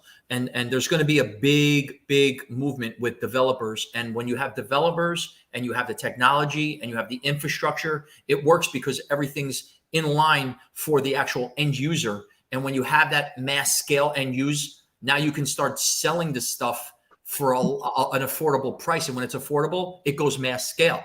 And then when it's mass scale, then it's like everyday use. It's just as everything else is, like the iPhone. You know what I'm saying? There, you can, you know what I mean? Look at what we got. Yeah. No, and so, and I mean, it took a little time, but when it's like the Moore's law. Every year the processing doubles or right. It's compounded. Yeah, it's compounded. And so when you start to calculate that stuff, it starts getting a little. The math is fuzzy because it's like, wait a minute, we're progressing at a 5-year rate every year, and it gets even faster, and it's scary. Because when you have pushes by Elon Musk and he's talking about Neuralink, and that stuff, I'm not really. I talk shit about put it in my head. Let's all go to humanoids. No, I really don't want that because I believe in humanity and where we live and keeping it. But the next progression of us as a species only gets to be able to get merged when we take that leap. And I don't want to say I don't want to be alive for it. But if I am alive for it, let's do it now. Yeah. If I'm not alive for it, I really feel for the later generations because it's a little, from what we, theorize and we see in movies and stuff, it's not a great place. When it comes to technology, though, and we talk about that, those particular virtual reality, augmented reality spaces, the actual time period that we're living in right now, as it's moving forward, the actual technology we have, and like obviously Facebook with the Oculus and Oculus 2, it's progressing. But you question, why hasn't it really like gone to the next step? Because they're going from where we are to you have no idea what's next. It's just there's going to be this big monster leap. Like we had flip phones and we went to iPhone. Yeah, that's where we're at right now with the virtual reality, the VR and AR space. And so Veve, especially when you see this augmented reality with the books, and even with the, I don't know, some theory about more you read it, it's going to get creased and all that, whatever. Yeah. But I believe in that. That's cool stuff too. It's just, where is it headed? I mean, and I know some things, but I don't know 100% of everything. But I know that, we're going to have affordable wear we put on. That's going to be that Demolition Man type of, when we get touched in the game, we're going to feel it. You're going to feel it. Oh my God. It's so crazy. So could they, I guess not to get too X-rated, would there be a thing like, oh, if you feel it, you get touched? Like multi-billion dollar market ready to go.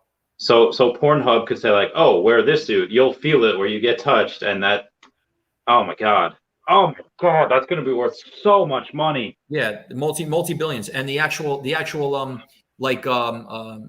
toy industry with that is going to be involved. It's a big market, dude. We it's like we're talking now, right? And I know it's like, see how we could have just been talking. Say we just had this conversation we were talking right now in say May. Say me and you in May, like Memorial Day weekend time. We're talking about Veve. We're talking about things. Yeah, I picked up a secret rare. I paid $1,000 for it. Oh wow, you paid $1,000? You paid I seen the floor at 80, and I was like, wow, that secret rare, that second mint was 1.5K. I was like, I want to do it, but man, I just, I only had like 400 gems. And, what I'm saying is if it's moving as fast as it's moving on this level, where there's only a couple 100,000 people. Yeah. But, and there are a couple whales, that have, but it's hard to buy now. It's hard to get these things because you can only put so many gems in the app. So yeah, once people are able to have OMI and people that dwarf us, like I know a couple people that literally have like 1 billion OMI. They could spend, 10, 50 million OMI like it's nothing. That's only 5%. Bless you. Yes. Do you want to collab in the Veveverse? Real Talk was asking, hey, let us know where to buy the properties. We can have like a, buy right next to each other because he wants to be our neighbor.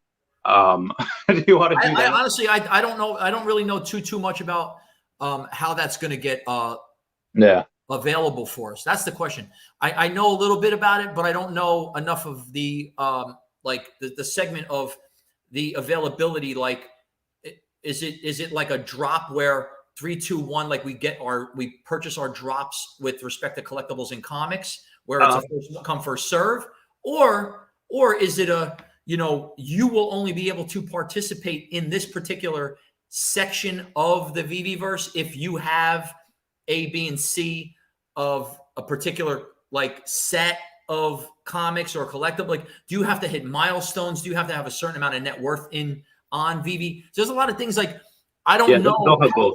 Yeah, I don't know how that randomness is going to come with availability for our rights of being able to purchase.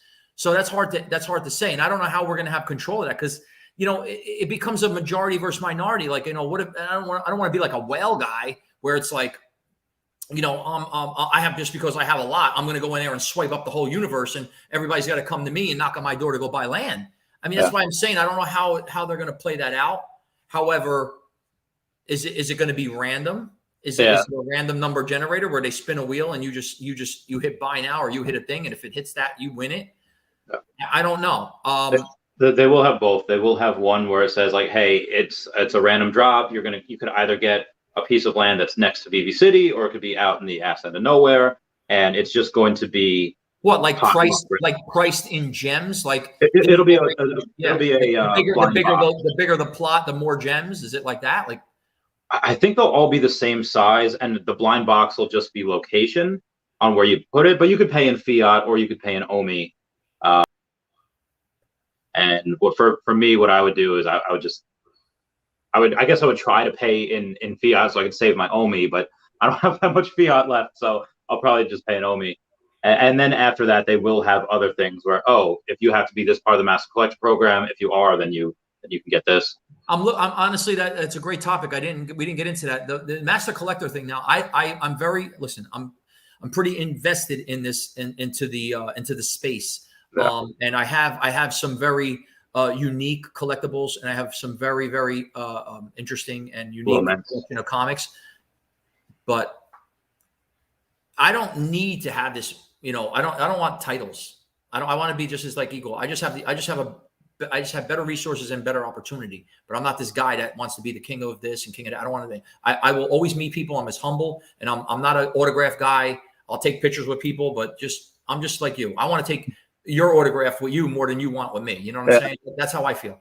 But why I'm making this a point is when it comes to like this master collector program, I don't know what's the point and why and like how do we like what do we have to be a part of that, and who sets that rule? You know, that's my question. I kind of not understanding it. Like, you know, the first thing that I would say is that this guy brings up a great point. HT3, and thank you for the super chat, Joseph. There was a Twitter space the other day where it was Jeremiah Aoyang and Dan Schawbel, who were not associated with Veve. You know, one's just a serial entrepreneur, and the other, and the other's a New York Times bestseller. He's got a podcast, and they said, "Hey, we're going to make a group just because we want to. We want to see the community. You either have to have a Spider-Man secret rare that I was in the space. I got okay, yeah. so you know." As a matter of fact, I mean, interrupt you. I just want to say something. It's because of that space that Sean, I want to say, I have to spit Sean's name out on this one if he's listening. Sean O'Hare. I owned every of the Spider-Man collectibles with the low mints that I have, except the secret rare. Okay. It was because of him and because of that space that I was listening because I don't have any Batmans or Supermans.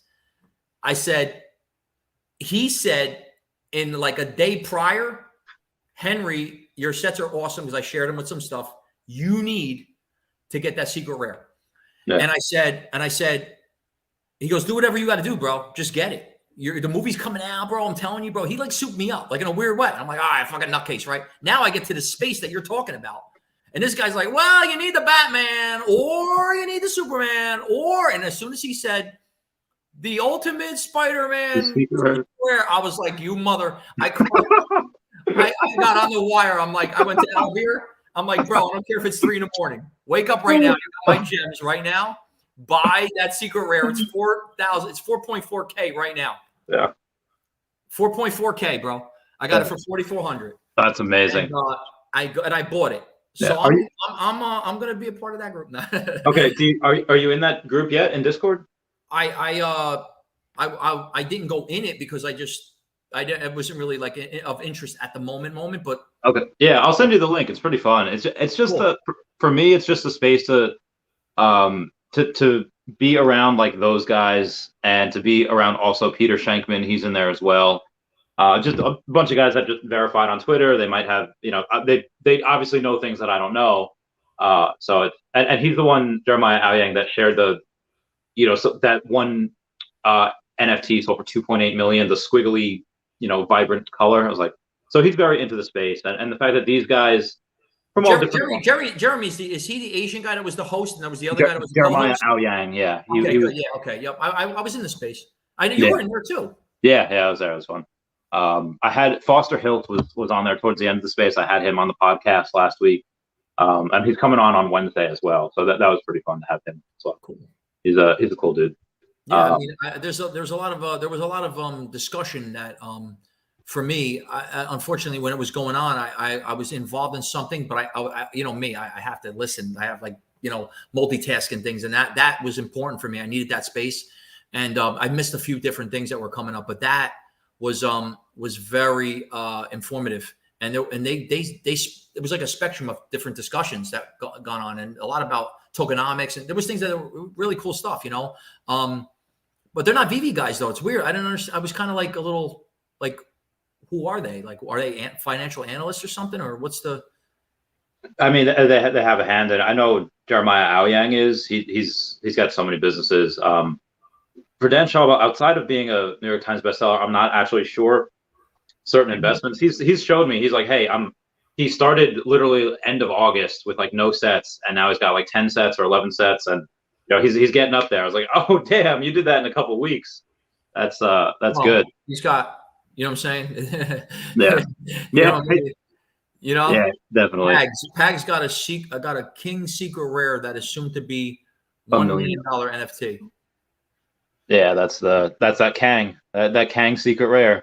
I think what are the Kang secret rares? They 30 grand now, 40 grand now, something like that. What the floor? Yeah, the 60. Kang secret rare. 60. Oh my god. It was like 50, and I seen 63, and Oh, that's higher than the Marvel comic, because that Marvel comic's only got a $50,000. I say that only got it, but yeah, that's got to fit that. Damn, that flipped the Marvel comic. yeah, but I think because of its scarcity with respect to only having one, it only has 1/6 of the editions. Yeah, that's true too. You know what I'm saying? Yeah. Did you get it? I went to go look and see what the floor was. Oh no, I didn't look at. Yeah, I'll look at something else. But I know the Marvel one that I just saw, that secret rare was 49.9, so basically 50K. The other one was, I guess the Kang was, it was like a day or two ago at 30. So I was like, oh, maybe 40, but if that's at 60 now, that's absolutely bananas. Yeah, the Tales of Suspense secret rare out of all the secret rares is for me the most undervalued secret rare. Yeah, I think that as time goes on and we get a little bit more of the sequel appearance with respect to Black Widow, and its edition is a limited too, a little on the limited side. I think it's a 30K. Yeah. So I think I think for 3.4K, I think the best bang for your buck for what I'm saying is if you had 10,000 right now, I would buy 3 Tales of Suspense secret rares. Just get them 3.3, 3.4K each. Yeah. Because you're gonna be able to dump one for 10K if you just wanted to get your money back. You got that's true. It's a good point. for nothing. I mean, and I don't give it advice like that, but I'm saying dollar to dollar, that's one of the best buys out there.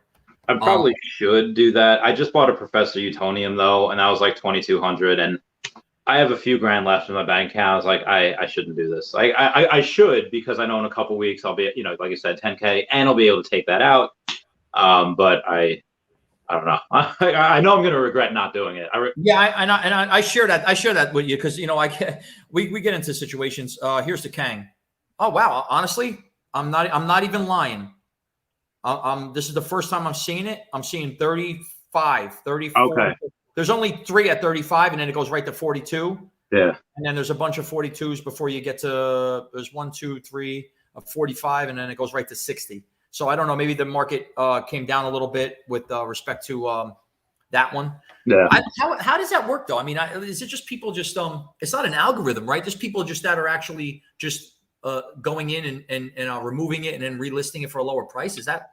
Yeah. They could do that. I've done that before. If I wanted to sell something and then I see a couple people undercut me, it's like, okay, so I'll take that down and then I'll move it back in for a lower price.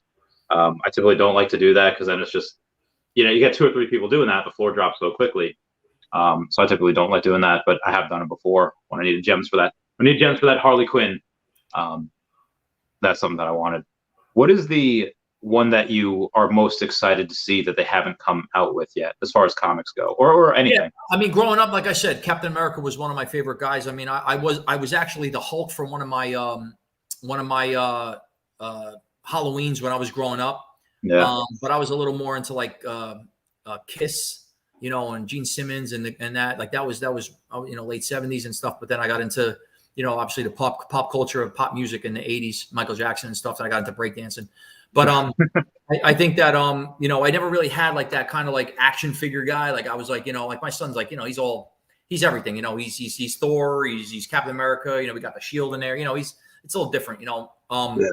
But I think like from a superhero standpoint, I mean, I always liked Captain America because of what he represented. It wasn't necessarily because of anything else, and that was why he's Mr. America. It's like Superman. It's like a kind of guy like he's the Yeah. But I don't like the notion of Superman because the way that they portrayed him is even though he's a real guy, he's Superman, strongest guy, fastest guy. He's got that kryptonite. If you got that, he's nothing. Just to know that there was like this backlash of the strongest guy in the world, Man of Steel, but kryptonite, and now he's not worth nothing. It's like, wait a minute, you know what I mean? And that was so easy, So it was just for me, it was a bad story, I guess, growing up. I didn't really like Superman like that, like other kids. Spider-Man was pretty cool, because we always thought, he's shooting webs and stuff. But I think that I think that the like as I grew up and I learned and I got interested in more comics and stuff, I always liked and I learned a little bit more because I was watching TVs and the cartoons like Galactus and the Watcher and Silver Surfer. These were the guys that were like off the grid. No one really, little DC and stuff, like they played a different role and they weren't like the guy, there was always that behind the scene big monster, like who absorbed planets and, things like that. But, Wolverine was always a big component of, of something that I always liked too, because, just the force and the mere force of, his claw and his bones and his structure, skeleton, all that. And the way that he was designed was always like a tough dude. I think for me, I'd like to see that, I like to see Wolverine. I like to see Silver Surfer. I think the Watcher kind of got a bad rap being put into the What If. And I think that his Rare being on the cover of the Rare, I think that should have been, even though it was What If and it was more Spider-Man. I think the Watcher, that Rare of the What If, with him on it with the blue, the white in the background, I think that should have been the secret Rare.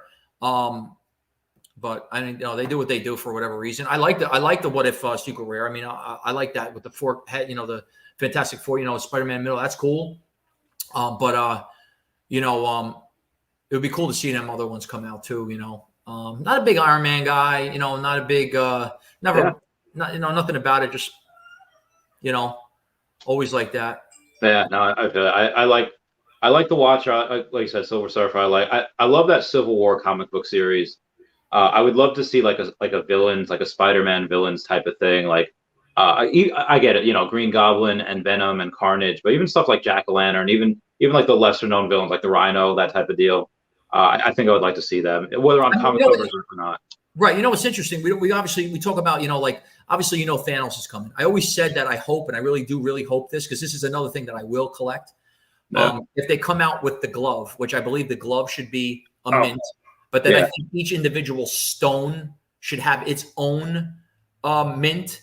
And I think if you collect having all 6 of the lowest mint stones with the lowest mint glove, like for me, I'm going to invest in that. Even if I don't get Thanos and he's not a collectible, just to have those stones and the low mint stones in the glove, and you can put the glove, you can animate and like use the AR to put the actual stone in the glove and have the glove as solid. If they can do that, and they could do stuff, that's gonna pump. And I think that the Thanos is another comic, another guy that's in the intro. I think the one guy that everybody's sleeping on is and only because of his weapon is a Green Lantern, dude. And his ring. Oh yeah. And that's like a sleeper. It's like, where's Green Lantern, bro? I know that we haven't had Wonder Woman or Green Lantern. We haven't had most of the DCs and that's just stuff that they've announced. Like that's just for the most part, just the main Justice League, not including Justice League Unlimited with Green Arrow and everything.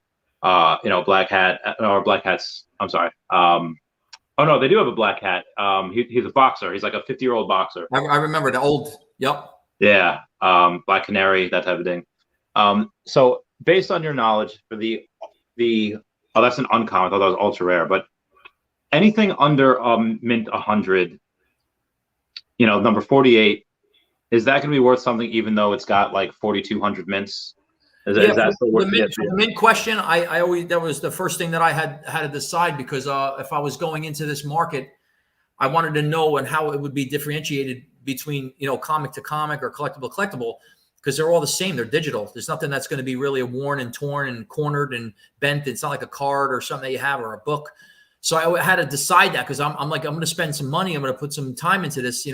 How am I going to be differentiated from the guy next door? If it's just about a mint number, then obviously the mint number has to be the thing that is the difference. That makes the difference. Yeah. And so I think that the actual mints for me need to be under 60 at the highest.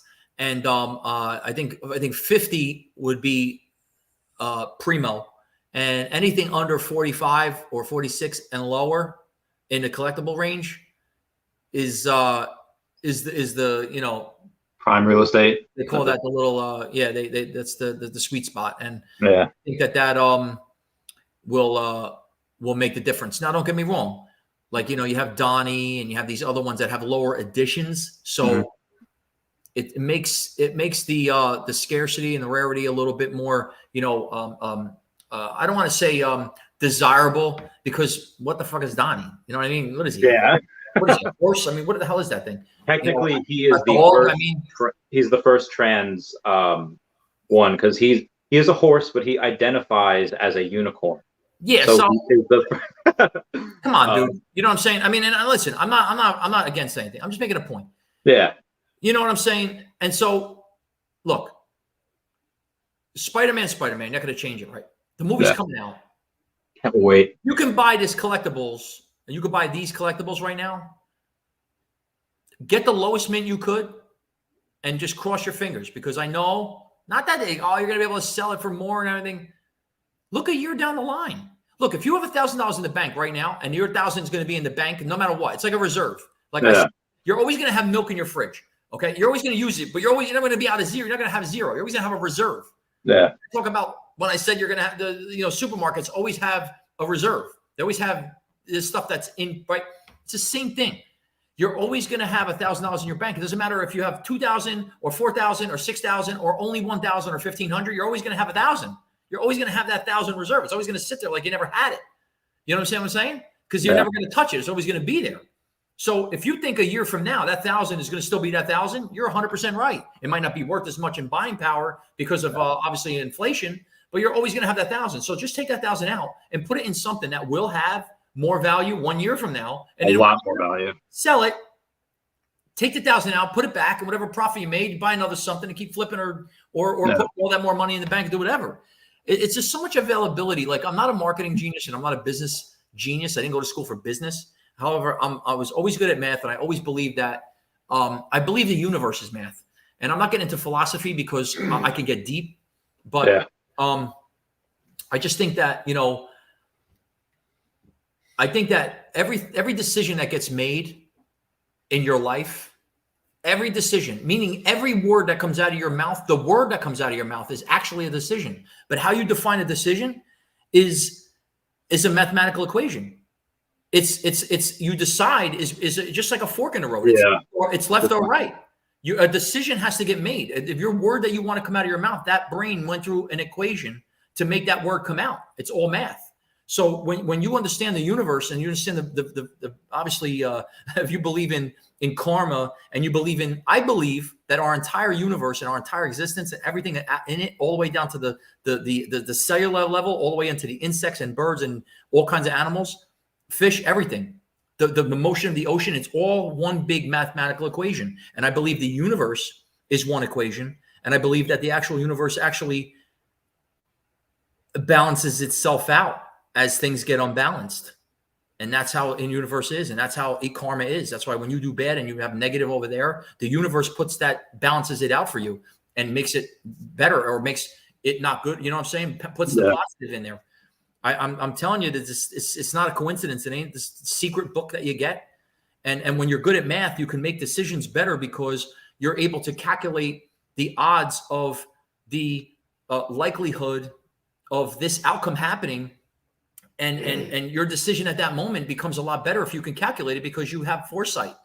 And if you can have foresight, then you'll have better a feel on things to come.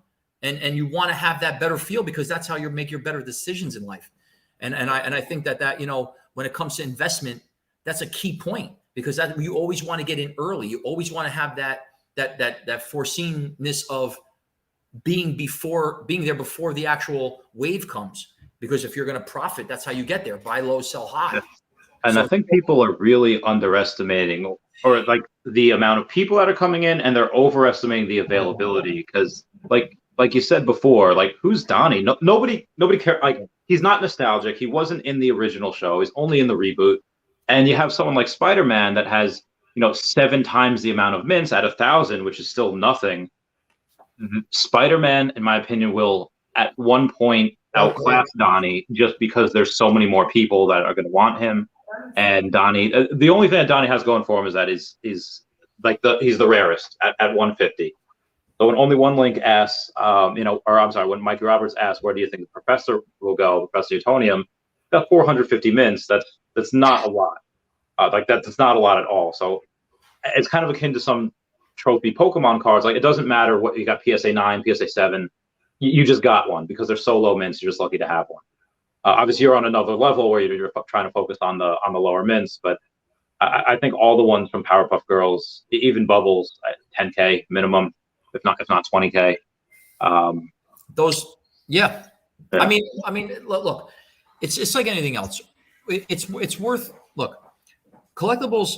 It's like baseball cards. Getting back to that because it matters. You know, when you have a favorite baseball player, you have a favorite baseball player. You like watch him or he does good in the game or whatever the case is. But guess what?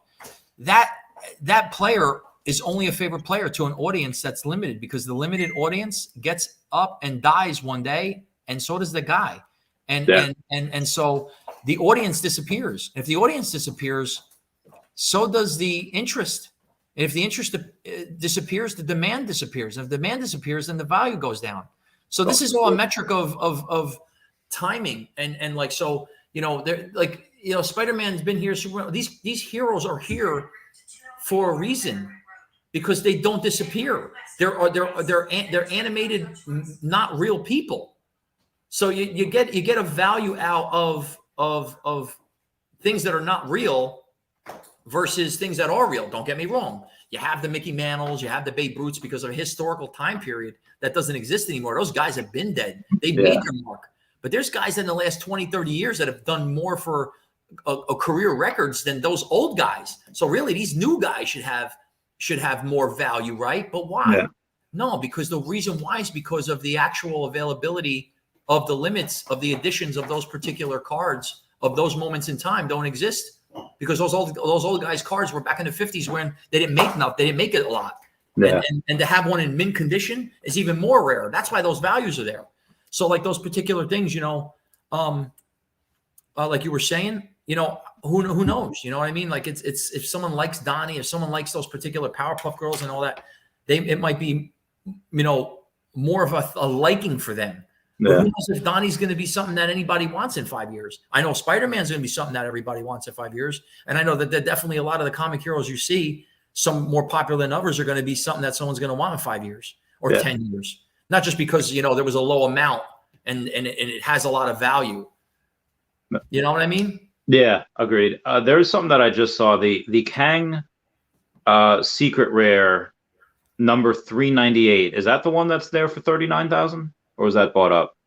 Because someone just sent me a photo. I don't know how old it is of the Kang number 398, and I know that was pretty low. I know it's not the lowest, but I think I have it right here. So okay, I have the so there's the 223, which is the low. It's 60K. Yeah, whatever. I have the 310. Then there's the 5 goes to 519. The 398 got pulled. Okay, now, all right. I seen the 398. Matter of fact, the guy DM'd me because I had questioned it. It was put on for sale, and I was like, "Well, how much?" You know? Yeah.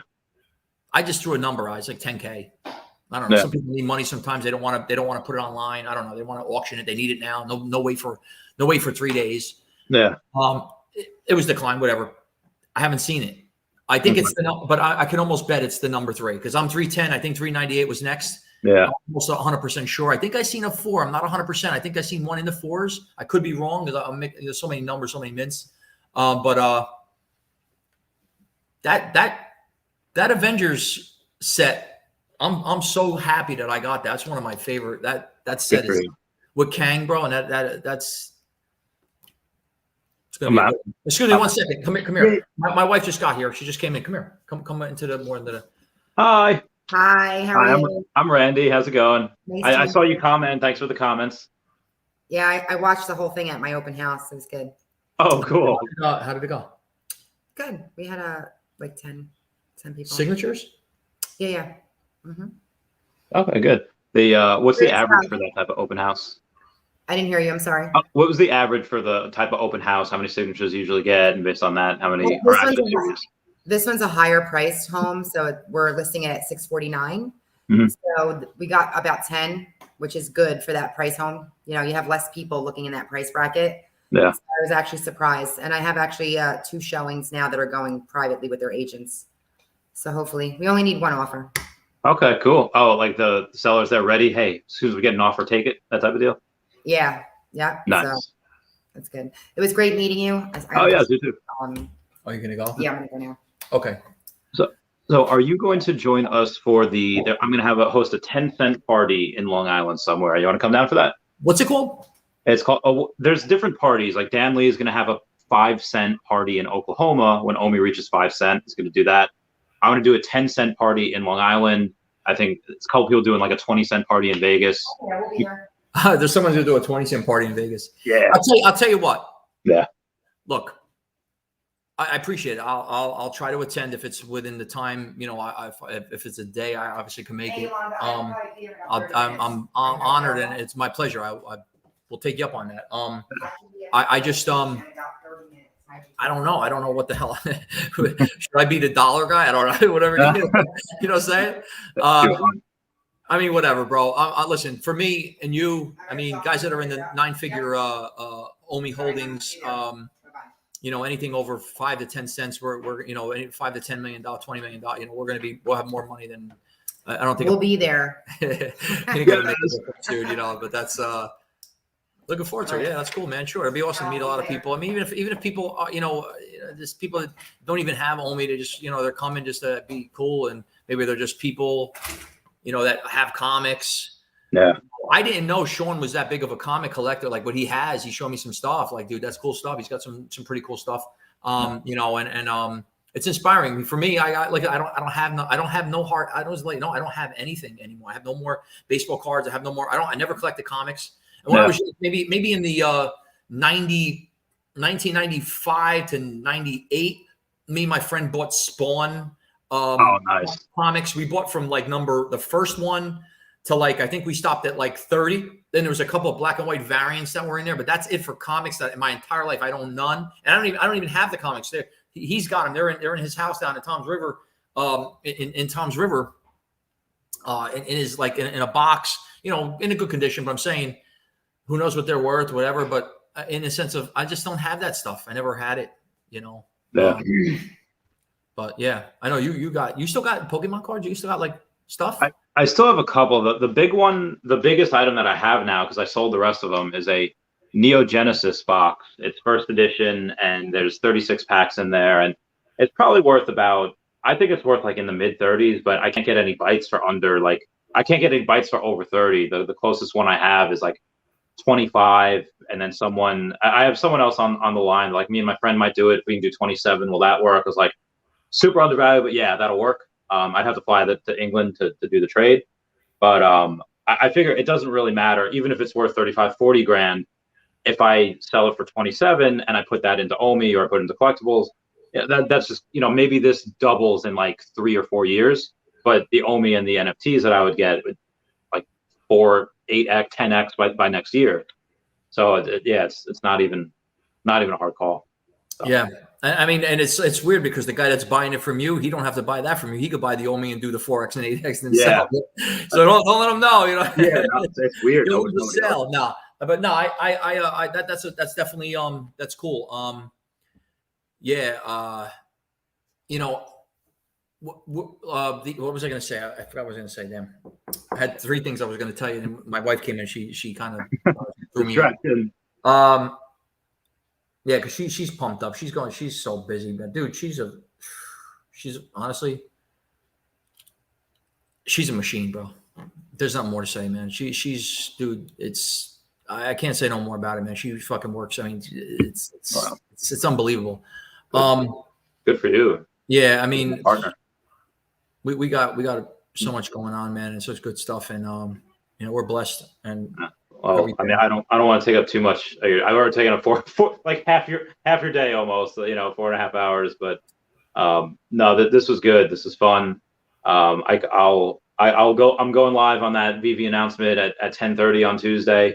So if you want to hop by for that and watch me frantically press the buy now button for the drop. Yeah, you know, I just want to let you know, I don't carry. I hardly ever carry any gems at all. I don't really have any. And so Alvear carries. Well, he's all my inventory. He's carrying. I think like I think he has like a 2 million OMI of mine, and I think he has about 6 or 7K gems. Yeah.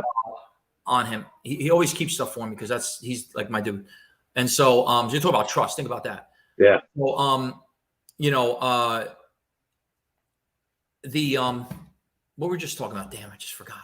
You were just talking about It was comics. It was the last thing you just, huh? I was talking about the live show on Tuesday that I'm going to do to buy the comic. Yeah, that's it. So I don't carry any gems, right? Yeah. So he's obviously in the Philippines, and he's got a slow router. He's got like super latency over there, right? So Yeah. he asked me to do the ultra rare, the Lucky Charmer for him. Yeah. Because he knew he wasn't going to be able to get it. And Yeah. he gave me it was like 40, I think it was like 40 gems or something at the time, or 70 gems, whatever it was. He sent me the gems, and I did it for him. Mm. And I got him a Lucky Charmer. Good mint too. So this time, fucking crazy irony. He says, I'm going to send you the gems for the Throg, right? And we'll do it, right? I'm like, I'll do it for you, no problem. But he still does it too, just in case. Yeah. And he has his wife do it too. Oh, okay. Just in case, because she's got an account, he's got an account, right? Yeah. So I'm doing it, line it up, So I think Cavella got me into that, lining up the thing with the buy now and the thing. So I did it, and I got one. I'm like, yeah, I got one. So I sent him the photo, right? Yeah. He sends me a photo, two photos of him and his wife. Nice. Both got one. We all got one, right? Bro, we all got a fucking ultra rare, bro. Are you kidding me? I swear to God. I hate you. Common gang over here. Dude, it's like I showed him the ultra rare. It's like fucking sick. 1861, the year of the Civil War. Oh yeah, you're telling me. Bro, he shows me one at 900, and his fucking wife got one in the 700s. Oh my God. Like, dude, this is fucking like insane. You know what he said to me? He What? goes, fucking keep it. I'm like, thanks, bro. It's fucking, and that's sick. Yeah, I paid like he did it. It's crazy, man. That's fun though, but I don't participate in that stuff. But one, I don't really collect those, and two, I do it for him if he has an issue like that. But it was just cool getting him like that, and they're fun. Yeah, so what's the X-Men drop Tuesday? Yeah. I don't know how the art's going to be, and the sense of the spreading out of the comic heroes, and how they're going to morph how is it just X-Men in general? Is it going to be like House of X? Like House of X, you had all the guys like on it, like on the yeah. So that's the. Let me see. Oh, they have it out already. You're obviously. Oh wow. You know what? I see. It looks like that's going to be the white one to the left. I think that one should be the ultra rare though, with Scarlet like that on it. Oh man, they did it to the one on the right. Who is the secret's already on the right? Who is that? I can't tell. I can't tell. I see purple, so I don't know why I'm thinking like Hawkeye. It's not him. Right. I don't know. I don't know who that is. Yeah, I don't know. I'm not 100% sure. Maybe Iceman, the ice guy. Maybe that's him. That white dude, the one who's all in white. But I don't know if they'll keep it in the family. Obviously, they have Magneto and they have his kids. They have Quicksilver. They have Wanda. Because Wanda has a couple of different outfits. Obviously that being one of them, that main one. Yes. And then that one that we saw in the WandaVision series. I don't think she's in any others. No, you got Cyclops. It's nice. There's a bunch of Cyclops. Yeah, that's pretty cool. I won't be participating. I actually won't be collecting this particular drop. Okay. I won't be collecting this drop. I have particular budgeting, let's say, for let's say for some things that are coming soon. Okay. So everybody's got their own, things that they collect, and I have what I know it's coming, and when we get those particular drops, I'll be in there full-fledged, and good deal. And when you see me, if anybody watching that sees me in either Twitter, or Discord, or we're in a space on Telegram or something where I'm making requests for specific mints and or I sometimes ask the community if they know or can get in touch with the particular people, because the profiles in Veve, people don't always post their contact information. So it makes it difficult for me all the time to be able to get in touch with them. And I pay top dollar, probably one of the highest, if not the highest buyer on Veve. I pay the most. I try to make deals. I'm usually paying more and unfair in the deal of the thing I'm getting than what I'm giving most of the time for the reason of that. But I just want to say that, you know, I know there's a lot of whales out there. There's a lot of gem whales, and there's a lot of people that have a lot of collectibles and they have a lot of comics. They just don't care too much about the mints, and they just keep buying and buying, and they don't care, which is good from an investment point. Listen, do your thing. I mean, it only strengthens the community and it makes things better. But from a standpoint of where I'm at and what I do, I specialize in those particular sets and those particular mints, lowest of lows. And that's it. So you can hit me up, you can DM me, and if there's anything that you have that you have a question, you can always hit me up. And I'm usually, I got my phone at my hip all the time from obviously business, and I try to get back to everyone. So it's been fun, dude. And yeah, this is great. This I can't wait to have a beer with you one day. Just go and just hang out. It'll be awesome, dude. I mean, listen, I'm gonna hit you up like tomorrow. Okay. I'll DM you, and then I'll just get in touch with you on that level, and we'll talk, because I want to talk to you about some stuff. All right. Yeah, sounds good. Go enjoy the family, enjoy the wife, enjoy everyone, and thank you guys, everyone, for joining us. Thank you all for the super chats, and I will catch you all later. All right, bye guys. Bye, buddy. Thank you, bro. All right, later, Bye, man. everybody. Bye. Wow.